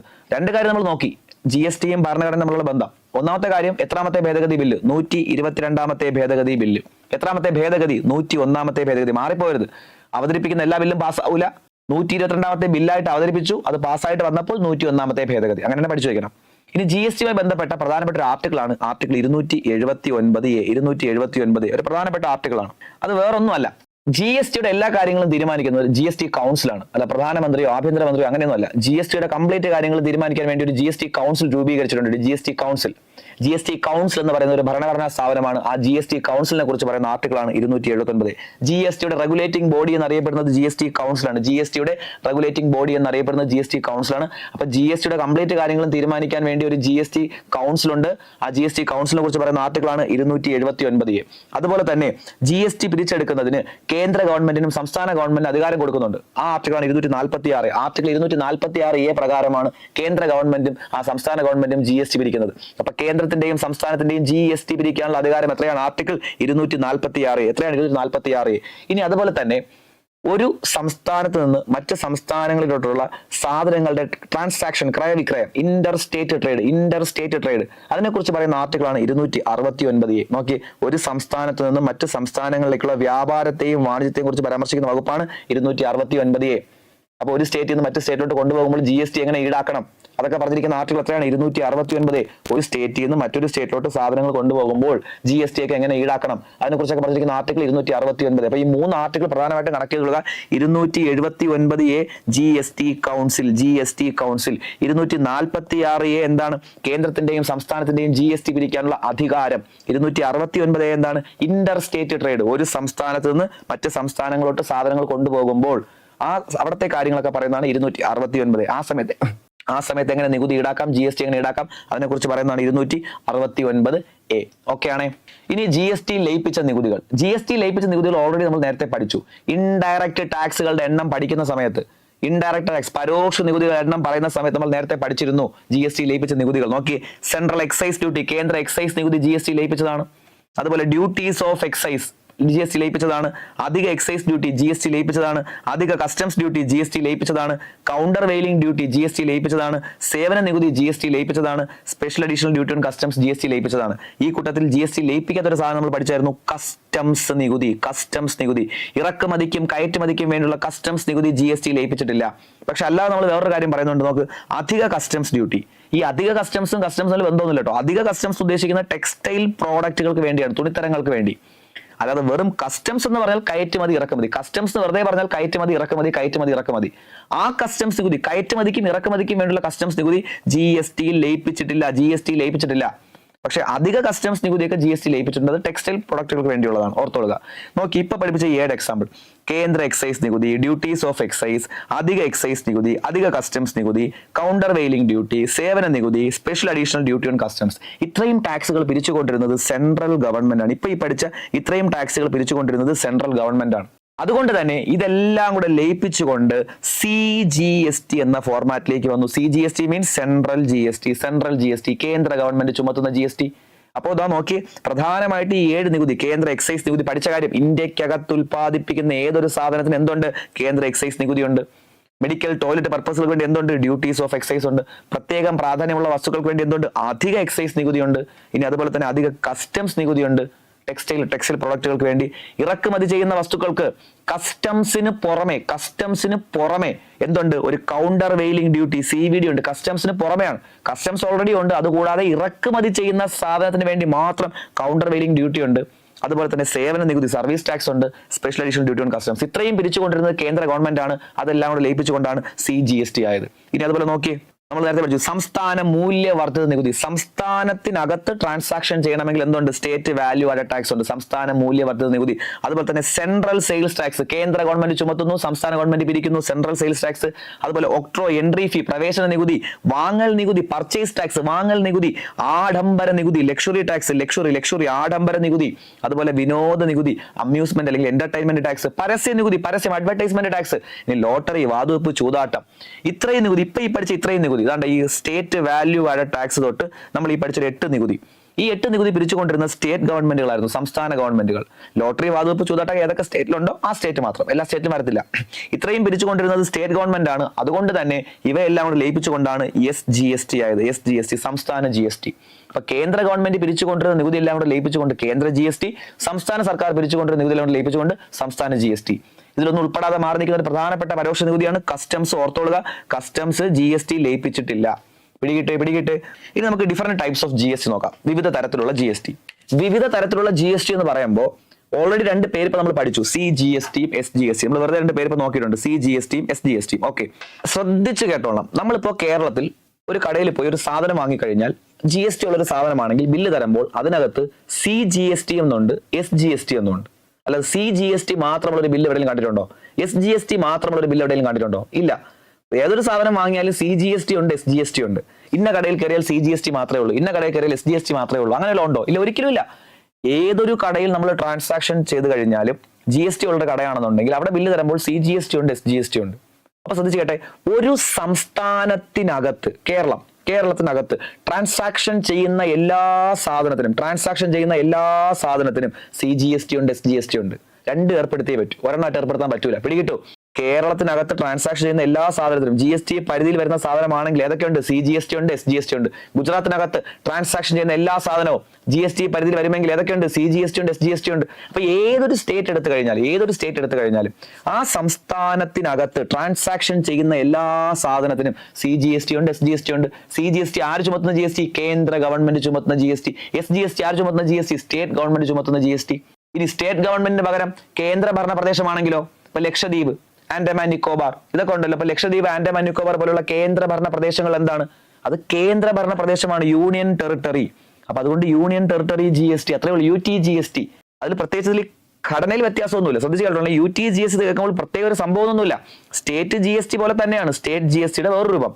സംസ്ഥാനത്തിനകത്ത് ഈടാക്കിയാൽ സ്റ്റേറ്റ് GST, കേന്ദ്ര ഭരണ പ്രദേശത്തിനകത്ത് ഈടാക്കിയാൽ UTGST അത്രേ ഉള്ളൂ. കാര്യം അത് കേന്ദ്ര ഭരണ പ്രദേശമല്ല, യൂണിയൻ ടെറിട്ടറി അല്ലേ. അപ്പൊ നമുക്ക് യൂണിയൻ ടെറിട്ടറി GST എന്ന് പറയാൻ പറ്റും. ഒന്നും കൂടെ വ്യക്തമായിട്ട് കേട്ടോ, ഒരു സംസ്ഥാനത്തിനകത്ത് ക്രയവിക്രയം ചെയ്താൽ CGST ഉണ്ട്, SGST ഉണ്ട്. ഇനി ഒരു കേന്ദ്ര ഭരണ പ്രദേശത്തിനകത്ത് ക്രയവിക്രയം ചെയ്താൽ CGST ഉണ്ട്, UTGST ഉണ്ട്. അത്രേ ഉള്ളൂ. CGST ഉണ്ട്, UTG. അതായത് ഇന്ത്യക്കകത്ത് എവിടെയാണെങ്കിലും CGST ഉണ്ട്. ഇന്ത്യക്കകത്ത് എവിടെയാണെങ്കിലും എന്തുണ്ട്? CGST ഉണ്ട്. ഇനി സംസ്ഥാനങ്ങളാണെങ്കിൽ കൂടെ എന്തുണ്ട്? SGST. കേന്ദ്ര ഭരണ പ്രദേശമാണെങ്കിൽ കൂടെ എന്തുണ്ട്? UTGST. അത്രേ ഉള്ളൂ. പിടികിട്ടു? ഇനി എത്ര കേന്ദ്ര ഭരണ പ്രദേശമുണ്ട്? 8 കേന്ദ്ര ഭരണ പ്രദേശമുണ്ട്. 8 കേന്ദ്ര ഭരണ പ്രദേശം ഉണ്ടെങ്കിലും ഈ 8 UTGST ഈടാക്കുന്നില്ല. 8 UTGST ഈടാക്കുന്നില്ല. 8 കേന്ദ്ര ഭരണ പ്രദേശം ഉണ്ടെങ്കിലും 8 UTGST ഈടാക്കുന്നില്ല. 5 മാത്രമേ UTGST ഉള്ളൂ. ശ്രദ്ധിച്ചു കേട്ടോളേ, 8 കേന്ദ്ര ഭരണ പ്രദേശമുണ്ട്. കേന്ദ്ര ഭരണ പ്രദേശമാണെങ്കിൽ അവിടെ CGSTയും വരും, ഏത് വരും? UTGSTയും വരും. CGSTയും വരും, UTGSTയും വരും. പക്ഷേ 8 UTGST ഈടാക്കുന്നില്ല. 5 മാത്രമേ ഉള്ളൂ UTGST. ഡൽഹി കേന്ദ്ര ഭരണ പ്രദേശമാണ്. പുതുച്ചേരി കേന്ദ്ര ഭരണ പ്രദേശമാണ്. ഇപ്പോ ജമ്മു ആൻഡ് കാശ്മീർ കേന്ദ്രഭരണ പ്രദേശമാണ്. ഈ 3 UTGST അല്ല, ഈ 3 SGST ആണ്. കാരണം ഈ 3 സ്ഥലത്തും നിയമസഭയുണ്ട്. ബാക്കി 5 ലക്ഷദ്വീപ്, ആൻഡമാൻ നിക്കോബാർ, അതുപോലെ ചണ്ഡീഗഡ്, ലഡാക്ക്, ദാദ്ര നാഗർ ഹവേലി, ഡാമൻ ഡ്യൂ, ഈ 5 മുഖ്യമന്ത്രിമാരില്ല, നിയമസഭയില്ല. അവിടെ എല്ലാം ഭരിക്കുന്നത് ലെഫ്റ്റനന്റ് ഗവർണർമാരും അഡ്മിനിസ്ട്രേറ്റർമാരും, അങ്ങനെ കേന്ദ്രം പറഞ്ഞുവിടുന്ന ആരൊക്കെയാണ് ഭരിക്കുന്നത്. അവിടെയൊന്നും മുഖ്യമന്ത്രിമാരും നിയമസഭയൊന്നുമില്ല. പക്ഷെ ഈ 3 സ്ഥലത്ത് ഡൽഹി, അതുപോലെ പുതുച്ചേരി, അതുപോലെ ജമ്മു ആൻഡ് കാശ്മീർ, ഈ 3 സ്ഥലത്ത് കേന്ദ്രം പറഞ്ഞുവിടുന്ന ആളുമുണ്ട്, കൂടെ ആരുണ്ട്? നിയമസഭയുണ്ട്. അവിടെ മുഖ്യമന്ത്രിമാർ കൂടിയുണ്ട്. അപ്പൊ മുഖ്യമന്ത്രിമാർ കൂടി ഉള്ളത് കൊണ്ടാണ് ഈ 3 സ്ഥലത്തും UTGSTക്ക് പകരം SGST ഈടാക്കുന്നത്. പിടികിട്ടുമല്ലോ? അപ്പൊ നോക്കിയേ, വിവിധ തരത്തിലുള്ള GST നോക്ക്. ഇന്ത്യയിൽ GST നമുക്കത് പിന്നെ നോക്കാം. അടുത്ത് നോക്കി, സംസ്ഥാനത്തിനകത്ത് ക്രയവിക്രയം ചെയ്യപ്പെടുന്ന ചരക്കുകൾക്കും സേവനങ്ങൾക്കും മേൽ കേന്ദ്ര ഗവൺമെന്റും സംസ്ഥാന ഗവൺമെന്റും GST ചുമത്തുന്നുണ്ട്. കണ്ട, ഒരു സ്റ്റേറ്റിനകത്ത് ട്രാൻസാക്ഷൻ ചെയ്യുന്ന എല്ലാ സാധനത്തിനും കേന്ദ്ര ഗവൺമെന്റും സംസ്ഥാന ഗവൺമെന്റും GST ചുമത്തും. ഇന്ന കടയിൽ പോയാൽ കേന്ദ്ര ഗവൺമെന്റ് GST മാത്രമേ ഉള്ളൂ, ഇന്ന കടയിൽ പോയാൽ സംസ്ഥാന ഗവൺമെന്റ് GST മാത്രമേ ഉള്ളൂ, അങ്ങനെയൊന്നുമില്ല. രണ്ടുപേരും ചുമത്തും. ഓക്കെ, CGS നോക്ക്, CGST സെൻട്രൽ GST, കേന്ദ്ര ഗവൺമെന്റ് ചുമത്തുന്ന GST. SGST എന്താണ്? സംസ്ഥാന സർക്കാർ ചുമത്തുന്ന GST. അപ്പൊ ഒരു സ്റ്റേറ്റ് ആണെന്നുണ്ടെങ്കിൽ അവിടെ CGST ഉണ്ട്, SGST ഉണ്ട്. ഒരു സ്റ്റേറ്റ് ആണെങ്കിൽ ഇനി ഒരു യൂണിയൻ ടെറിട്ടറി ആണെങ്കിലോ അവിടെ CGST ഉണ്ട്, പിന്നെന്തുണ്ട്? UTGST ഉണ്ട്. നോക്കി, UTGST യൂണിയൻ ടെറിട്ടറി GST. കേന്ദ്ര ഭരണ പ്രദേശം ചുമത്തുന്ന നികുതിയാണ് എന്തോന്ന്? UTGST. ഒരു കേന്ദ്ര ഭരണ പ്രദേശമാണെങ്കിൽ അവിടെ CGST ഉണ്ട്, പിന്നെന്തുണ്ട്? UTGST ഉണ്ട്. എന്നാൽ 3 കേന്ദ്ര ഭരണ പ്രദേശങ്ങളിൽ UTGSTക്ക് പകരം SGST ആണ്. 3 UTGSTക്ക് പകരം SGST ആണ്. ഏതൊക്കെയാണ്? നിയമസഭയുള്ള കേന്ദ്ര ഭരണ പ്രദേശം, മുഖ്യമന്ത്രിമാരുള്ള കേന്ദ്ര ഭരണ പ്രദേശം, ഡൽഹി, പുതുച്ചേരി, ജമ്മു ആൻഡ് കാശ്മീർ. അവിടെ 3 SGST ആണ്. പിടികിട്ടെ? അപ്പം 3 ടൈപ്പ് GST നമ്മൾ നോക്കിയിട്ടുണ്ട്: CGST, SGST, UTGST. ഇനി അടുത്ത ക്വസ്റ്റ്യൻ, വേറൊരു ടൈപ്പ് GST ഉണ്ട്, ഫേമസ് ആണ്, ഒരുപാട് എക്സാമിന് ചോദിച്ചിട്ടുണ്ട്. IGST. അപ്പൊ എന്താണ് എന്റെ പ്രത്യേകത? IGST, integrated GST. IGST ഇവിടെ നോക്കി ശ്രദ്ധിച്ചിരിക്കുക. ഒരു സംസ്ഥാനത്തിന് അകത്ത് ട്രാൻസാക്ഷൻ ചെയ്യുന്ന സാധനമാണെങ്കിൽ CGST ഉണ്ട്, SGST ഉണ്ട്. ഓക്കെ, ഡൗട്ട് ഒന്നുമില്ല. ഇനി ഒരു സ്റ്റേറ്റിൽ നിന്ന് വേറൊരു സ്റ്റേറ്റിലോട്ട് കൊണ്ടുപോകുമ്പോൾ അവിടെ CGSTയും SGST ഈടാക്കുന്നില്ല. വ്യക്തമായിട്ട് പഠിക്കുക. ഒരു സ്റ്റേറ്റിനകത്താണെങ്കിൽ CGST, SGST. എന്നാൽ ഒരു സ്റ്റേറ്റിൽ നിന്ന് വേറൊരു സ്റ്റേറ്റിലോട്ട് കൊണ്ടുപോകുമ്പോൾ അവിടെ CGST ഇല്ല, SGST ഇല്ല. രണ്ടും കൂടി ഇന്റഗ്രേറ്റ് ചെയ്തുകൊണ്ട്, ലയിപ്പിച്ചുകൊണ്ട് integrated GST, IGST, integrated GST. അപ്പൊ ഇത്രയേ ഉള്ളൂ. കേരളത്തിന് അകത്ത് ട്രാൻസാക്ഷൻ ചെയ്യുമ്പോൾ CGST SGST, കേരളത്തിൽ നിന്ന് തമിഴ്നാട്ടിലോട്ട് കൊണ്ടുപോകുമ്പോൾ ആ CGST SGST അല്ല, പകരം ഈടാക്കുന്ന GST ഏതാണ്? IGST. രണ്ടും കൂടി ലയിപ്പിച്ചുകൊണ്ട് ഇന്റഗ്രേറ്റ് ചെയ്തുകൊണ്ട് IGST.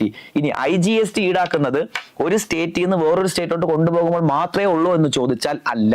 ഇറക്കുമതി ചെയ്യുന്ന സാധനങ്ങൾക്ക് GST പരിധിയിൽ വരുമെങ്കിൽ അവിടെ ഈടാക്കുന്നതും IGST ആണ്.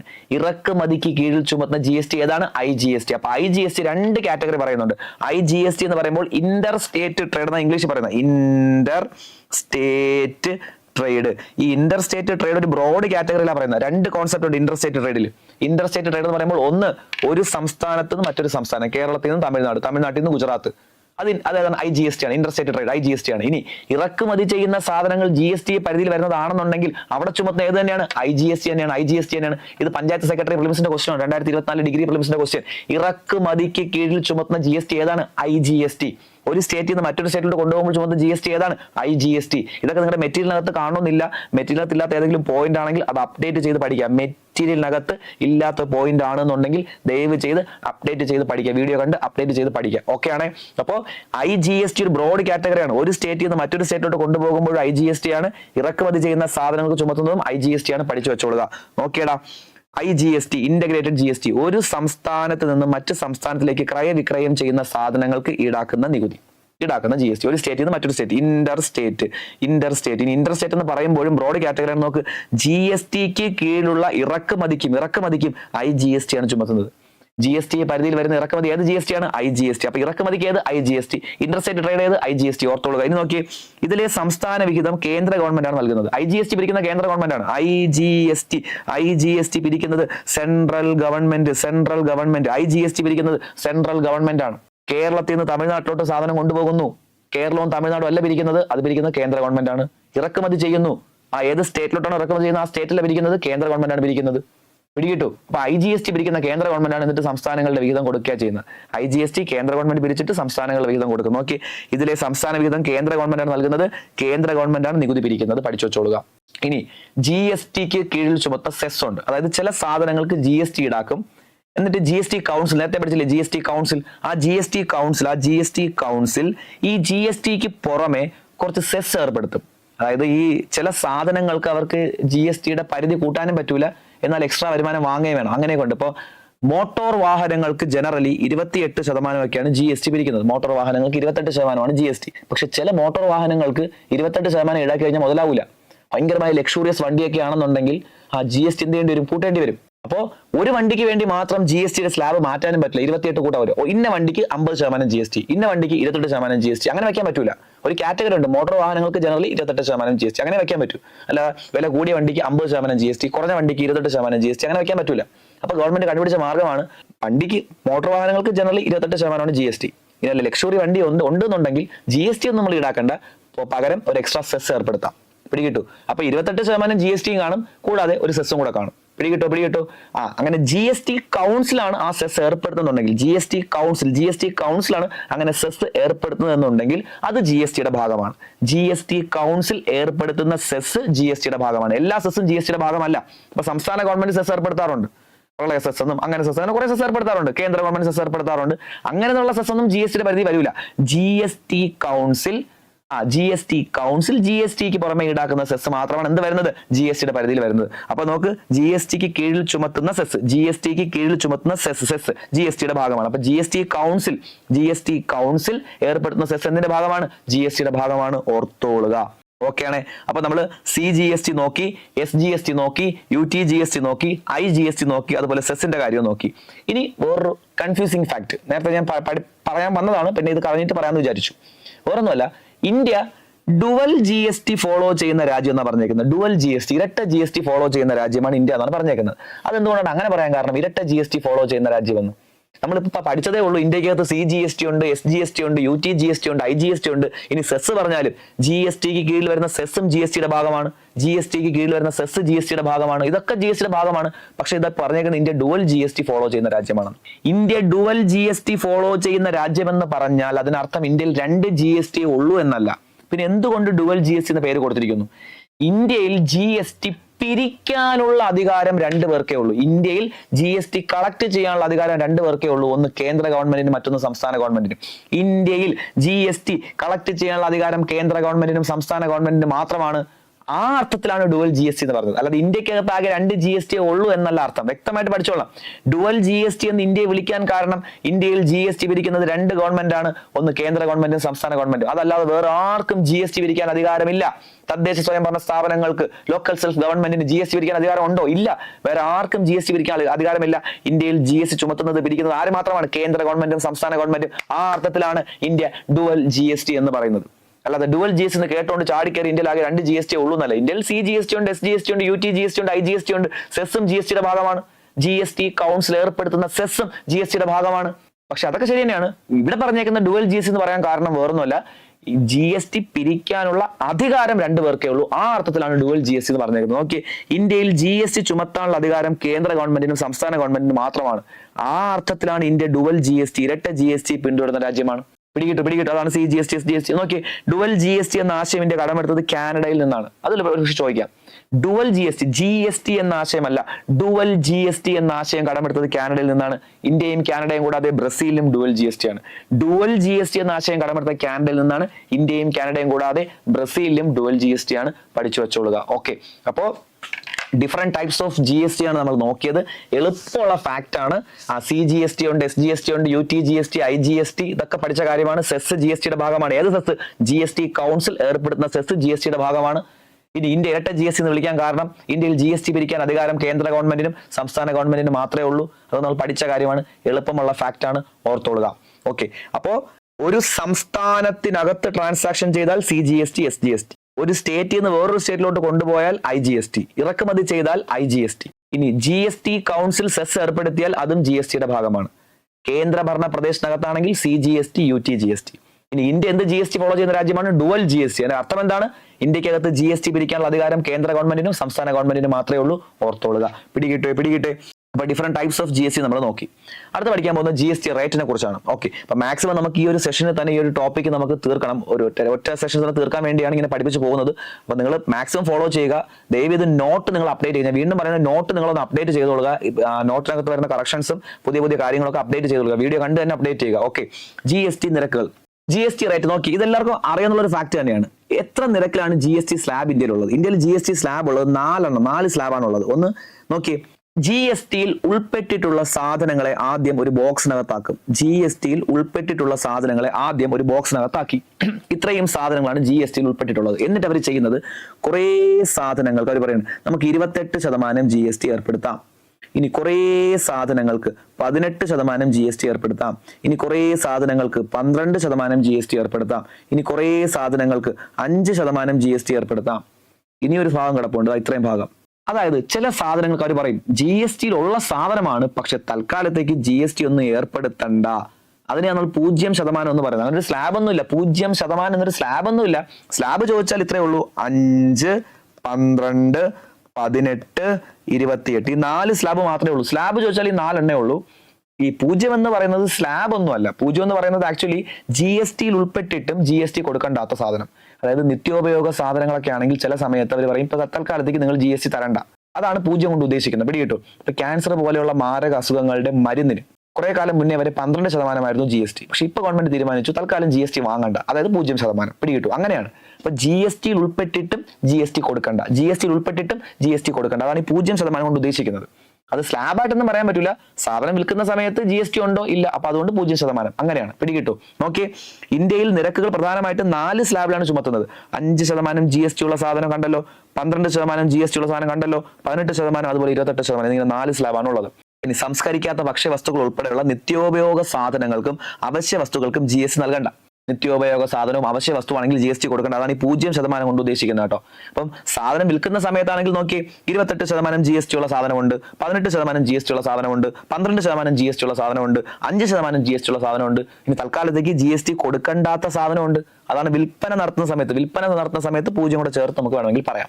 ഇനി ഒരു തവണ ഡിഗ്രി ലെവൽ എക്സാമിന് ക്വസ്റ്റ്യൻ ചോദിച്ചിട്ടുണ്ട്, താഴെ തന്നിരിക്കുന്നതിൽ GST സ്ലാബ് ഏതാണെന്ന്. അന്ന് അവർ 5, 12, 18, 28 കൊടുത്തോ. 5, 12, 18, 28 അന്ന് അവർ GST സ്ലാബ് ആയിട്ട് കൊടുത്തത് ഓർത്തോളുക. ഇനി നോക്കി, 0.25% GST ഉള്ള സംഭവമുണ്ട്. 1. 5% GST ഉള്ളതുണ്ട്, 3% GST ഉള്ളതുണ്ട്. ഞാൻ ഇപ്പൊ പറഞ്ഞതേ ഉള്ളൂ. നോക്ക്, 5% GST ഉള്ള സാധനം, 12% GST ഉള്ള സാധനം, 18% GST ഉള്ള സാധനം, 28% GST ഉള്ള സാധനം, ഇത്രയേ ഉള്ളൂ എന്ന് ഇപ്പൊ പഠിച്ചതേ ഉള്ളൂ. അതിന്റെ കൂടെ തന്നെ പറയുകയാണ് 0.25% GST ഉള്ള സാധനം ഉണ്ടെന്ന്, 1.50% GST ഉള്ള സാധനം ഉണ്ടെന്ന്, 3% GST ഉള്ള സാധനം ഉണ്ടെന്ന് അതിന്റെ കൂടെ പറയുകയും ചെയ്തു. അപ്പൊ ആകെ 4 സ്ലാബേ ഉള്ളൂ എന്ന് പറയുകയും ചെയ്തു. ഇപ്പതാ പറയുന്നത് 0.25 കൊണ്ടെന്ന്. അതെന്താണ്? സ്ലാബ് 4 ഉള്ളൂ, ശരി തന്നെയാണ്. സ്ലാബ് 4 ഉള്ളൂ, ശരി തന്നെയാണ്. പക്ഷെ ചില സാധനങ്ങളൊക്കെ നമുക്ക് ഈ 4 സ്ലാബിൽ ഉൾപ്പെടുത്താൻ കഴിയൂല. ഉദാഹരണം പറയുകയാണെങ്കിൽ ഗോൾഡിനെ 5% GST ഉൾപ്പെടുത്താൻ കഴിയത്തില്ല. ഗോൾഡിന് 5% GST എന്നൊക്കെ പറഞ്ഞു കഴിഞ്ഞാൽ അത് റേറ്റ് ഒരുപാട് കൂടിപ്പോകും. അല്ലെങ്കിൽ തന്നെ റേറ്റ് ഭയങ്കര കൂടുതലാണ് ഗോൾഡ്, നമുക്കറിയാം. ഇനി GST നിന്ന് തൽക്കാലം മാറ്റി നിർത്താനും പറ്റൂല, അതായത് 0 കൊണ്ടുവരാനും പറ്റൂല, 5% ഈടാക്കാനും പറ്റൂല. പിടികിട്ടു? 5% ഈടാക്കി കഴിഞ്ഞാൽ വലിയ റേറ്റ് ആയി പോകും. എന്നാൽ GST ഏർപ്പെടുത്താൻ അല്ലെങ്കിൽ ഈടാക്കാതിരിക്കാനും പറ്റൂല, അതായത് 0 കൊണ്ടുവരാനും നോക്കൂല, 5% ഏർപ്പെടുത്താനും പറ്റൂല. അങ്ങനെയുള്ള കുറച്ച് സാധനങ്ങളുണ്ട്. അപ്പൊ ഗവൺമെന്റ് തീരുമാനിച്ചതാണ് ചില സാധനങ്ങൾക്ക് ഈ സ്ലാബിന്റെ ഈ ഒരു പരിധിയിൽ ഉൾപ്പെടുത്താൻ പറ്റാത്തത് കൊണ്ട് നമുക്ക് സ്പെഷ്യൽ റേറ്റ് കൊടുക്കാം. അങ്ങനെ അവർ കൊണ്ടുവന്ന 3 സ്പെഷ്യൽ റേറ്റ് ആണ് 0.25, 1.5, 3% GST. അതായത് 3% എന്ന് പറഞ്ഞാൽ സ്വർണ്ണത്തിനാണ്. സ്വർണ്ണം വാങ്ങാൻ പോകുമ്പോൾ സ്വർണ്ണക്കടയിലൊക്കെ പോയെങ്കിൽ അറിയാം GST 3%. പിടികിട്ടു?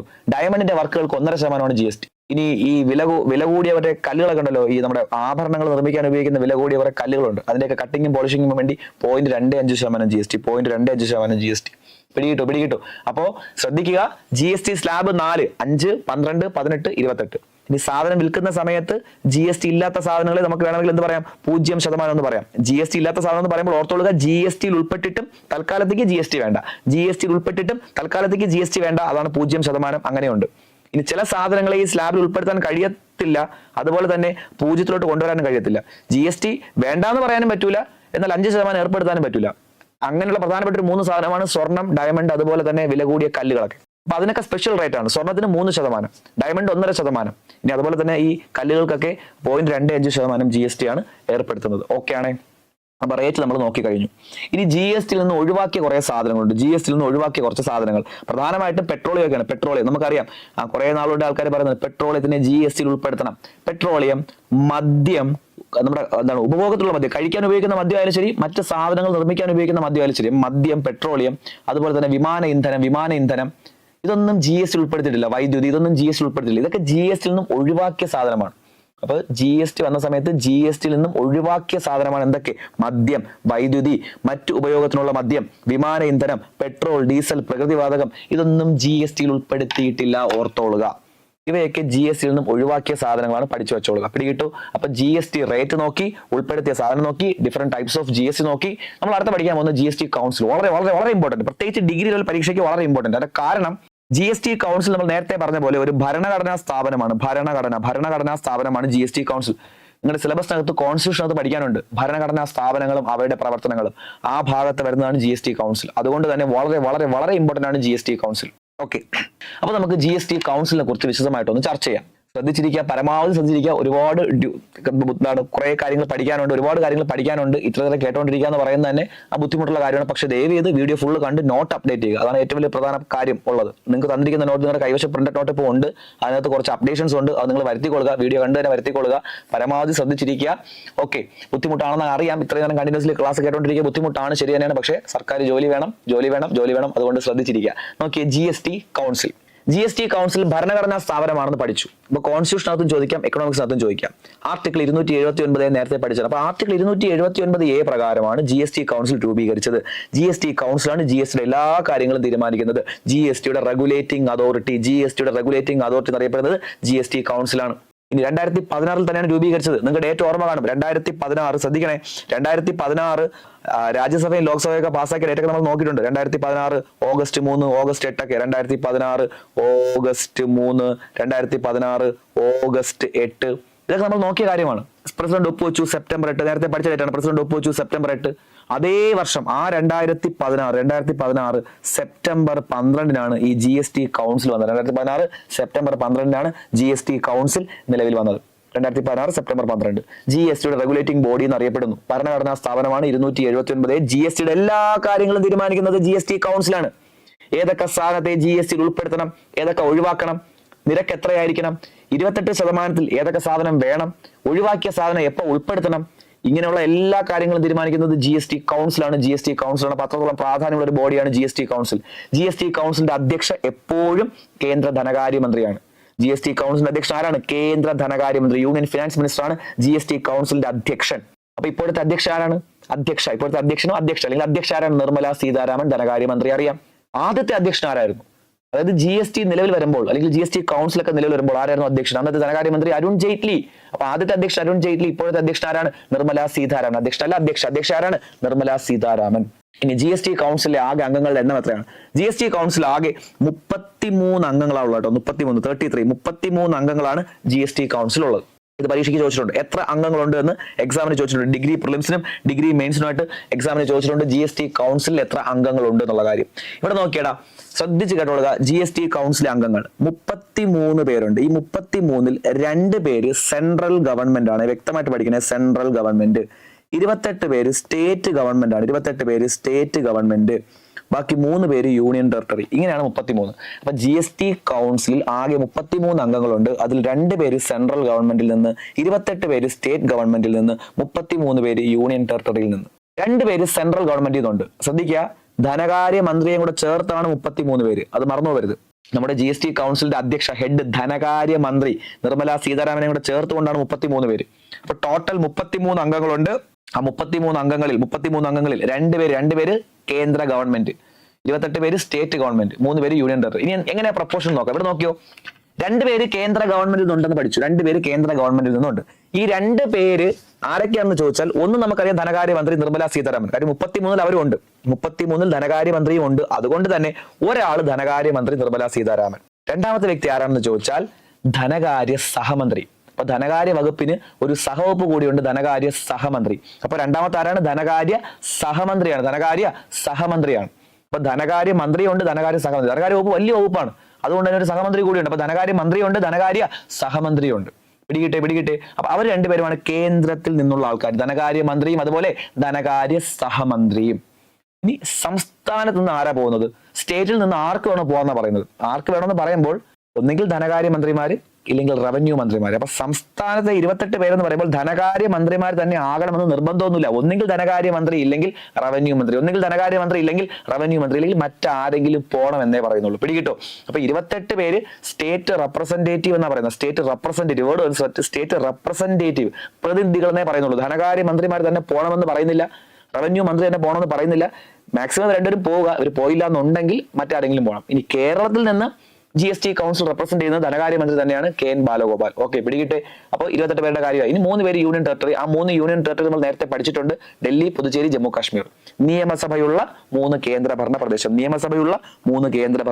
ഇങ്ങനെയാണ് 33 പേര്.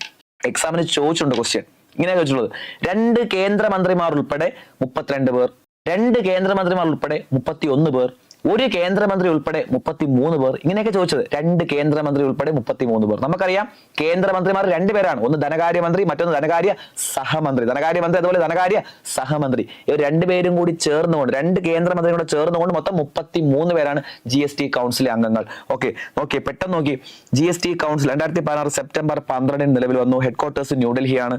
ചെയർമാൻ കേന്ദ്ര ധനകാര്യമന്ത്രിയാണ്. ആദ്യത്തെ അരുൺ ജെയ്റ്റ്ലി പഠിച്ചു. ഇപ്പോഴത്തെ നിർമ്മല സീതാരാമൻ പഠിച്ചു. ഇനി ആദ്യത്തെ മീറ്റിംഗ് സെപ്റ്റംബർ 22-നാണ്. അത്ര ഇമ്പോർട്ടന്റ് അല്ല, ഒന്ന് അറിഞ്ഞിരിക്കുക. ജി എസ് ടിയുടെ റെഗുലേറ്റിംഗ് ഏജൻസി എന്നറിയപ്പെടുന്നു. ചെയർമാൻ ഉൾപ്പെടെ മൊത്തം എത്ര പേരുണ്ട്? 33 പേർ. ചെയർമാൻ ഉൾപ്പെടെയാണ് 33 പേർ. ഓർത്തോളുക. കേന്ദ്രത്തിൽ നിന്ന് 2 പേര്, ധനകാര്യമന്ത്രിയുണ്ട്, ധനകാര്യ സഹമന്ത്രിയുണ്ട്. ധനകാര്യ സഹമന്ത്രിയുടെ ചുമതല എന്ന് പറയുന്നത് സംസ്ഥാന ചുമതലയാണ്. സംസ്ഥാന ചുമതലയുള്ള ധനകാര്യ സഹമന്ത്രി നിങ്ങൾ പഠിച്ചു വെച്ചാൽ സംസ്ഥാന ചുമതലയുള്ള ധനകാര്യ സഹമന്ത്രി. ഇനി സംസ്ഥാനങ്ങളിൽ നിന്ന് 28 പേരുണ്ട്. അത് ധനകാര്യമന്ത്രിയാകാം, അല്ലെങ്കിൽ അവരുടെ പ്രതിനിധികൾ. ഒന്നെങ്കിൽ ധനകാര്യമന്ത്രി, ഇല്ലെങ്കിൽ റവന്യൂ മന്ത്രി, ഇല്ലെങ്കിൽ പ്രതിനിധികൾ, ആരെങ്കിലും പോയാൽ മതി. ഇനി കേന്ദ്രഭരണ പ്രദേശത്ത് നിന്ന് 3 പേര്. ഇനി ഇവർ ഈ കൂട്ടത്തിൽ നിന്ന് ആരെയെങ്കിലും വൈസ് ചെയർമാനായിട്ട് തെരഞ്ഞെടുക്കാറുണ്ട്. ഓക്കെ, ഈ കൗൺസിലിന് കുറച്ച് പ്രത്യേകതകളുണ്ട്. ഒന്നാമത്തെ, അവരുടെ മീറ്റിംഗ് കൂടേണ്ട പ്രത്യേകത. ടോട്ടൽ അംഗങ്ങളുടെ 50% പേരെങ്കിലും പങ്കെടുത്താൽ മാത്രമേ മീറ്റിംഗ് കൂടിയിട്ട് കാര്യമുള്ളൂ. മീറ്റിംഗ് വിളിച്ചു ആകെ 10 പേരെ വന്നുള്ളൂ. മീറ്റിംഗ് കൂടിയിട്ട് കാര്യമില്ല, തീരുമാനം എടുക്കാൻ പറ്റില്ല. ഒരു തീരുമാനം എടുക്കണമെങ്കിൽ ടോട്ടൽ അംഗങ്ങളുടെ 50% പേര് പങ്കെടുത്തിരിക്കണം. പിടികിട്ടോ? നോക്കി, GST കൗൺസിലിന്റെ മീറ്റിംഗിന്റെ കോറം അല്ലെങ്കിൽ GST കൗൺസിലിന്റെ മീറ്റിംഗ് വാലിഡ് ആകണമെങ്കിൽ, കോറം തികയണമെങ്കിൽ അല്ലെങ്കിൽ വാലിഡ് ആകണമെന്നുണ്ടെങ്കിൽ മൊത്തം അംഗങ്ങളുടെ 50% പേര് പങ്കെടുത്തിരിക്കണം. മൊത്തം അംഗങ്ങളുടെ 50% പേര് പങ്കെടുത്തിരിക്കണം. പിടികിട്ടു? അങ്ങനെ എല്ലാവരും പങ്കെടുത്തു വിചാരിച്ചോ. എങ്ങനെയാ കാര്യങ്ങൾ തീരുമാനിക്കുന്നത്? കാര്യങ്ങൾ തീരുമാനിക്കുന്നത് വോട്ട് ചെയ്താണ്. അവരുടെ വോട്ടിംഗ് ഒരു പ്രത്യേക രീതിയിലാണ്. അതിപ്പോഴും ഒരുപാട് ചർച്ചകൾ നടക്കുന്ന ഒരു സംഭവമാണ് GST കൗൺസിലിന്റെ വോട്ടിംഗ് എന്ന് പറയുന്നത്. GST കൗൺസിലിന്റെ വോട്ടിംഗ് എന്ന് പറയുന്നത് ഇപ്പോഴും ഒരുപാട് ഡിബേറ്റ് ഒക്കെ നടക്കുന്ന ഒരു ഏരിയ ആണ്. ഇങ്ങനെ ഒരു വോട്ടിംഗ് കൊണ്ടുവയ്ക്കേണ്ട കാര്യമില്ല. അതായത് കേന്ദ്രത്തിനും സംസ്ഥാനത്തിനും ഒക്കെ നമുക്കറിയാം വോട്ടിംഗ് ഉണ്ട്, പക്ഷെ അവർക്ക് വെയിറ്റേജ് കൊടുത്തിട്ടുണ്ട്. കാര്യം എന്താണ്? കേന്ദ്ര ഗവൺമെന്റിന് ആകെ 2 പേരല്ലേ ഉള്ളൂ. സംസ്ഥാന ഗവൺമെന്റിന് മൊത്തം എത്ര പേരുണ്ട്? 28 പേരുണ്ട്. കേന്ദ്രത്തിൽ നിന്ന് ആകെ 2 പേരേ ഉള്ളൂ, ധനകാര്യമന്ത്രിയും ധനകാര്യ സഹമന്ത്രിയും. 28 പേര് എവിടെ നിന്നാണ്? സ്റ്റേറ്റ് ഗവൺമെന്റ് ആണ്. അപ്പൊ അതുകൊണ്ട് തന്നെ ഒരാൾക്ക് ഓരോ വോട്ട് എന്നൊക്കെ പറഞ്ഞ് കൊടുക്കാക്കൂല. കേന്ദ്രത്തിന് ആകെ എത്ര വോട്ടേ കിട്ടുള്ളൂ? 2 വോട്ടേ കിട്ടുള്ളൂ. അതുകൊണ്ട് അങ്ങനെ കൊടുക്കാത്തത്. അതുകൊണ്ട് വെയിറ്റേജ് കൊടുത്തിട്ടുണ്ട്. വെയിറ്റേജ് ഒരു പ്രത്യേക രീതിയാണ്. നമുക്ക് ആ ക്രൈറ്റീരിയൻ ഒന്നും അറിയണ്ട, എത്രയാണ് വെയിറ്റേജ് എന്ന് അറിയണം. ശ്രദ്ധിച്ചു കേട്ടോ. സംസ്ഥാനത്തിന് കൊടുത്തിരിക്കുന്ന വെയിറ്റേജ് 3/2 ആണ്, 2/3. 3/2, 2/3. കേന്ദ്രത്തിന് കൊടുത്തിരിക്കുന്ന വെയിറ്റേജ് 1/3 ആണ്, 3/1, 1/3. ഇതാണ് അവർക്ക് കൊടുത്തിരിക്കുന്ന വെയിറ്റേജ്. അവർ വോട്ട് ചെയ്ത് ഈ വെയിറ്റേജ് കൊണ്ട് മൾട്ടിപ്ലൈ ചെയ്തിട്ട് അതിന്റെ 75% കിട്ടിയാൽ മാത്രമേ തീരുമാനം പാസ്സാവൂ. അതാണ് കണക്ക്. ഇപ്പൊ ഒരു തീരുമാനം പാസ്സാക്കണമെങ്കിൽ വോട്ട് ചെയ്യാം. വോട്ട് ചെയ്യാൻ കുഴപ്പമൊന്നുമില്ല. തീരുമാനം പാസ്സാക്കണം, വോട്ട് ചെയ്യാം. വോട്ട് ചെയ്താണ് കാര്യങ്ങൾ തീരുമാനിക്കുന്നത്. വോട്ട് ചെയ്യാൻ പ്രശ്നമൊന്നുമില്ല. ഇനി വോട്ട് ചെയ്യുമ്പോൾ ക്രൈറ്റീരിയൻ എങ്ങനെയാണ്? എല്ലാവർക്കും വോട്ട് ചെയ്യാം, പക്ഷെ എന്തുണ്ട്? വെയിറ്റേജ് ഉണ്ട്. സംസ്ഥാനങ്ങളുടെ വെയിറ്റേജ് 2/3, കേന്ദ്രത്തിന്റെ വെയിറ്റേജ് 1/3. അപ്പൊ വെയിറ്റേജ് കൊണ്ട് മൾട്ടിപ്ലൈ ചെയ്ത് ആ വെയിറ്റേജ് വോട്ടിന്റെ 75% കിട്ടിയാലേ തീരുമാനം പാസ്സാകൂ. വെയിറ്റേജ് വോട്ടിന്റെ 75% കിട്ടിയാലേ തീരുമാനം പാസ്സാകൂ. ഒന്നും കൂടെ ശ്രദ്ധിച്ചു കേൾക്കുക. കേന്ദ്ര ഗവൺമെന്റിനും സംസ്ഥാന ഗവൺമെന്റിനും ഒക്കെ വെയിറ്റേജ് ഉണ്ട്, വോട്ടിംഗ് ഉണ്ട്. ഇനി യൂണിയൻ ടെറിട്ടറികളുടെ വോട്ടിങ്ങിനെ കുറിച്ച് പറയുന്നില്ല കേട്ടോ. ഈ 33-ൽ കേന്ദ്ര ഭരണ പ്രദേശങ്ങളുടെ വോട്ടിങ്ങിനെ കുറിച്ചൊന്നും പറയുന്നില്ല. സംസ്ഥാനത്തിന്റെയും കേന്ദ്രത്തിന്റെയും വോട്ടിങ്ങിനെ കുറിച്ച് മാത്രമേ ആക്ടിനകത്ത് പറയുന്നുള്ളൂ. ആക്ടിനകത്ത് അവർ പറഞ്ഞേക്കുന്നത് കേന്ദ്രത്തിന്റെയും സംസ്ഥാനത്തിന്റെ വോട്ടിങ്ങിനെ കുറിച്ചാണ്. കേന്ദ്ര ഭരണ പ്രദേശങ്ങളുടെ വോട്ടിങ്ങിനെ കുറിച്ച് ആക്ടിനകത്ത് പറയുന്നില്ല. അതുകൊണ്ട് നമ്മൾ നോക്കേണ്ട കാര്യമില്ല. അപ്പൊ കേന്ദ്രത്തിന്റെയും സംസ്ഥാനത്തിന്റെയൊക്കെ വെയിറ്റേജ് വോട്ടിന്റെ 75% കിട്ടിയാൽ മാത്രമേ തീരുമാനം പാസ്സാകൂ. അപ്പോൾ അവർ വോട്ട് ചെയ്യും. ഒരു തീരുമാനം വന്നു, ഇന്നതിന് GST ഏർപ്പെടുത്തണം. ഒരാൾ പറഞ്ഞു വേണം, മറ്റൊരാൾ പറഞ്ഞു വേണ്ട. വോട്ട് ചെയ്തു. അങ്ങനെ വോട്ട് ചെയ്തതിനു ശേഷം വെയിറ്റേജ് കൊണ്ട് മൾട്ടിപ്ലൈ ചെയ്തു. സംസ്ഥാനങ്ങളുടെ വെയിറ്റേജ് 2/3, കേന്ദ്രത്തിന്റെ വെയിറ്റേജ് 1/3.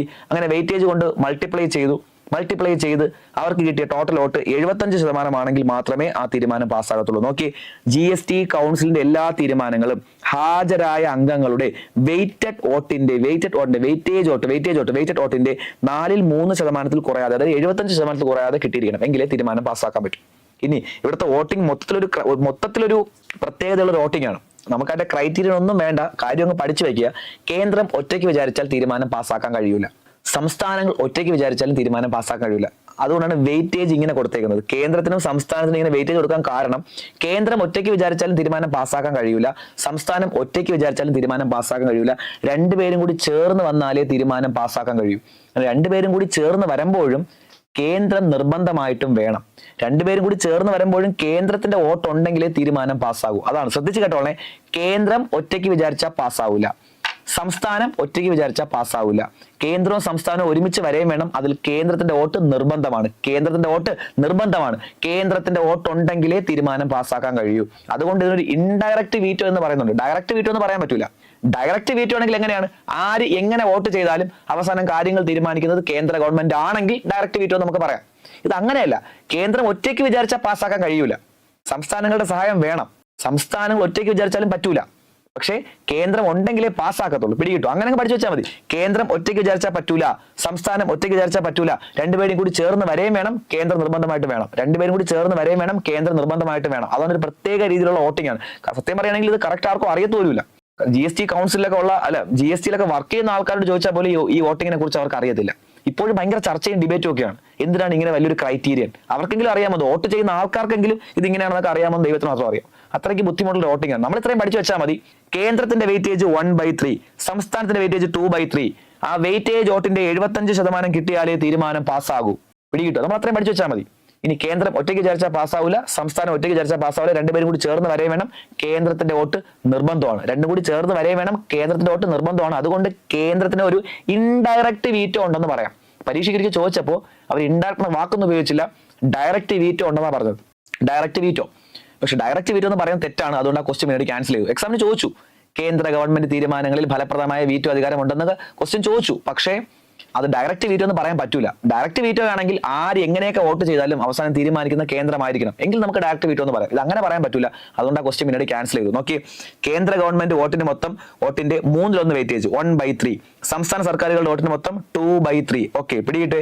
ഇത് നോക്ക്, കേന്ദ്ര സർക്കാരിന്റെ വെയിറ്റേജ് വോട്ടിന് പ്രാധാന്യം കൂടുതലായതിനാൽ കേന്ദ്ര സർക്കാരിന്റെ വെയിറ്റേജ് വോട്ടില്ലാതെ തീരുമാനം പാസ്സാക്കാൻ കഴിയില്ല. അതുകൊണ്ട് GST കൗൺസിലിന്റെ എല്ലാ തീരുമാനങ്ങളിലും കേന്ദ്ര സർക്കാരിന് ഫലപ്രദമായ വീറ്റോ അധികാരം ഉണ്ടെന്ന് പറയുമ്പോൾ ഒതുങ്ങി ഇൻഡയറക്റ്റ് വീറ്റോ ആണ്. ഇൻഡയറക്റ്റ് വീറ്റോ, ഡയറക്റ്റ് വീറ്റോ എന്ന് പറയാൻ പറ്റൂല. എക്സാമിന് ഇങ്ങനെ ചോദിച്ചിട്ട് ക്വസ്റ്റ്യൻ ക്യാൻസൽ ചെയ്തു. കാര്യം ഇൻഡയറക്റ്റ് ആണ് അവർ പറഞ്ഞിട്ടില്ല, നേരിട്ടുള്ളൊരു വീറ്റോ അല്ലല്ലോ. അതുകൊണ്ട് ഇൻഡയറക്റ്റ് എന്ന് പറയാത്തത് കൊണ്ട് ക്വസ്റ്റ്യൻ ക്യാൻസൽ ചെയ്തു. പിടികിട്ടു. ഇതാണ് GST കൗൺസിലിന്റെ വോട്ടിംഗ് എന്ന് പറയുന്നത്. ഓക്കെ, ഇനി GST കൗൺസിലിന്റെ ലക്ഷ്യങ്ങൾ നേരത്തെ പഠിച്ച കാര്യമാണ്. നോക്ക്, നികുതി നിരക്കുകൾ തീരുമാനിക്കുന്നത് GST കൗൺസിലാണ്. ഏതൊക്കെ സാധനം 28% വേണം, ഏതൊക്കെ സാധനം 18% വേണം തീരുമാനിക്കുന്ന GST കൗൺസിലാണ്. മൊത്തം വിറ്റ് വരവിന്റെ അടിസ്ഥാനത്തിൽ നികുതി ഒഴിവിന്റെ പരമാവധി നിശ്ചയിക്കൽ. അത് വേറൊന്നുമില്ല, GSTയിൽ ഉൾപ്പെടുത്തേണ്ട ആൾക്കാർ ആരൊക്കെയാണ്, GSTയിൽ ഉൾപ്പെടുത്തേണ്ട ആൾക്കാർ, എത്ര ലക്ഷം രൂപയ്ക്ക് മുകളിൽ ബിസിനസ് ചെയ്യുന്ന ആൾക്കാരൊക്കെയാണ് GST എടുക്കേണ്ടത്, അതൊക്കെ തീരുമാനിക്കുന്ന GST കൗൺസിലാണ്. GSTയിൽ ലയിക്കേണ്ട അല്ലെങ്കിൽ ലയിപ്പിക്കേണ്ട നികുതികൾ, സെസ്സുകൾ, സർചാർജ് ഇവയെക്കുറിച്ച് ശുപാർശ ചെയ്യുന്നു. സെസ് ഏർപ്പെടുത്തുന്ന വേണ്ടതൊക്കെ തീരുമാനിക്കുന്ന ആര്, GST കൗൺസിൽ. ഇനി അതുപോലെ നോക്കി, GST പരിധിയിൽ ഉൾപ്പെടുത്തേണ്ടതും ഒഴിവാക്കേണ്ടതുമായ സേവനങ്ങളും ചരക്കുകളും തീരുമാനിക്കുന്നു. ക്യാൻസർ പോലുള്ള മാരക അസുഖങ്ങളുടെ മരുന്നിന് തൽക്കാലം എന്ത് ഏർപ്പെടുത്തേണ്ട, GST ഏർപ്പെടുത്തേണ്ട, 0% മതി. ആര് തീരുമാനിച്ചു, GST കൗൺസിൽ. പിടികിട്ടോ. പെട്രോളിയം പ്രോഡക്ട്സ് ഒന്നും GST ഉൾപ്പെടുത്തേണ്ട, ആര് തീരുമാനിച്ചു, GST കൗൺസിൽ. അത്രയൊക്കെ ഉള്ളൂ. നോക്ക്, ഒഴിവാക്കപ്പെട്ടിരിക്കുന്ന ചരക്കുകളും സേവനങ്ങളും GST ഉൾപ്പെടുത്തേണ്ട സമയമൊക്കെ തീരുമാനിക്കുന്ന GST കൗൺസിൽ തന്നെയാണ്. ഒഴിവാക്കുന്ന സാധനങ്ങളൊക്കെ GST ഉൾപ്പെടുത്തണോ വേണ്ടേ തീരുമാനിക്കുന്ന ആര് തന്നെയാണ്, GST കൗൺസിൽ. അപ്പൊ ഇത്രയൊക്കെ ഉള്ളൂ GST കൗൺസിലിന്റെ ഡ്യൂട്ടി എന്ന് പറയുന്നത്. അത് സിമ്പിളായിട്ട് വായിച്ചു വെച്ചാൽ മനസ്സിലാവുന്ന കാര്യങ്ങൾ മാത്രമാണ് നമുക്കറിയാം. ഓക്കെ, അപ്പൊ GST കൗൺസിലിനെ കുറിച്ച് നമ്മൾ പഠിച്ചു കഴിഞ്ഞു. ഓക്കെ ആണേ, ക്ലിയർ ആവുന്നുണ്ടെന്നാണ് വിശ്വാസം. ഒരുപാട് കാര്യം പഠിക്കാനുണ്ട്. കുറെ ടൈമായിട്ട് നമ്മൾ ഇരിക്കുകയാണ്, ഏകദേശം 1.5 മണിക്കൂറോളായി. പക്ഷെ ആദ്യത്തെ കുറച്ച് സമയത്ത് ഇടയ്ക്ക് ബ്രേക്ക് വന്നായിരുന്നു. നോക്കട്ടെ, അത് പോർഷൻസ് എങ്ങനെയാണെന്നുള്ളത് നോക്കട്ടെ. അത് ആദ്യം ഒരു നെറ്റ്വർക്ക് ഇഷ്യൂ ഒക്കെ ഉണ്ടായിരുന്നു. അപ്പോൾ ഇപ്പൊ അത് മാറിയതാണ് വിശ്വാസം. കേൾക്കാൻ പറ്റുന്നുണ്ട്, കാണാൻ പറ്റുന്നുണ്ടെന്നാണ് എന്റെ വിശ്വാസം. ഓക്കെ, അപ്പൊ അത് നെറ്റ്വർക്ക് ഇഷ്യൂ ഉള്ളത് കൊണ്ട് തന്നെ ആ ഒരു സമയത്ത് കുറച്ചൊരു പ്രശ്നം ഉണ്ടായിരുന്നു. അതുകൊണ്ടാണ് ടൈം ഇത്രയൊക്കെ ആയത്. ഇപ്പൊ ഏകദേശം 1.5 മണിക്കൂറോളായിട്ടുണ്ട്. നമുക്ക് പരമാവധി പെട്ടെന്ന് തന്നെ എടുത്ത് ടോപ്പിക് അങ്ങ് തീർക്കാം, അതാണ് നല്ലത്. ഇനി വേറൊരു ദിവസത്തേക്ക് മാറ്റി വെക്കാണ്ട് നോട്ടൊക്കെ നിങ്ങൾ കൈവശം ഇരിക്കുകയല്ലേ, നമുക്ക് പെട്ടെന്ന് പഠിച്ചുകൊണ്ട് ഈ ടോപ്പിക് അങ്ങ് നമുക്ക് വൈൻഡ് അപ്പ് ചെയ്യാം. മാക്സിമം 1/2 മണിക്കൂറിനകത്തും കൂടെയൊക്കെ നമുക്ക് ഈ ടോപ്പിക് കൊണ്ട് സ്റ്റോപ്പ് ചെയ്യാൻ പറ്റും. അപ്പോൾ നമുക്ക് പെട്ടെന്ന് അങ്ങ് പഠിക്കാം. ഓക്കെ, എന്തെങ്കിലും ബുദ്ധിമുട്ടോ വല്ലതും ഉണ്ടെങ്കിൽ നോക്കുക. കയറ്റുമതിക്കും ഇറക്കുമതിക്കും കസ്റ്റംസ് നികുതിയും GST നൽകണമോ? കയറ്റുമതിക്കും ഇറക്കുമതിക്കും കസ്റ്റംസ് ഉണ്ട്, കസ്റ്റംസ് നികുതി ഉണ്ട്. അത് ഇപ്പോഴും കൊടുത്തേ പറ്റൂ. കയറ്റുമതിക്ക് ഇറക്കുമതിക്ക് ഇപ്പോഴും കസ്റ്റംസ് നികുതി കൊടുത്തേ പറ്റൂ. എന്നാൽ ഇറക്കുമതി ചെയ്യുന്ന സാധനത്തിന് വേണ്ടി എന്തുണ്ട്, GST ഉണ്ട്. ഇറക്കുമതിക്ക് വേണ്ടി മാത്രം GST ഉണ്ട്. അതായത് കയറ്റുമതിക്ക് ഇറക്കുമതിക്ക് വേണ്ടി കസ്റ്റംസും ഉണ്ട്, എന്നാൽ ഇറക്കുമതിക്ക് വേണ്ടി മാത്രം എന്തുണ്ട്, GST ഉണ്ട്. ആ ഇറക്കുമതിക്ക് വേണ്ടി മാത്രമുള്ള GST ആണ് IGST. പിടികിട്ടു. അപ്പൊ അത്രേ ഉള്ളൂ. കസ്റ്റംസ് നികുതി ഇപ്പോഴും ഉണ്ട്, അത് GSTയുടെ ഭാഗമല്ല. കസ്റ്റംസിന് GST ലയിപ്പിച്ചിട്ടില്ല. ഇറക്കുമതിയും കയറ്റുമതിയും ബന്ധപ്പെട്ട് ഇപ്പോഴും കസ്റ്റംസ് ഉണ്ട്. പിടികിട്ടു. ഇനി കസ്റ്റംസിന് പുറമെ ഇറക്കുമതി ചെയ്യുന്ന സാധനങ്ങൾക്ക് എന്തുണ്ട്, IGSTയിൽ ഉൾപ്പെടുത്തുന്നുണ്ട്. അത് ശരിയാണ്. പണ്ടുണ്ടായിരുന്ന കൗണ്ടർ വെയിലിംഗ് ഡ്യൂട്ടി, മുമ്പുണ്ടായിരുന്ന കൗണ്ടർ വെയിലിംഗ് ഡ്യൂട്ടി നമ്മൾ പഠിച്ചു നേരത്തെ. കൗണ്ടർ വെയിലിംഗ് ഡ്യൂട്ടി പോയിട്ട് വന്ന സാധനമാണ് ഈ IGST എന്ന് പറയുന്നത്. ഓക്കെ, അത് ജസ്റ്റ് അങ്ങനെ പഠിച്ചു വെച്ചാൽ കൗണ്ടർ വെയിലിംഗ് ഡ്യൂട്ടി ഇപ്പൊ ഇല്ല. അതൊക്കെയാണ് ലയിച്ച് എന്തായിട്ട് മാറിയത്, GST ആയിട്ട് മാറിയത്, IGST ആയിട്ട് മാറിയത്. അത്രേ ഉള്ളൂ. ഓക്കെ, ക്ലിയർ ആയി എന്ന് വിശ്വസിക്കുന്നു. എന്തെങ്കിലും ഉണ്ടെങ്കിൽ ചോദിച്ചോളൂ, ഡൗട്ട് വല്ലതും ഉണ്ടെങ്കിൽ ചോദിച്ചോളൂ കേട്ടോ. ഇനി ഒരു 3-4 ചെറിയ ടോപ്പിക് കൂടെ ഉള്ളൂ. ഒരു 3-4 ചെറിയ ടോപ്പിക് ഇടാകുമ്പോൾ ഈ GST കംപ്ലീറ്റ് ആവും. ഒരു 3-4 ചെറിയ ടോപ്പിക് നമുക്ക് മാക്സിമം 1/2 മണിക്കൂറിനകത്ത് തീർക്കാം. നിങ്ങൾക്ക് എന്തെങ്കിലും സജഷൻ വല്ലതും ഉണ്ടെങ്കിൽ നിങ്ങൾ മെസ്സേജ് ഇട്ടുള്ളൂ, കമന്റ് ചെയ്തോളൂ, ഞാൻ ഇടയ്ക്കിടയ്ക്ക് നോക്കിക്കോളാം. ഓക്കെ, അടുത്ത് പഠിക്കാൻ പോകുന്നത് ആരാണ് ഇന്ത്യയിൽ GST എടുക്കേണ്ടത്. ഇപ്പൊ നമ്മൾ കുറെ നേരമായിട്ട് പറയുന്നു GST എടുക്കണം എന്നൊക്കെ പറയുന്നു. ആരാണ് ഇന്ത്യയിൽ GST എടുക്കേണ്ടത്? ശ്രദ്ധിച്ചു കേട്ടെ. ഒരു വർഷം നിലവിലത്തെ കണക്ക് പ്രകാരം ഒരു വർഷം 40 ലക്ഷം രൂപയ്ക്ക് മുകളിൽ ടോട്ടൽ ടേൺ ഓവർ ഉള്ള ആൾക്കാരാണ് ഇന്ത്യയിൽ GST എടുക്കേണ്ടത്. ടോട്ടൽ ടേൺ ഓവർ ആണ്. 40 ലക്ഷം രൂപ വരുമാനമുള്ള ആളെന്നോ 40 ലക്ഷം രൂപ പ്രോഫിറ്റ് കിട്ടുന്ന ആളെന്നോ ഒന്നും പറഞ്ഞിട്ടില്ല. ടോട്ടൽ വിറ്റ് വരവ്, അയാൾ സാധനങ്ങൾ വാങ്ങിയതും അയാൾ വിറ്റതും അയാളുടെ ടോട്ടൽ റെസിപ്റ്റ് എല്ലാം കൂടെ എടുക്കുമ്പോൾ 40 ലക്ഷമാണെങ്കിൽ എന്ത് വേണം, GST എടുക്കണം. അതാണ് കണക്ക്. നിലവിലത്തെ കണക്ക് പ്രകാരം ഒരാളുടെ ഒരു വർഷത്തെ ടോട്ടൽ ടേൺ ഓവർ വിറ്റ് വരവ് 40 ലക്ഷമാണെങ്കിൽ എന്തോന്ന് വേണം, GST വേണം. ഇനി വടക്ക് കിഴക്കൻ സംസ്ഥാനങ്ങളിലാണെങ്കിൽ ഈ വിറ്റ് വരവെന്ന് ഇത്രയും പോകത്തില്ല. അതുകൊണ്ട് വടക്ക് കിഴക്കൻ സംസ്ഥാനങ്ങളുടെ പരിധി എന്ന് പറഞ്ഞാൽ 20 ലക്ഷമാണ്. 20 ലക്ഷം. അപ്പൊ നിലവിൽ ഒരു വർഷം 40 ലക്ഷം രൂപയ്ക്ക് മുകളിൽ വിറ്റ് വരവുള്ള ആൾക്കാരാണ് എന്തെടുക്കേണ്ടത്, GST എടുക്കേണ്ടത്. ഇനി വടക്ക് കിഴക്കൻ സംസ്ഥാനങ്ങൾ, നോർത്ത് ഈസ്റ്റേൺ സ്റ്റേറ്റ്സ് ആണെങ്കിൽ അവിടെ ഇത്രയും വിറ്റ് വരവ് വരാത്തത് കൊണ്ട് തന്നെ അവിടെ 20 ലക്ഷമാണ് പരിധി. ഇതിപ്പോഴത്തെ കണക്കാണ്. 2017 GST വരുമ്പോൾ ഇന്ത്യ മൊത്തത്തിലുള്ള ലിമിറ്റ് എന്ന് പറയുന്നത് 20 ലക്ഷവും വടക്ക് കിഴക്കൻ സംസ്ഥാനങ്ങൾ 10 ലക്ഷമായിരുന്നു. പിടികിട്ടോ. അപ്പൊ ഇത്രയേ ഉള്ളൂ. ശ്രദ്ധിക്കുക, ഇപ്പോ ഇന്ത്യയിൽ GST എടുക്കേണ്ട പരിധി എന്ന് പറയുന്നത് ഒരു വർഷം 40 ലക്ഷം രൂപയ്ക്ക് മുകളിലാണ് വിറ്റ് വരവെങ്കിൽ GST എടുക്കണം. വടക്കിഴക്കൻ സംസ്ഥാനങ്ങൾ 20. അപ്പൊ 40, 20. 2017 GST വരുന്ന സമയത്ത് ഈ പരിധി എന്ന് പറയുന്നത് 20, 10 ആയിരുന്നു. അന്ന് ഇന്ത്യ മൊത്തത്തിൽ 20 ലക്ഷം രൂപയ്ക്ക് മുകളിൽ വിറ്റ് വരവുള്ള ആൾക്കാർ GST എടുക്കണമായിരുന്നു. വടക്കിഴക്കൻ സംസ്ഥാനങ്ങളിൽ 10. പിടികിട്ടോ? അത്രേ ഉള്ളൂ. നോക്കി, 2017 GST നടപ്പിലാക്കുന്ന സമയത്ത് നിയമം അനുസരിച്ച് രജിസ്ട്രേഷൻ പരിധി എത്രയായിരുന്നു? 20 ലക്ഷം രൂപയായിരുന്നു. 20 ലക്ഷം എന്ന് പറയുമ്പോൾ വരുമാനമല്ല, ലാഭമല്ല, ടോട്ടൽ ടേൺ ഓവർ ആണ്. അയാൾ സാധനങ്ങൾ വാങ്ങിയതും അയാൾ വിറ്റതും എല്ലാം കൂടിയാണ് 20 ലക്ഷം. നിലവിൽ രജിസ്ട്രേഷൻ പരിധി 40 ആണ്. നിലവിൽ 40 ആണ്. അന്ന് 20 ആയിരുന്നു, ഇപ്പൊ 40 ആണ്. വടക്ക് കിഴക്കൻ സംസ്ഥാനങ്ങൾക്ക് മാത്രം ഒരു പ്രത്യേക ഇത് സ്പെഷ്യൽ കാറ്റഗറി കൊടുക്കുന്നുണ്ട്. അവിടെ ഇത്രയും വിറ്റ് വരെ വരത്തില്ല. അതുകൊണ്ട് തന്നെ 2017 നിയമം അനുസരിച്ച് വടക്ക് കിഴക്കൻ സംസ്ഥാനങ്ങൾ 10 ലക്ഷമായിരുന്നു പരിധി. ഇപ്പൊ അത് കൂട്ടി എത്രയാക്കി? 20 ആക്കി. ഇന്ത്യ മൊത്തത്തിൽ ഇപ്പോ 40, പണ്ടായിരുന്നെങ്കിൽ 20. വടക്കിഴക്കൻ സംസ്ഥാനങ്ങളിൽ ഇപ്പൊ 20, പണ്ട് 10. അത്രേ ഉള്ളൂ. ഓക്കെ ആണ്. ഇനി അതുപോലെ തന്നെ GST നടപ്പിലാക്കിയ ആദ്യത്തെ രാജ്യം ഫ്രാൻസ് ആണ്. GK ഫാക്ട് പഠിച്ചു വയ്ക്കുക. GST നടപ്പിലാക്കിയ ആദ്യത്തെ രാജ്യം ഫ്രാൻസ് ആണ്. ഇന്ത്യയിൽ നിലവിലുള്ള GST മാതൃക ഡുവൽ GST ആണ്. അതൊക്കെ പഠിച്ച കാര്യമാണ്. ഇന്ത്യയെ കൂടാതെ ഇരട്ട GST ഉള്ള രാജ്യങ്ങൾ കാനഡ, ബ്രസീൽ പഠിച്ച കാര്യമാണ്. കേരളത്തിൽ GST ഭവൻ തിരുവനന്തപുരത്താണ് കേട്ടോ. ഹൗസിംഗ് ബോർഡ് ജംഗ്ഷൻ ആ ഭാഗത്തൊക്കെ ഉണ്ട് GST ഭവൻ. ഇനി അതുപോലെ തന്നെ നമുക്ക് കർഷകർ കൃഷി ചെയ്തിട്ട് നേരിട്ട് ചന്തയെ കൊണ്ട് വിൽക്കുന്ന സാധനങ്ങൾക്ക് GST കൊടുക്കണ്ട. പഠിച്ചു വെച്ചോളുക. PSC ക്വസ്റ്റൻ ആണ്. വീട്ടിൽ കൃഷി ചെയ്തു, ആ സാധനം ഞാൻ നേരെ ചന്തയിൽ മാർക്കറ്റിൽ കൊണ്ടുപോയി വിറ്റു, GST കൊടുക്കണോടെ? വേണ്ട. ഓൺലൈൻ ബിസിനസ്സുകാർ GST പരിധിയിൽ വരുന്ന ആൾക്കാർ തന്നെയാണ്. പഠിച്ചു വെച്ചോളണം. ഓൺലൈൻ ബിസിനസ്സുകാർ ഈ ലിമിറ്റിനുള്ളിലൊക്കെ വരുമെങ്കിൽ GST പരിധിയിൽ വരും. അപ്പൊ കർഷകർ നേരിട്ട് കമ്പോളത്തിൽ വിൽക്കുന്ന കാർഷിക ഉൽപ്പന്നങ്ങൾക്ക് GST നൽകണ്ട. ഓൺലൈൻ ബിസിനസ്സുകാർ GST പരിധിയിൽ വരും. ഓർത്തോളുക. 2025-26 കണക്ക് പ്രകാരം GST കിട്ടുന്ന വരുമാനം എത്രയാണ്? 18%. അത് ബജറ്റിന്റെ വീഡിയോനകത്തുണ്ട്. പഠിച്ചോളുക. ഓക്കെ ആണ്. ഇനി നമുക്ക് അടുത്ത പഠിക്കാനുള്ളത് GST നമ്പറിനെ കുറിച്ചാണ്. GST identification number. Okay, GST identification number. നോക്കി, നിങ്ങൾക്കറിയാം ആധാർ എത്ര ഡിജിറ്റ് ഉണ്ട്, പാൻ കാർഡ് എത്ര ഡിജിറ്റ് ഉണ്ട്, ഇതൊക്കെ നമുക്ക് അറിയുന്ന കാര്യം തന്നെയാണ്. പാൻ കാർഡ് 10 ക്യാരക്ടർ ഉണ്ട്, ആധാർ 12 ഡിജിറ്റ് ഉണ്ട്. അതുപോലെ തന്നെ GST നമ്പറിൽ ആകെ ഉള്ളത് 15 ക്യാരക്ടേഴ്സ് ആണ്. 1, 2, 3, 4, 5, 6, 7, 8, 9, 10, 11, 12, 13, 14, 15 ക്യാരക്ടേഴ്സ് ആണ് ഉള്ളത്. ഈ 15 ക്യാരക്ടറിൽ ആദ്യത്തെ 2 ക്യാരക്ടർ സൂചിപ്പിക്കുന്നത് ഏത് സ്റ്റേറ്റ് എന്നാണ്, ഏത് സംസ്ഥാനം. ഉദാഹരണം, ആദ്യത്തെ 2 ഡിജിറ്റ് 3, 2 ആണെങ്കിൽ, ആദ്യത്തെ 2 ഡിജിറ്റ് 3, 2 ആണെന്നുണ്ടെങ്കിൽ അത് കേരളമാണ്. അപ്പൊ 3, 2 എന്ന് സ്റ്റാർട്ട് ചെയ്യുന്ന എല്ലാ GSTയും എവിടെ രജിസ്റ്റർ ചെയ്തതാണ്? കേരളത്തിൽ. പിടികിട്ടു? അപ്പൊ ആദ്യത്തെ 2 ക്യാരക്ടർ സൂചിപ്പിക്കുന്നത് ഏത് സ്റ്റേറ്റ്.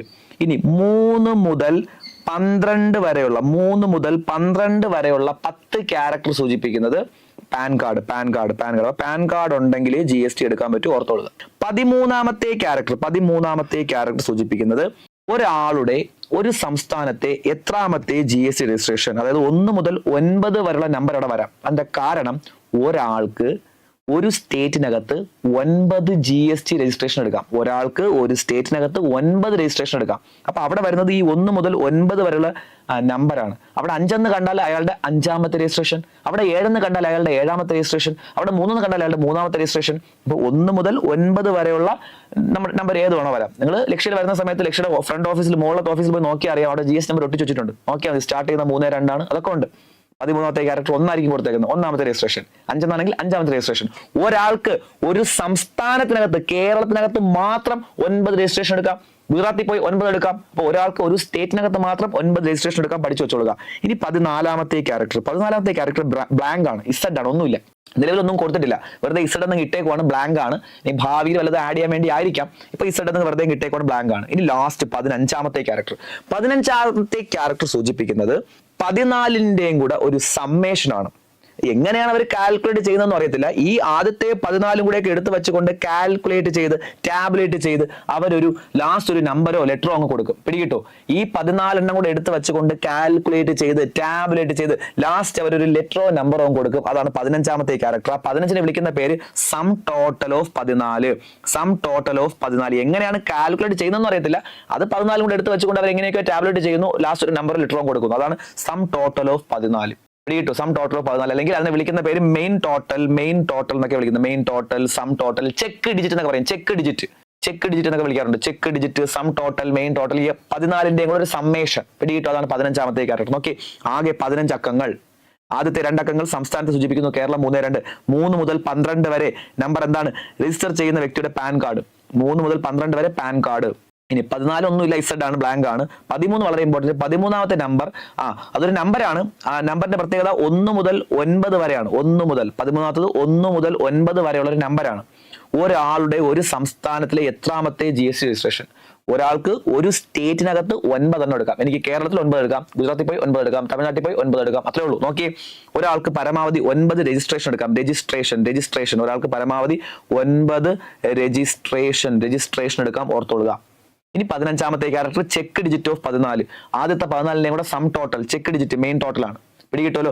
രജിസ്ട്രേഷൻ വിവരങ്ങൾ ശരിയാണോ എന്ന് പരിശോധിക്കുന്ന നമ്പറാണ് ഈ 15. അങ്ങനെ പറയുന്നുണ്ട്, രജിസ്ട്രേഷൻ വിവരങ്ങൾ ശരിയാണോ, ബാക്കി 14 ക്യാരക്ടറൊക്കെ വെച്ചിട്ട് നോക്കിയിട്ട് രജിസ്ട്രേഷൻ വിവരങ്ങൾ ശരിയാണോ അല്ലയോ എന്നൊക്കെ ചെക്ക് ചെയ്യുന്നത് ഈ 15ആണ്. അതായത് ചെക്ക് ഡിജിറ്റ് ആദ്യത്തെ 14നെയും കൂടെ സം ടോട്ടൽ പിടികിട്ടെ. ഇതാണ് GST നമ്പറിനെ കുറിച്ച് പറയാനുള്ളത്. പഠിച്ചു വെച്ചോളുക. അതിൽ ചോദിക്കാൻ സാധ്യത കൂടുതൽ എത്ര ക്യാരക്ടർ ഉണ്ടെന്ന് ചോദിക്കാം. സ്റ്റേറ്റിനെ സൂചിപ്പിക്കുന്നത് ഫസ്റ്റ് 2 ഡിജിറ്റ് ആണെന്ന് നമുക്കറിയാം. അത് കേരളമാണെങ്കിൽ 3-2 ഓർത്തോളുക. അത്രയും പ്രാധാന്യം കൊടുത്ത് പഠിക്കുക, ബാക്കി അറിഞ്ഞിരിക്കുക. ഓക്കെ. ഇനി GST നെറ്റ്വർക്ക് എന്തെന്ന്. GST നെറ്റ്വർക്ക് എന്നതൊക്കെ നിങ്ങളുടെ മെറ്റീരിയലിനകത്ത് ആവശ്യമുള്ള കണ്ടന്റ് വാസ്റ്റ് ആയിട്ട് കൊടുത്തിട്ടുണ്ട്. ഞാൻ ജസ്റ്റ് കാര്യം പറഞ്ഞുതരാം, പഠിച്ച് വെച്ചാൽ മതി, വളരെ എളുപ്പമാണ്. ഒന്നുമില്ല, GSTയുടെ എല്ലാ കാര്യങ്ങളും ഓൺലൈനായിട്ടാണ് നടക്കുന്നത്. ഇപ്പൊ എനിക്കിപ്പോൾ GST രജിസ്ട്രേഷൻ എടുക്കണമെന്നുണ്ടെങ്കിൽ ഞാൻ നേരെ പോയി ആ കത്തയക്കാണോ ചെയ്യുന്നത്? ഒരിക്കലും അല്ല. അപ്പൊ എന്റെ ഡീറ്റെയിൽസ് ഒക്കെ വെച്ചുകൊണ്ട് ഞാൻ കവറിലിട്ട് സ്റ്റാമ്പൊക്കെ വെച്ച് കത്തയക്കൂടെ? ഇല്ല. എനിക്ക് രജിസ്ട്രേഷൻ എടുക്കണമെങ്കിൽ ഞാൻ പോയി ഓൺലൈനായിട്ട് രജിസ്റ്റർ ചെയ്യണം. എന്റെ ഡീറ്റെയിൽസും കാര്യങ്ങളൊക്കെ ഞാൻ അവരെ അറിയിക്കുന്നത് എങ്ങനെയാണ്? ഓൺലൈനായിട്ട് സ്കാൻ ചെയ്ത് ഡീറ്റെയിൽസ് ഒക്കെ റെസിപ്റ്റ് ഒക്കെ ഓൺലൈൻ ഉണ്ടായിരിക്കുന്നത്. അല്ലാതെ എന്റെ ഒരു വർഷത്തെ ടോട്ടൽ റെസിപ്റ്റ് എല്ലാം കൂടെ കളക്ട് ചെയ്ത് വെച്ചുകൊണ്ട് ഞാൻ പിൻ ചെയ്ത് കത്തിൽ അയച്ചു കൊടുക്കും? ഇല്ല. GSTയുടെ കംപ്ലീറ്റ് കാര്യങ്ങൾ നിയന്ത്രിക്കുന്നത് ഓൺലൈൻ വഴിയാണ്. ആ ഓൺലൈൻ വഴി നിയന്ത്രിക്കുന്ന അവരെ വിളിക്കുന്ന പേരാണ് GST നെറ്റ്വർക്ക്. GSTയുടെ കംപ്ലീറ്റ് IT ഇൻഫ്രാസ്ട്രക്ചർ മെയിൻറ്റെയിൻ ചെയ്യുന്ന ഒരു പ്രൈവറ്റ് ലിമിറ്റഡ് കമ്പനിയാണ് GST നെറ്റ്വർക്ക്. കേന്ദ്ര ഗവൺമെന്റും സംസ്ഥാന ഗവൺമെന്റും പ്രൊമോട്ട് ചെയ്യുന്നുണ്ട്. അപ്പൊ കേന്ദ്ര ഗവൺമെന്റും സംസ്ഥാന ഗവൺമെന്റും പ്രൊമോട്ട് ചെയ്യുന്ന ഒരു പ്രൈവറ്റ് ലിമിറ്റഡ് കമ്പനിയാണ് GST നെറ്റ്വർക്ക്. കേന്ദ്ര ഗവൺമെന്റും സംസ്ഥാന ഗവൺമെന്റും പ്രൊമോട്ട് ചെയ്യുന്ന ഒരു പ്രൈവറ്റ് ലിമിറ്റഡ് കമ്പനിയാണ് GST നെറ്റ്വർക്ക്. GSTയുടെ കംപ്ലീറ്റ് കാര്യങ്ങൾ, സോഫ്റ്റ്വെയർ ഉൾപ്പെടെയുള്ള കംപ്ലീറ്റ് കാര്യങ്ങൾ നിയന്ത്രിക്കുന്ന ആരാണ്? GST നെറ്റ്വർക്കാണ്. നോക്ക്, സെൻട്രൽ ഗവൺമെന്റും സ്റ്റേറ്റ് ഗവൺമെന്റും പ്രൊമോട്ട് ചെയ്തൊരു പ്രൈവറ്റ് ലിമിറ്റഡ് കമ്പനി. GST നടപ്പിലാക്കുന്നതും GSTയുമായി ബന്ധപ്പെട്ട IT ഇൻഫ്രാസ്ട്രക്ചർ വികസിപ്പിക്കുന്നതൊക്കെ ആരാണ്? GST നെറ്റ്വർക്കാണ്. അതിനുവേണ്ടി അവരെ പ്രൊമോട്ട് ചെയ്യുന്നത് GST നടപ്പിലാക്കുന്നതിനും അതുമായിട്ട് ബന്ധപ്പെട്ട എല്ലാ IT ഇൻഫ്രാസ്ട്രക്ചറും മെയിൻറ്റെയിൻ ചെയ്യുന്ന ആരാണ്? GST network. നോക്ക്, ടാക്സ് പെയർ അവരുടെ റിട്ടേൺ ഫയൽ ചെയ്യാൻ ഉപയോഗിക്കുന്ന സോഫ്റ്റ്വെയർ കൈകാര്യം ചെയ്യുന്നത് GST നെറ്റ്വർക്കാണ്. 40 ലക്ഷം രൂപയ്ക്ക് മുകളിൽ വരുമാനം ഉണ്ടെങ്കിൽ എന്തെടുക്കണം? GST എടുക്കണം. ഇത് 40 ലക്ഷം രൂപയ്ക്ക് മുകളിലാണോ വരുമാനം എന്നുള്ളത് ഞാൻ എങ്ങനെ അവരെ അറിയിക്കേണ്ടത്? ഇതൊക്കെ ഓൺലൈൻ വഴി അറിയിക്കാൻ പറ്റൂ. റെസിപ്റ്റ് ഒക്കെ സ്കാൻ ചെയ്ത് ഡീറ്റെയിൽസ് ഒക്കെ അയച്ചു കൊടുത്ത് അങ്ങനെയാണ് അറിയിക്കാൻ. അല്ലാതെ റെസിപ്റ്റിനോട് കളക്ട് ചെയ്ത് വെച്ച് അയച്ചു കൊടുക്കാൻ പറ്റുമ്പോഴേ ഇല്ല. അപ്പൊ എന്റെ വിറ്റ് വരവും എന്റെ റിട്ടേണും 40 ലക്ഷമാണ് എന്റെ പരിധി എന്നുള്ളതൊക്കെ അവരെ അറിയിക്കേണ്ട ഓൺലൈൻ വഴിയാണ്. അതെല്ലാം മാനേജ് ചെയ്യുന്ന ആരാണ്? GST network. അവരിന്ന് നോക്കും പറഞ്ഞേക്കുന്ന എമൗണ്ടും അയച്ചേക്കുന്ന റെസിപ്റ്റ് എല്ലാം കറക്റ്റ് ആണോ, ഇതൊക്കെ ചെക്ക് ചെയ്യുന്ന ആരാണ്? GST network. എന്നിട്ട് അവർ ഗവൺമെന്റിന് കറക്റ്റ് അപ്ഡേറ്റ് ചെയ്തുകൊണ്ടേയിരിക്കും, പുതിയ കാര്യങ്ങൾ പറഞ്ഞു കൊടുത്തോണ്ടേയിരിക്കും. ഇനി ബാങ്ക് അക്കൗണ്ടായിട്ട് മാച്ച് ചെയ്യും, ഈ പറഞ്ഞ കാര്യങ്ങളൊക്കെ കറക്റ്റ് ആണോ, ബാങ്ക് അക്കൗണ്ടിലെ സ്റ്റേറ്റ്മെന്റ് എല്ലാം കറക്റ്റ് ആണോ, ഇതൊക്കെ അവർ ചെക്ക് ചെയ്തുകൊണ്ടേയിരിക്കും. പിടികിട്ടു. നോക്കി, GST പോർട്ടലിന്റെ മുഴുവൻ IT സിസ്റ്റം മാനേജ് ചെയ്യുന്നത് GST നെറ്റ്വർക്കാണ്. അവരുടെ ഫംഗ്ഷൻസ് നോക്കി, ഫെസിലിറ്റേറ്റിംഗ് രജിസ്ട്രേഷൻ നോക്കുന്നുണ്ട്, forwarding the returns of central to state government, central government state ഗവൺമെന്റിലോട്ട് റിട്ടേൺസ് ഫോർവേഡ് ചെയ്യുന്നുണ്ട്, കാര്യങ്ങൾ പറഞ്ഞു കൊടുക്കുന്നുണ്ട്. Computation of settlement of IGST നേരത്തെ പറഞ്ഞു കളക്ട് ചെയ്യുന്ന സെൻട്രൽ ഗവൺമെന്റ് ആണ്. IGST കളക്ട് ചെയ്യുന്നത് സെൻട്രൽ ഗവൺമെന്റ് ആണ്. IGST കളക്ട് ചെയ്യുന്നത്, എന്നിട്ട് അതിന്റെ വിഹിതമാണ് ആർക്ക് കൊടുക്കുന്നത്? State government. ഓർമ്മയുണ്ടോ? IGST കളക്ട് ചെയ്യുന്ന സെൻട്രൽ ഗവൺമെന്റ് സ്റ്റേറ്റ് ഗവൺമെന്റ് വിഹിതങ്ങൾ കൊടുക്കും. ഇതെല്ലാം കണക്ക് കൂട്ടുന്ന ആരാണ്? GST നെറ്റ്വർക്കാണ്. ടാക്സ് പേയ്മെന്റ് മാച്ച് ആവുന്നുണ്ടോ എന്ന് അവർ ചെക്ക് ചെയ്യുന്നുണ്ട്. ഇനി അതുപോലെ തന്നെ ബാങ്കിങ് നെറ്റ്വർക്കുമായിട്ട് കൊടുത്തേക്കുന്ന ഡീറ്റെയിൽസ് കറക്റ്റ് ആണോ എന്ന് ചെക്ക് ചെയ്യുന്നുണ്ട്. Providing various reports to central and state government based on tax payers information act. കേന്ദ്ര ഗവൺമെന്റിനും സംസ്ഥാന ഗവൺമെന്റിനും ഒക്കെ വിവിധ ഉപദേശങ്ങൾ കൊടുത്തുകൊണ്ടേയിരിക്കും. ഇനി രജിസ്ട്രേഷന്റെ കാര്യങ്ങൾ നോക്കുന്നുണ്ട്, പേയ്മെന്റ് കാര്യങ്ങൾ നോക്കുന്നുണ്ട്, റിട്ടേൺ കാര്യങ്ങൾ നോക്കുന്നുണ്ട്. ഇതൊക്കെ നോക്കുന്നവരാണ് GST നെറ്റ്വർക്ക്. സിമ്പിൾ ആയിട്ട് പഠിച്ചാൽ ഒന്നുമില്ല. GSTയുടെ കംപ്ലീറ്റ് ഓൺലൈൻ കാര്യങ്ങളും IT കാര്യങ്ങളും മെയിൻറ്റെയിൻ ചെയ്യുന്ന ആരാണ്? GST network. അങ്ങനെ പഠിച്ചു വെച്ചാൽ മതി, വേറെ ഒന്നുമില്ല. പിടികിട്ടെ. നമുക്കിനി പ്രധാനമായിട്ടും പറയേണ്ട ഒരു കാര്യം കൂടിയേ ഉള്ളൂ. GSTയുടെ കുറച്ച് സെക്ഷൻസ്, ആക്ട് ആണ്. GSTയുടെ സെക്ഷൻസും GSTയുടെ ട്രൈബ്യൂണലും. സെക്ഷൻസ് അത്ര ഇമ്പോർട്ടന്റ് ഒന്നുമല്ല, പക്ഷേ സെക്ഷൻസ് കുറച്ച് വേർഡ് എക്സാമിന് ചോദിച്ചിട്ടുണ്ട്. സെക്ഷൻസിനകത്ത് നിന്ന് കുറച്ച് വേർഡ്സ് പരീക്ഷയ്ക്ക് ചോദിച്ചിട്ടുണ്ട്. അപ്പൊ നമുക്ക് ആ സെക്ഷൻസും ട്രൈബ്യൂണലും കൂടെ പറഞ്ഞുകൊണ്ട് നമുക്ക് അങ്ങ് നിർത്താം. അത്രേ ഉള്ളൂ. അപ്പൊ GST ഏകദേശം കഴിയും. ബാക്കിയൊക്കെ നിങ്ങളുടെ മെറ്റീരിയലിനകത്ത് എല്ലാ കാര്യങ്ങളും ഉണ്ട്. പിന്നെ മെറ്റീരിയലിന്റെ അവസാന ഭാഗത്ത് GSTയുടെ അഡ്വാൻറ്റേജസ് എന്നൊക്കെ പറഞ്ഞിട്ട് കുറേ നോട്ട് ചുമ്മാ കൊടുത്തിട്ടുണ്ട്. അത് നിങ്ങൾ വായിച്ച് വിട്ടാൽ മതി. GST കൊണ്ടുള്ള നേട്ടങ്ങൾ നമ്മൾ ഓൾറെഡി പഠിച്ചു കഴിഞ്ഞ കാര്യങ്ങൾ മാത്രമേ ഉള്ളൂ. ഇത്രയും നേരമായിട്ട് നമ്മൾ പഠിക്കുന്ന കുറേ കാര്യങ്ങൾ, GSTയുടെ നേട്ടം എന്തൊക്കെയാണ്, നികുതി വെട്ടിപ്പ് തടയാം, ഇരട്ടിപ്പ് തടയാം, ഇതൊക്കെയാണ്. ഇങ്ങനെയൊക്കെയുള്ള കുറേ കാര്യങ്ങൾ അവസാന ഭാഗത്ത് കുറച്ച് നോട്ടായിട്ട് കൊടുത്തിട്ടുണ്ട്. അതൊക്കെ വായിച്ച് വെച്ചാൽ മതി, കുഴപ്പമില്ല. പക്ഷെ നമുക്ക് ആക്ട് കൂടെ പഠിക്കാനുണ്ട്. അപ്പൊ ആക്ട് കൂടെ പഠിച്ചുകൊണ്ട് നമുക്ക് തൽക്കാലം ക്ലാസ് സ്റ്റോപ്പ് ചെയ്യാം. ബാക്കിയെല്ലാം ആയിട്ടുണ്ട്. ഓക്കെ. GST എടുക്കേണ്ടത് വ്യാപാരികളും വിൽപ്പനക്കാരും മാത്രമാണോ? അങ്ങനെയൊന്നുമില്ല. നമുക്ക് നമ്മുടെ പരിധി, നമ്മുടെ ബിസിനസ് ചെയ്യുന്ന പരിധി 40 ലക്ഷം കഴിഞ്ഞാൽ GST എടുക്കണം. അങ്ങനെയാണ്. ഓൺലൈൻ ബിസിനസ്സുകാർക്ക് GST പരിധിയിൽ വരും. അവരെല്ലാം ഈ പരിധി കഴിഞ്ഞാൽ ജി എസ് ടി എടുത്തേ പറ്റും. ഒരു വർഷത്തെ ടോട്ടൽ ടേൺ ഓവർ 40 ലക്ഷം രൂപയ്ക്ക് മുകളിലാണെങ്കിൽ ജി എസ് ടി രജിസ്ട്രേഷൻ എടുക്കണം. പിന്നെ ഈ ഗവൺമെന്റ് ഉദ്യോഗസ്ഥരൊന്നും ജി എസ് ടി എടുക്കേണ്ട കാര്യമില്ല, അങ്ങനെയല്ല. ബിസിനസ് ചെയ്യുന്ന ആൾക്കാർ തന്നെയാണ്. ബിസിനസ് ചെയ്യുന്ന ആൾക്കാർ ആ ടോട്ടൽ ടേൺ ഓവർ 40 ലക്ഷം രൂപയ്ക്ക് മുകളിലാണെങ്കിൽ എന്തെടുക്കണം? ജി എസ് ടി എടുക്കണം. അത്രേ ഉള്ളൂ. അതിന് വേറെ കാറ്റഗറൈസേഷൻ അങ്ങനെ പ്രത്യേകിച്ച് പറയുന്നില്ല.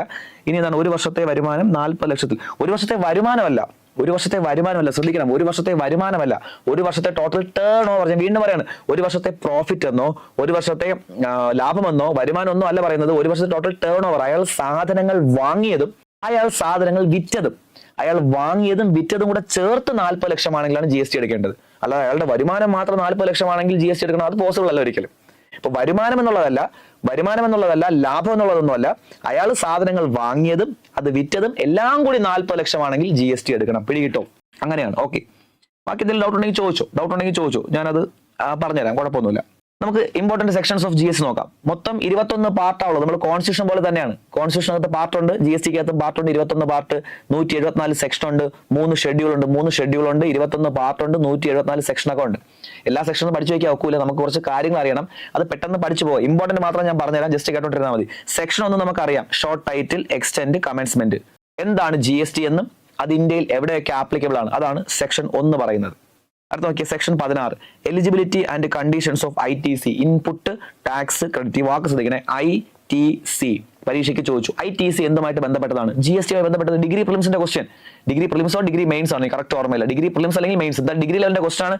ITC, ഇൻപുട്ട് ടാക്സ് ക്രെഡിറ്റ് എന്തുമായിട്ട് ബന്ധപ്പെട്ടത് ചോദിച്ചു. ജി എസ് ടിയുമായി ബന്ധപ്പെട്ടത്. അപ്പൊ എന്താണ് ഇൻപുട്ട് ടാക്സ് ക്രെഡിറ്റ്? സിമ്പിൾ ആയിട്ട് കേട്ടോ, കാസ്കേഡിംഗ് ഓഫ് ടാക്സ് ഒഴിവാക്കുക. അതായത് ടാക്സ് ഓൺ ടാക്സ് ഒഴിവാക്കുക. ഒരു തവണ ജി എസ് ടി ഏർപ്പെടുത്തിയാൽ അതിന്റെ മുകളിൽ കൂടി വീണ്ടും ജി എസ് ടി വരരുത്. ഒരു തവണ ജി എസ് ടി ഈടാക്കി കഴിഞ്ഞാൽ വീണ്ടും അതിന്റെ മുകളിൽ കൂടി ജി എസ് ടി വരരുത്. അത് ഉറപ്പിക്കുന്നതാണ് ഏത്? ITC, input tax credit. നമ്മൾ ആദ്യം പഠിച്ച കാര്യമാണ്. 16 നികുതികളോളം ഉണ്ടായിരുന്നു, അല്ലെങ്കിൽ 16ന് മുകളിൽ നികുതികൾ ഉണ്ടായിരുന്നു. അപ്പൊ അതെല്ലാം പിരിക്കാൻ പാടായപ്പോഴാണ് അല്ലെങ്കിൽ നികുതി ഇരട്ടിപ്പൊക്കെ വന്നതുകൊണ്ടാണ് എല്ലാം കൂടെ ലയിപ്പിച്ചുകൊണ്ട് ജി എസ് ടി കൊണ്ടുവന്നത്. നികുതി ഇരട്ടിപ്പും നികുതി വെട്ടിപ്പൊക്കെ വന്നതുകൊണ്ടാണ് എല്ലാം കൂടെ ലയിപ്പിച്ച് ജി എസ് ടി കൊണ്ടുവന്നത്. അപ്പൊ ജി എസ് ടി വന്നതിന് ശേഷം വീണ്ടും ഇരട്ടിപ്പ് വരരുത്. ഒരു പ്രാവശ്യം ജി എസ് ടി ഏർപ്പെടുത്തിയാൽ വീണ്ടും ജി എസ് ടി ഏർപ്പെടുത്തരുത്. പിടികിട്ടു? അതാണ് ITC പറയുന്നത്. Eligibility and conditions of ITC, input tax credit. നോക്ക്, mechanism to avoid cascading of tax. Tax on tax ഒഴിവാക്കുക. ഒരു പ്രാവശ്യം ടാക്സ് ഈടാക്കി കഴിഞ്ഞാൽ അതിന്റെ മുകളിൽ കൂടി വീണ്ടും ടാക്സ് ഈടാക്കരുത്. ടാക്സ് ഓൺ ടാക്സ് ഒഴിവാക്കുക, കാസ്കേഡിംഗ് ഓഫ് ടാക്സ് ഒഴിവാക്കുക. ഓക്കെ. അപ്പോ സെക്ഷൻ 16 പഠിച്ചു. സെക്ഷൻ പഠിച്ചു വെച്ചില്ലെങ്കിൽ വാക്ക് ഓർത്തോളെ ITC. ഇനി 2 സെക്ഷൻ ഒരുമിച്ച് പഠിക്കാം, 25 29. 25 എങ്ങനെ ജി എസ് ടി രജിസ്ട്രേഷൻ എടുക്കാം, 29 രജിസ്ട്രേഷൻ എങ്ങനെ ക്യാൻസൽ ചെയ്യാം, അങ്ങനെ പഠിച്ചു വെച്ചത്. 25 29. 25 എങ്ങനെ എടുക്കാം, 29 എങ്ങനെ ക്യാൻസൽ ചെയ്യാം. ഓക്കെ. ഇനി 44 ആനുവൽ റിട്ടേൺ. നേരത്തെ പറഞ്ഞു നമ്മുടെ വിറ്റ് വരവ് എത്രയാണെന്ന് ജി എസ് ടി അറിയിക്കണം. എന്റെ ടോട്ടൽ വിറ്റ് വരവ് 40 ലക്ഷം രൂപയ്ക്ക് മുകളിലാണെങ്കിൽ എന്തെടുക്കണം? ജി എസ് ടി എടുക്കണം. അപ്പൊ അതൊക്കെ അവരെ അറിയിക്കേണ്ടേ. അതിനെക്കുറിച്ച് പറയുന്നതാണ് സെക്ഷൻ 44, ആനുവൽ റിട്ടേൺ, വാർഷിക വിറ്റുവരവ്. ആനുവൽ റിട്ടേൺ, വാർഷിക വിറ്റുവരവ്. പിടികിട്ടു? ഇനി സെക്ഷൻ 57 അത്ര ഇമ്പോർട്ടന്റ് അല്ല എങ്കിലും ഓർത്തിരുന്നോ, ഒരു കൺസ്യൂമറിന് വേണ്ടിയുള്ള ഒരു വെൽഫെയർ ഫണ്ടിനെ കുറിച്ച് പറയുന്നതാണ് 57. അങ്ങനെ പഠിച്ചു വെച്ചാൽ മതി. കൺസ്യൂമറിന് വേണ്ടിയുള്ള ഒരു വെൽഫെയർ ഫണ്ട്. പക്ഷെ 69 ഒരു പക്ഷേ സ്റ്റേറ്റ്മെന്റ് ആയിട്ടൊക്കെ ചോദിക്കാം. Power to arrest. G S T വെട്ടിപ്പ് നടത്തി കഴിഞ്ഞാൽ, അത് തെളിഞ്ഞു കഴിഞ്ഞാൽ അവരെ അറസ്റ്റ് ചെയ്യാനുള്ള അധികാരം ജി എസ് ടി അതോറിറ്റിക്കുണ്ട്. അതിനുവേണ്ടിയുള്ള ഉദ്യോഗസ്ഥർ അവിടെ ഉണ്ട്, ജി എസ് ടി അതോറിറ്റിയിലുണ്ട്, ജി എസ് ടി ഇൻസ്പെക്ടർമാരൊക്കെ ഉണ്ട്. ജി എസ് ടി വെട്ടിപ്പ് തെളിഞ്ഞു കഴിഞ്ഞാൽ അറസ്റ്റ് ചെയ്യാനുള്ള അധികാരം ജി എസ് ടി അതോറിറ്റിക്കുണ്ട്. വേറെ ആരെങ്കിലും വെച്ച് അറസ്റ്റ് ചെയ്യിപ്പിക്കണം അങ്ങനെയൊന്നുമില്ല. ജി എസ് ടി അതോറിറ്റിക്ക് അറസ്റ്റ് ചെയ്യാം. അതിനുവേണ്ടിയുള്ള ഉദ്യോഗസ്ഥർ ജി എസ് ടി ഉണ്ട്, ജി എസ് ടി ഇൻസ്പെക്ടർമാരൊക്കെ ഉണ്ട്. പിടികിട്ടുമല്ലോ? പവർ ടു അറസ്റ്റ്, അറസ്റ്റ് ചെയ്യാനുള്ള അധികാരമുണ്ട് ആർക്ക്? ജി എസ് ടി അതോറിറ്റിക്ക്. പിടികിട്ടി? അപ്പൊ ജി എസ് ടി അതോറിറ്റിക്ക് അറസ്റ്റ് ചെയ്യാനുള്ള അധികാരമുണ്ട്, ഓർത്തോളുക. ഇനി സെക്ഷൻ 109 മുതൽ 112 വരെ, അതൊരു പക്ഷേ പരീക്ഷയ്ക്ക് ചോദിക്കാം. 109 112. 109 മുതൽ 112 വരെ പറയുന്നത് ജി എസ് ടിയുടെ ട്രൈബ്യൂണൽ അല്ലെങ്കിൽ ട്രിബ്യൂണലിനെ കുറിച്ചാണ്. ട്രൈബ്യൂണൽ അല്ലെങ്കിൽ ട്രിബ്യൂണൽ എങ്ങനെയാണോ ഉച്ചരിക്കാം, ട്രൈബ്യൂണൽ അല്ലെങ്കിൽ ട്രിബ്യൂണൽ.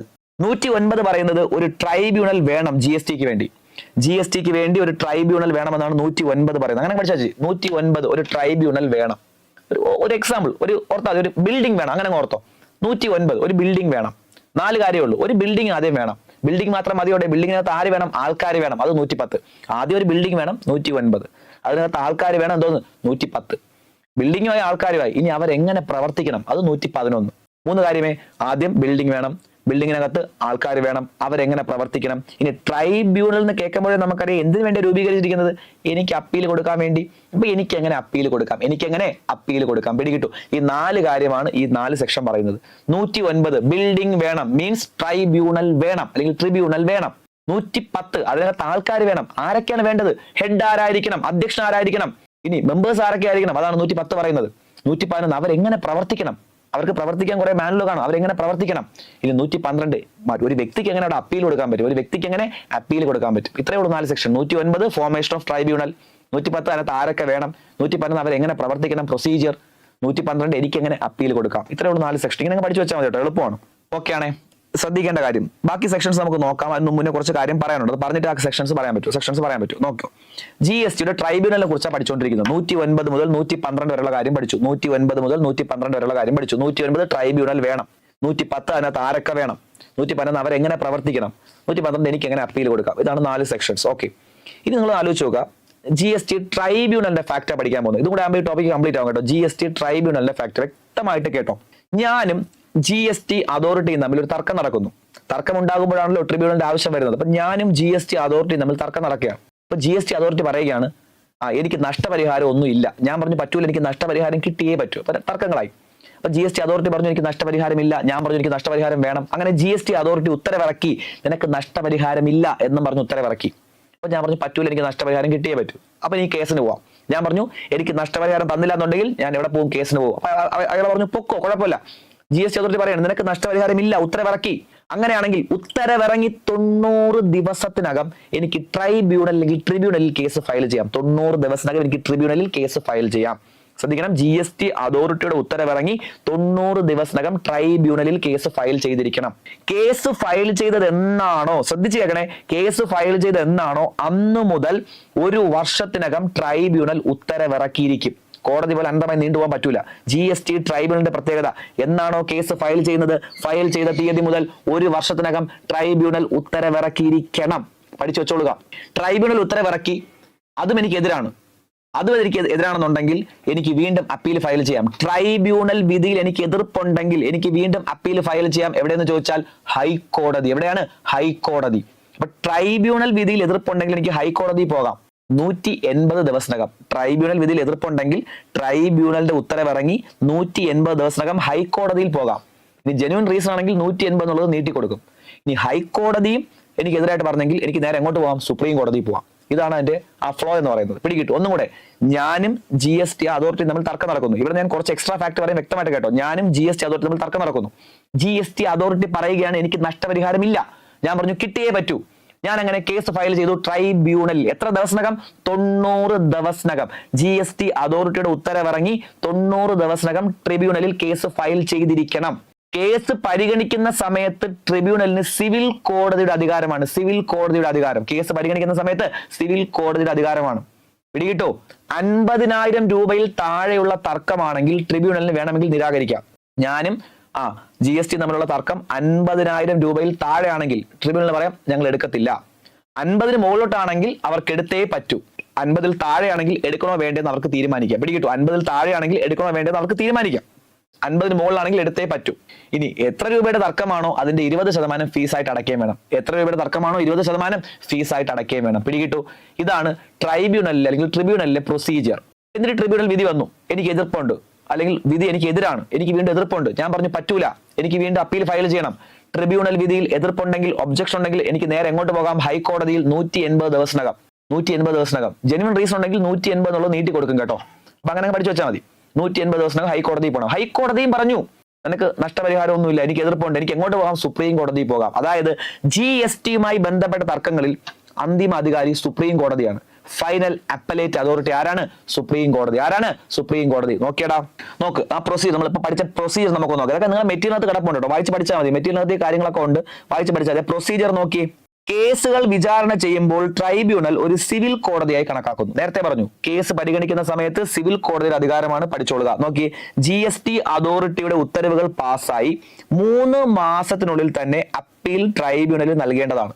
GST അതോറിറ്റി ഉത്തരവ് ഇറങ്ങി കഴിഞ്ഞാൽ 3 മാസത്തിനകം 90 ദിവസത്തിനകം എവിടെ ഫയൽ ചെയ്യണം? ട്രൈബ്യൂണലിൽ കേസ് ഫയൽ ചെയ്യണം. അപ്പീൽ ഫയൽ ചെയ്യുന്ന തീയതി മുതൽ 1 വർഷത്തിനുള്ളിൽ ട്രൈബ്യൂണൽ തീരുമാനം നൽകും. കോടതി പോലെ അനന്തമായി നീണ്ടുപോകില്ല. ട്രൈബ്യൂണലിൽ കേസ് ഫയൽ ചെയ്താൽ 1 വർഷത്തിനകം ഉത്തരവിറക്കിയിരിക്കും ട്രൈബ്യൂണൽ. ബാക്കി നോക്കി, 50,000 രൂപയിൽ താഴെയുള്ള തർക്കമാണെങ്കിൽ ട്രൈബ്യൂണലിന് നിരാകരിക്കാം. അത് വേണമെങ്കിൽ അവരുടെ ഇഷ്ടമാണ്. 50,000 താഴെയാണെങ്കിൽ വേണോ വേണ്ട അത് അവർക്ക് തീരുമാനിക്കാം. പക്ഷെ 50-ന് മുകളിലാണെങ്കിൽ എടുത്തേ പറ്റൂ. നോക്ക്, അപ്പീൽ നൽകുന്ന വ്യക്തി തർക്കത്തിലുള്ള നികുതിയുടെ 20% ഫീ ആയിട്ട് അടയ്ക്കണം. തർക്കത്തിലുള്ള തുകയുടെ എത്ര 20% ഫീ ആയിട്ട് അടയ്ക്കണം. നോക്ക്, ട്രൈബ്യൂണൽ പുറപ്പെടുവിച്ച ഏതെങ്കിലും ഉത്തരവിൽ ആക്ഷേപം, ഒബ്ജക്ഷൻ, എതിർപ്പുണ്ടെങ്കിൽ ഹൈക്കോടതിയിൽ അപ്പീൽ ഫയൽ ചെയ്യാം. ഉത്തരവ് ലഭിച്ച തീയതി മുതൽ 180 ദിവസത്തിനകം. 180 ദിവസത്തിനുള്ളിൽ ഫയൽ ചെയ്യാത്തതിന് മതിയായ കാരണമുണ്ടെന്ന് ബോധ്യപ്പെട്ടാൽ നീട്ടിക്കൊടുക്കും. ഓക്കെ ആണേ. ഇനി 180 ദിവസത്തിനുള്ളിൽ ഹൈക്കോടതിയിൽ അപ്പീൽ പരിഗണിക്കാവുന്നതാണെന്ന് പറയുന്നുണ്ട്. ഇനി ഹൈക്കോടതി വിധിയിൽ എതിർപ്പുണ്ടെങ്കിൽ എങ്ങോട്ട് പോകാന്ന് പറയുന്നുണ്ട്? സുപ്രീം കോടതി. എവിടെ പോകാം? സുപ്രീം കോടതി. ഓക്കെ, അത് ഈ സ്റ്റേറ്റ്മെന്റ് ആയിട്ട് ഇതിനകത്തില്ല, ഓർത്താൽ മതി. ഹൈക്കോടതി വിധിയിൽ എതിർപ്പുണ്ടെങ്കിൽ എങ്ങോട്ട് പോകാം? സുപ്രീം കോടതി. അപ്പൊ ഫൈനൽ അപ്പീലേറ്റ് അതോറിറ്റി ആരാണ്? സുപ്രീം കോടതി. ഇനി ആ സെക്ഷൻസ് നോക്ക്, സെക്ഷൻ 117 പറയുന്നുണ്ട് അപ്പീൽ ടു ഹൈക്കോർട്ട്. ഹൈക്കോടതിയിൽ അപ്പീൽ പോകുന്നതിനെ കുറിച്ച് പറയുന്നതാണ് സെക്ഷൻ 117. അപ്പീൽ ടു സുപ്രീം കോടതി സെക്ഷൻ 118. അപ്പീൽ ടു സുപ്രീം കോടതി സെക്ഷൻ 118 കേട്ടാ. Final appellate authority. അപ്പം GST ബന്ധപ്പെട്ട തർക്കങ്ങളിൽ അന്തിമ അധികാരി ആരാണ്? സുപ്രീം കോടതി. ഇനി ഒരു സെക്ഷൻ കൂടി ജസ്റ്റ് പറയുന്നുണ്ട്, ഇമ്പോർട്ടന്റ് ഒന്നും അല്ല. Section 170 removal of difficulties. GST ബന്ധപ്പെട്ട കോംപ്ലിക്കേഷൻസ് ഒഴിവാക്കാൻ വേണ്ടിയുള്ള സെക്ഷനാണ് 172. ഈ സെക്ഷൻസ് ഒന്നും ചോദിക്കാൻ വഴിയില്ലെങ്കിലും ഇതിനകത്തുള്ള കണ്ടന്റ് ഒരു പക്ഷേ ചോദിക്കാം. അപ്പൊ ചോദിക്കും GST ബന്ധപ്പെട്ട തർക്കങ്ങളിൽ ഏറ്റവും അവസാനം പോകേണ്ട കോടതി ഏതാണ്? സുപ്രീം കോടതി. ഇനി അതുപോലെ തന്നെ ചോദിക്കാം, GST വെട്ടിപ്പ് നടത്തിയാൽ അറസ്റ്റ് ചെയ്യാനുള്ള അധികാരം GST അതോറിറ്റിക്ക് ഉണ്ടോ? അല്ലെങ്കിൽ വേറെ ആരെങ്കിലും വെച്ച് അറസ്റ്റ് ചെയ്യിപ്പിക്കണോ? GST അതോറിറ്റിക്ക് ഉണ്ട്. ടാക്സ് ഓൺ ടാക്സ് ഒഴിവാക്കാൻ വേണ്ടി കൊണ്ടുവന്ന സംവിധാനമാണ് ഇൻപുട്ട് ടാക്സ് ക്രെഡിറ്റ്. ഒരു പ്രാവശ്യം GST ഏർപ്പെടുത്തിയാൽ അതിന്റെ മുകളിൽ കൂടി വീണ്ടും GST ഏർപ്പെടുത്തരുത്. കാസ്കേഡിംഗ് ഓഫ് ടാക്സ് ഒഴിവാക്കുക, അതിനുവേണ്ടി കൊണ്ടുവന്ന സാധനമാണ് ഏത്? Input tax credit. അപ്പൊ ഇങ്ങനെയൊക്കെയുള്ള കണ്ടന്റ് ചോദിക്കാം. സെക്ഷൻ എടുത്ത് ചോദിച്ചില്ലെങ്കിലും കണ്ടന്റ് ചോദിക്കാൻ പറ്റും. പിടികിട്ടുമല്ലോ. അപ്പൊ ഈ സെക്ഷൻസ് ഒക്കെ ഒന്ന് ഓർത്തിരിക്കുക.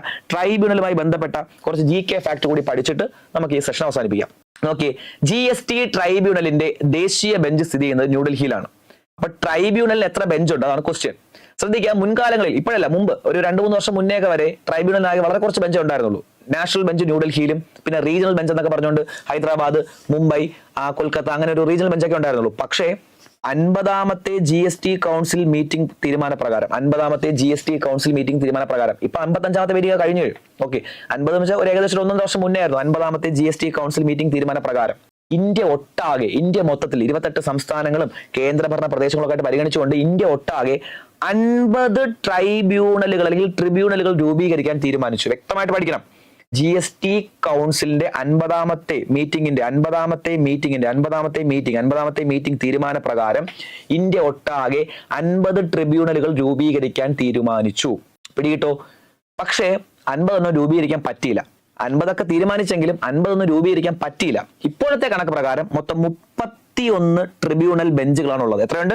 31. നിലവിൽ ഞാൻ ഈ വീഡിയോ എടുക്കുന്ന സമയത്ത് നിലവിൽ എത്രയാണ്? 31 ട്രൈബ്യൂണൽ ബെഞ്ചുകളാണ് ഉള്ളത്. നിങ്ങളുടെ മെറ്റീരിയലിനകത്ത് അപ്ഡേഷൻ വേണ്ടി വരും, ചെയ്തോളുക. അതിനകത്ത് 31 കണക്കൊന്നും ഇല്ല. പ്രാദേശിക ബെഞ്ചുകളുടെ കാര്യമാണ് കൊടുത്തേക്കുന്നത്. പ്രാദേശിക ബെഞ്ചുകൾ ഇപ്പൊ ഇല്ല. മുമ്പുണ്ടായിരുന്നു പ്രാദേശിക ബെഞ്ചുകൾ. ഇപ്പോ നാഷണൽ ബെഞ്ച് ന്യൂഡൽഹിയിലുണ്ട്. അതുകൂടാതെ ഇന്ത്യ ഒട്ടാകെ 31 ട്രിബ്യൂണൽ ബെഞ്ചുകളുണ്ട്. കേരളത്തിലുണ്ട് ബെഞ്ച്, ഒറ്റ ബെഞ്ചേ ഉള്ളൂ. കേരളത്തിൽ ഒരു ബെഞ്ചുണ്ട്. 31 ഒരെണ്ണം കേരളത്തിലാണ്. 31 ഒരെണ്ണം എവിടെയാണ്? കേരളത്തിൽ. പക്ഷെ അത് രണ്ടായിട്ടാണ് പ്രവർത്തിക്കുന്നത്, തിരുവനന്തപുരത്തും കൊച്ചിയിലുമായിട്ട്. കേരളത്തിൽ ഒരെണ്ണേ ഉള്ളൂവെങ്കിലും അത് പ്രവർത്തിക്കുന്നത് തിരുവനന്തപുരത്തും കൊച്ചിയിലുമായിട്ടാണ് ആ ബെഞ്ച് പ്രവർത്തിക്കുന്നത്. കേരളത്തിൽ ഒറ്റ ബെഞ്ചേ ഉള്ളൂ, പ്രവർത്തിക്കുന്നത് തിരുവനന്തപുരത്തും കൊച്ചിയിലുമായിട്ടാണ്. ഇത് ശ്രദ്ധിക്കണം. ലക്ഷദ്വീപിന്റെ അധികാര പരിധി വരുന്നത് കൊച്ചിയാണ് കേട്ടോ. ലക്ഷദ്വീപിന്റെ ഈ GST ബന്ധപ്പെട്ട തർക്കങ്ങളും കാര്യങ്ങളൊക്കെ വരുന്ന അധികാര പരിധി, കേസ് കൊടുക്കണമെങ്കിൽ എവിടെ പോകേണ്ടത്? കൊച്ചി ബെഞ്ചിൽ. പിടികിട്ടുമല്ലോ. അപ്പൊ ശ്രദ്ധിക്കുക, GST ട്രിബ്യൂണലിന്റെ ദേശീയ ബെഞ്ച് സ്ഥിതി ചെയ്യുന്നത് ന്യൂഡൽഹിയിലാണ്. പ്രാദേശിക ബെഞ്ചുകൾ എവിടെയൊക്കെ ഉണ്ടായിരുന്നു? പ്രാദേശിക ബെഞ്ചുകൾ എവിടെയൊക്കെ ഉണ്ടായിരുന്നു? ഹൈദരാബാദ്, മുംബൈ, കൊൽക്കത്തയിലൊക്കെ ഉണ്ടായിരുന്നു. പക്ഷെ ഇപ്പൊ പ്രാദേശിക ബെഞ്ചുകൾക്ക് പ്രാധാന്യം ഇല്ല. കാരണം 50ാമത്തെ മീറ്റിംഗിലെ തീരുമാനപ്രകാരം ഇന്ത്യ മൊത്തത്തിൽ ഒരു 31 ബെഞ്ചുകൾ രൂപീകരിക്കാൻ തീരുമാനിച്ചിരുന്നു. അതുകൊണ്ട് തന്നെ പിന്നെ പ്രാദേശിക ബെഞ്ചുകൾക്ക് പ്രാധാന്യം ഇല്ലാതെയായി. അങ്ങനെ 31 ബെഞ്ചുകൾ ഇതുവരെ രൂപീകരിച്ചു. 31 ബെഞ്ചുകളാണ് രൂപീകരിക്കാൻ തീരുമാനിച്ചതെന്ന് അല്ല, ശ്രദ്ധിക്കുക, നിലവിൽ രൂപീകരിച്ചത് 31 ബെഞ്ചുകളാണ്. അന്ന് അവർ തീരുമാനിച്ച 50 ആണ്. ശ്രദ്ധിച്ച് പഠിച്ചോളേ. അന്ന് 50ാമത്തെ മീറ്റിംഗ് പ്രകാരം അവർ തീരുമാനിച്ചത് 50 രൂപീകരിക്കാനാണ് ഇന്ത്യ മൊത്തത്തിൽ. പക്ഷെ എത്ര രൂപീകരിച്ചുള്ളൂ? ഇതുവരെ 31 ഇതുവരെ ആയിട്ടുള്ളൂ. അതാണ് കറക്റ്റ് ഫാക്ട്. അങ്ങനെ തന്നെ പഠിച്ചോളാം. 50 രൂപീകരിക്കാൻ തീരുമാനിച്ചു. അത് ഭയങ്കര വാർത്തയൊക്കെ ആയിരുന്നു. ഇന്ത്യ മൊത്തത്തിൽ 50 ട്രൈബ്യൂണൽ ബെഞ്ചുകൾ രൂപീകരിക്കാൻ തീരുമാനിച്ചു. വലിയ വാർത്തയൊക്കെ ആയിരുന്നു. പക്ഷെ ഇതുവരെ എത്ര ആയിട്ടുള്ളൂ? 31 മാറിപ്പോയിരുന്നു. ഓക്കെ, ട്രിബ്യൂണലിന്റെ ദേശീയ ബെഞ്ച് ന്യൂഡൽഹിയിലാണ്. നോക്ക്, 50ാമത്തെ GST കൗൺസിൽ മീറ്റിംഗ് തീരുമാനപ്രകാരം ഇന്ത്യ ഒട്ടാകെ 50 GST ട്രിബ്യൂണൽ രൂപീകരിക്കാൻ തീരുമാനിച്ചു. എന്നാൽ നിലവിൽ ഇതുവരെ എത്രയുള്ളൂ? 31 ഉള്ളൂ. കേരളത്തിൽ ഒരു ബെഞ്ചാണ് ഉള്ളത്. അത് തിരുവനന്തപുരത്തും കൊച്ചിയിലുമായിട്ടാണ് പ്രവർത്തിക്കുന്നത്. ലക്ഷദ്വീപിന്റെ അധികാരപരിധി എവിടെയാണ്? കൊച്ചിയാണ്. ലക്ഷദ്വീപിന്റെ അധികാരപരിധി എവിടെയാണ്? കൊച്ചിയാണ്. ഓർത്തോളുക. ഓക്കെ ആണ്. ഇത്രയുമാണ് നമുക്ക് GSTയുടെ രജിസ്ട്രേഷനെ കുറിച്ചും GSTയുടെ ആക്ടിനെ കുറിച്ചും GSTയുടെ ട്രൈബ്യൂണലിനെ കുറിച്ചും ഒക്കെ പറയാനുള്ളത്. ഇത്രയും കാര്യം നിങ്ങളുടെ മെറ്റീരിയലിനകത്തുണ്ട്. ഇതിൽ കുറെ അപ്ഡേഷൻസും കാര്യങ്ങളുണ്ട്, വരുത്തിക്കൊള്ളുക. ഇനി ലാസ്റ്റ് കിടക്കുന്നത് GSTയുടെ മേന്മകൾ, അഡ്വാൻറ്റേജസും ഡിസഡ്വാൻറ്റേജസും അത് നിങ്ങൾക്ക് വായിച്ചാൽ മനസ്സിലാവുന്ന കാര്യം മാത്രമേ ഉള്ളൂ. അപ്പോൾ ഫിസ്ക്കൽ പോളിസി പാർട്ട് 1 ക്ലാസ്സിൽ എടുത്തു തന്നിട്ടുണ്ട്. അവിടെ നമ്മൾ കോൺട്രാക്ടറി, എക്സ്പാൻഷണറി, ധനക്കമ്മി, റവന്യൂ കമ്മി, പൊതുവരുമാനം, പൊതുചെലവ്, പൊതുകടം കംപ്ലീറ്റ് പഠിച്ചു തിയറി. ഇനി tax, non tax, GST video ആയിട്ട് തന്നിട്ടുണ്ട്. നോട്ട് പ്രിന്റ് ക്ലാസ് തന്നിട്ടുണ്ട്. വീഡിയോ കണ്ട് നോട്ട് അപ്ഡേറ്റ് ചെയ്യുക. ഇനി ബജറ്റ് 2025-26 വീഡിയോ പ്ലേലിസ്റ്റ് ചെയ്ത് തന്നിട്ടുണ്ട്. 25-26 വീഡിയോ പ്ലേലിസ്റ്റ് ചെയ്ത് തന്നിട്ടുണ്ട്. ബജറ്റ് നോട്ട് തന്നിട്ടുണ്ട്. പരീക്ഷ നടത്തിയതാണ്. അപ്പൊ ഫിസ്ക്കൽ പോളിസി ഡിഗ്രി പ്രിലിംസിന്റെ സിലബസിലെ അവസാനത്തെ 5 or 6 ടോപ്പിക്ക്, പൊതുവരുമാനം, പൊതുചെലവ്, അതുപോലെ തന്നെ ടാക്സ്, നോൺ ടാക്സ്, ബജറ്റ്, ധനനയം, ഇത്രയും ടോപ്പിക്ക് നിങ്ങൾക്ക് കംപ്ലീറ്റ് ആയിട്ടുണ്ട്. വൃത്തിയായിട്ട് പഠിക്കുക. എന്തെങ്കിലും ഡൗട്ട് ഉണ്ടെങ്കിൽ ക്ലാസ്സിൽ വരുന്ന സമയത്ത് ധൈര്യമായിട്ട് ചോദിക്കുക. ഈ കാര്യങ്ങളൊക്കെ വെച്ച് പഠിച്ചിട്ട് ഡൗട്ട് വരും. ഒരു പക്ഷേ ഇപ്പൊ വീഡിയോ കണ്ടാണ് പഠിക്കുന്നത്, ഡൗട്ട് വരാം, സ്വാഭാവികം. വീഡിയോ കണ്ട് പഠിക്കുമ്പോൾ ഡൗട്ടൊക്കെ വരാം. ഡൗട്ട് ഉണ്ടെങ്കിൽ എഴുതി വയ്ക്കുക. വീഡിയോ കാണുമ്പോഴോ മെറ്റീരിയൽ വായിക്കുമ്പോഴോ ഡൗട്ട് ഉണ്ടെങ്കിൽ എഴുതി വയ്ക്കുക. എഴുതി വച്ചിട്ട് ക്ലാസ്സിൽ വരുന്ന ദിവസങ്ങളിൽ ചോദിക്കുക. ഓക്കെ ആണ്. ഇനി വീണ്ടും പറയാണ്, മെറ്റീരിയലിനകത്ത് കുറെ അപ്ഡേഷൻസ് വേണ്ടി വരും. അത് നിങ്ങൾ മെറ്റീരിയലിനകത്ത് വരുത്തി കൊടുക്കുക. വീഡിയോ കണ്ട് തന്നെ വരുത്തി കൊടുക്കുക. ക്ലാസ്സിൽ പറയാൻ ഒരു പക്ഷേ സമയം കിട്ടണമെന്നില്ല. വീഡിയോ കണ്ടിട്ട് മെറ്റീരിയലിനകത്ത് വേണ്ട അപ്ഡേഷൻസ് വരുത്തി കൊടുക്കുക. ആ ലാസ്റ്റ് 5 ടോപ്പിക്ക് കംപ്ലീറ്റ് ആയിട്ടുണ്ട്. നല്ലപോലെ പഠിക്കുക. ആദ്യത്തെ കുറച്ച് സമയത്ത് കുറച്ച് അപ്ഡേഷൻ, ഈ നമ്മുടെ നെറ്റ്വർക്ക് ഇഷ്യൂ ഉണ്ടായിരുന്നു. അതുകൊണ്ട് ആ സമയത്തുള്ള കാര്യം എങ്ങനെയാണെന്ന് അറിയത്തില്ല. നോക്കട്ടെ, എന്തെങ്കിലും ബുദ്ധിമുട്ടുണ്ടെങ്കിൽ അതിന് പകരം എന്തെങ്കിലും സൊല്യൂഷൻ കണ്ടെത്താം. ഓക്കെ, നല്ലപോലെ പഠിക്കുക. പറഞ്ഞ കാര്യങ്ങളൊക്കെ ഓക്കെ ആണെന്ന് വിശ്വസിക്കുന്നു. പറഞ്ഞ കാര്യങ്ങളൊക്കെ നല്ലപോലെ ഓർമ്മ വേണം. നല്ലതുപോലെ പഠിക്കുക.